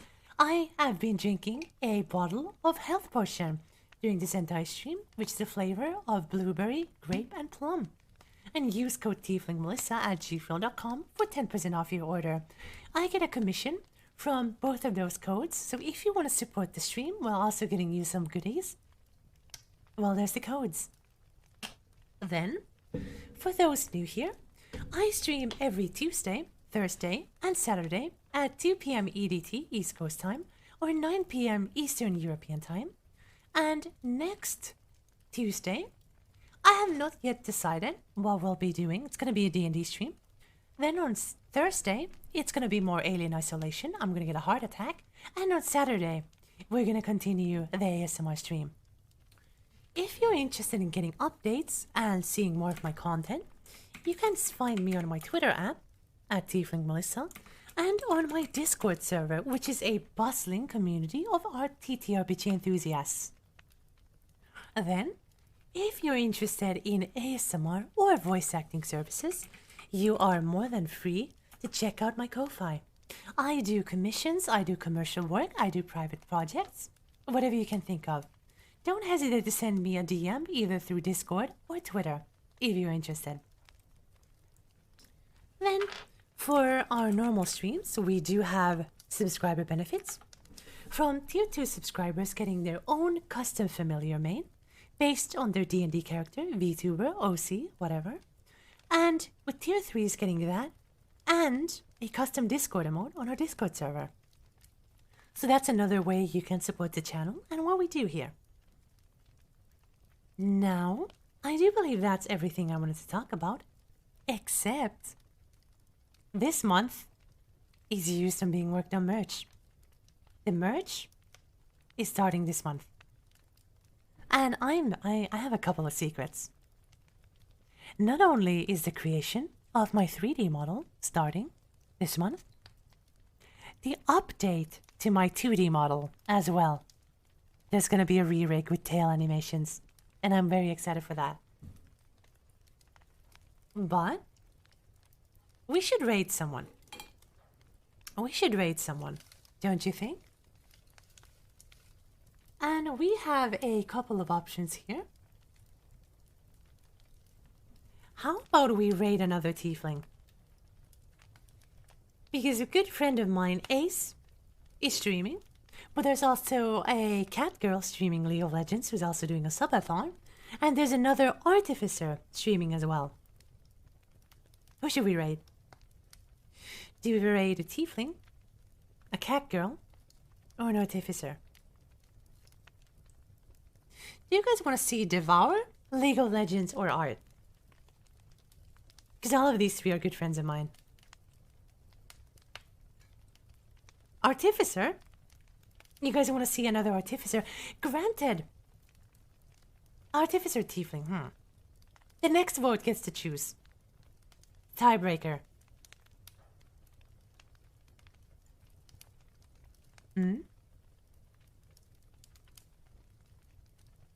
Okay, now I'm gonna put a vote. I'm gonna do a really quick poll. Because these are all my friends and I cannot decide. So, poll. Who do we raid? Tiefling? Cat girl? Artificer? Add 1 minute. And the poll is live. Who do we give support today? This fair evening? Use your votes to decide. Alright, Cat Girl's in the lead, but Artificer is catching up.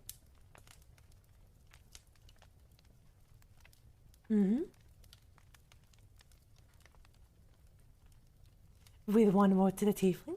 I'm like a sports commentator right now.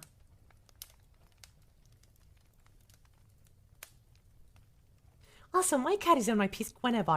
Gwenevar, you are not allowed to be on my PC. Get out. Gwen.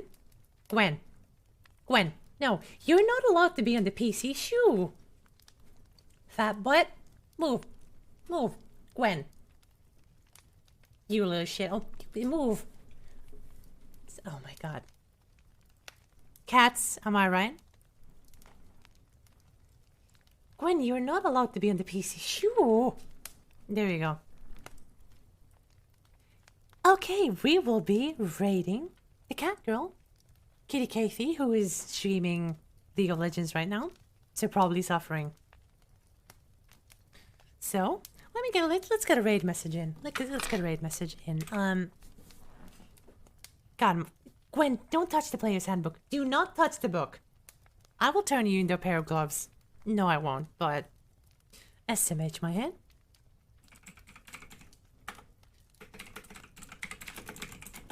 So our raid message, and if you're not a subscriber, you can use channel points to unlock this emote. And this is going to be our raid message for today. This one. I might be a bit long. That's fine. Let me just copy Pastorino that real quick. And I will be initiating the raid command now. Raid Kitty Kathy. Thank you so much for joining the stream, and I hope to see you all again on Tuesday's stream. Same time as this time. And I hope to also see you all on Discord. And I love all of you. Thank you for being such amazing viewers. And for now, good night. Ciao. Mwah.